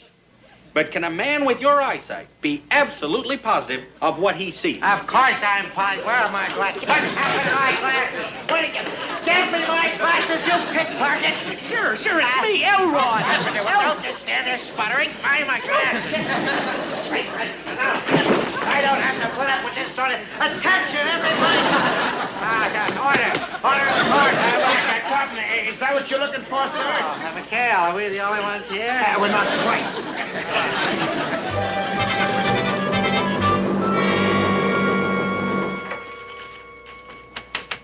Maintenance crew to pick up the Admiral's printing press. All right, men, step lively and grab it. Up to you, up to you. What's wrong with the press? Oh, time for the 10,000-word check. I've got to rotate the rollers, give her loop jobs, change the ink plugs. Take care of yourself. I like a man that's alert. Now then, Machinist Bell, would you tell the court something about your poor, miserable, underprivileged childhood? Oh, it was awful, sir. My father had no job. My mother had no food to cook, which was okay because we couldn't afford matches to light the fire. Then came the Depression. Can I borrow your hanky, sir? No! This is a court-martial, isn't this soap opera? I've heard enough from the accused. Enough? Dismissed. Well, sir, You stand back, Ensign. You touch my glasses again, I'll clobber you a good lick. You get your sob sister out of here. Yeah, come on, Sobby. Will the counsel for the defense call the next witness, or shall we just get on with the sentencing? No. We'll call a witness, sir. Mr. Parker requests permission to call Lieutenant Commander Quentin McHale. Refused. I object. All right, just don't pay attention to anything he says. He's a bigger thief than the other thief. Well, I'd watch my language if I were you, sir. Why, that statement could be construed as slander. I object. What are you objecting about? I was the man that was insulted. I've got a good mind to see my lawyer. Hey, that's a good idea, Skip. He ought to get... Hey, that's me. Look, Skip, it's an open and shut case. I can get you $100,000. This is the most ridiculous thing I've ever heard of in my life. Well, how about 50,000? Order! All right, we'll settle out of court for $25,000. $25,000? Do I hear 25.5? Go to your seat.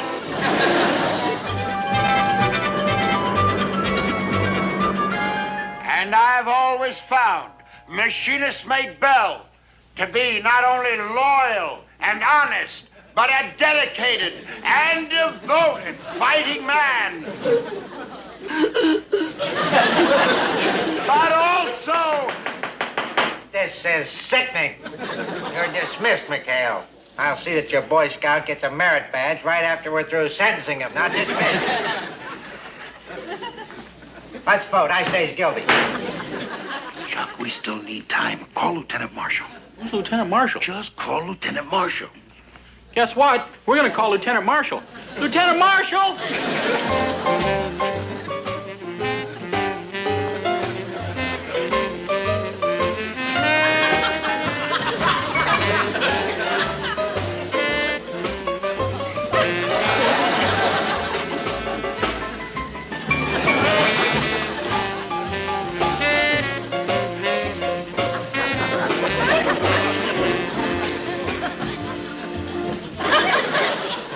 Get on with it. Introduce your witness. Lieutenant Marshall, this is Wally Binghamton. Wally, I'd like to meet Lieutenant Marshall. I could just scream. Are you sure this thing's gonna work, Gruber? It's got to. How else can we clear the courtroom to make the switch? Verge, are you ready? All set. Beautiful. All right, men, get ready for battle. Willie, you make with the kamikazes. Christy, grind out that siren. Hap, hit that 50.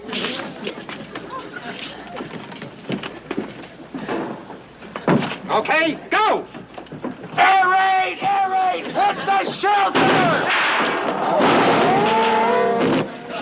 Air raid! Air raid! Everybody take their shelter! Let's go! Sir, request permission to recess until after the war.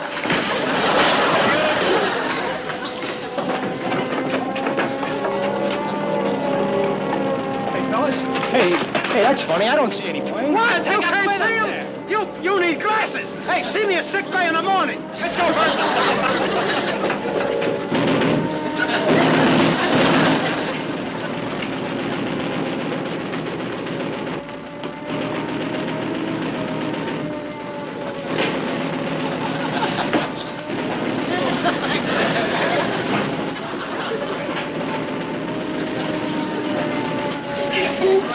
Let's get the patient out of here. Right, Doctor.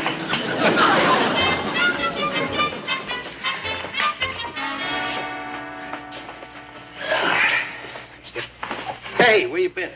Out knocking a few holes in the captain's airtight alibi. What? Order! Order in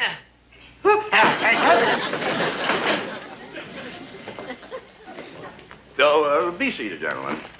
Excuse the interruption, Captain, but after certain urgent communications, I understand that there may be a grave miscarriage of justice going on here.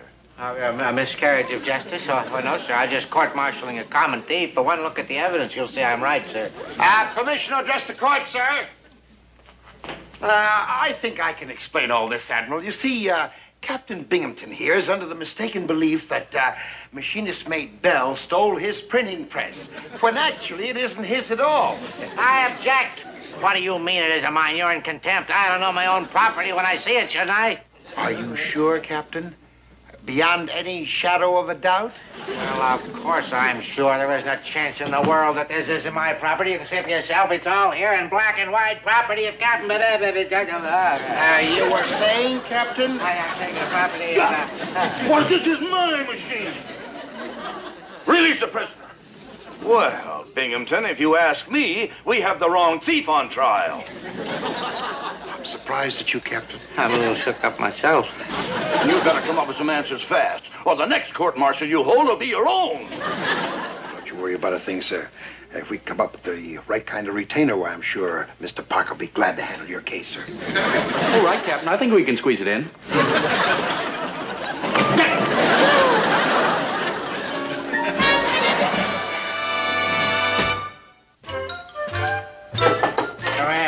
Afternoon, Captain. Captain, I've got a present for you. It's something Tinkerbell found on the beach this morning. I'm always wary of sneaks bearing gifts. What is it? Come on, Captain. Wait a minute. Here. Come on in, boys. Bring it right in here. Wait till you see this thing. Huh?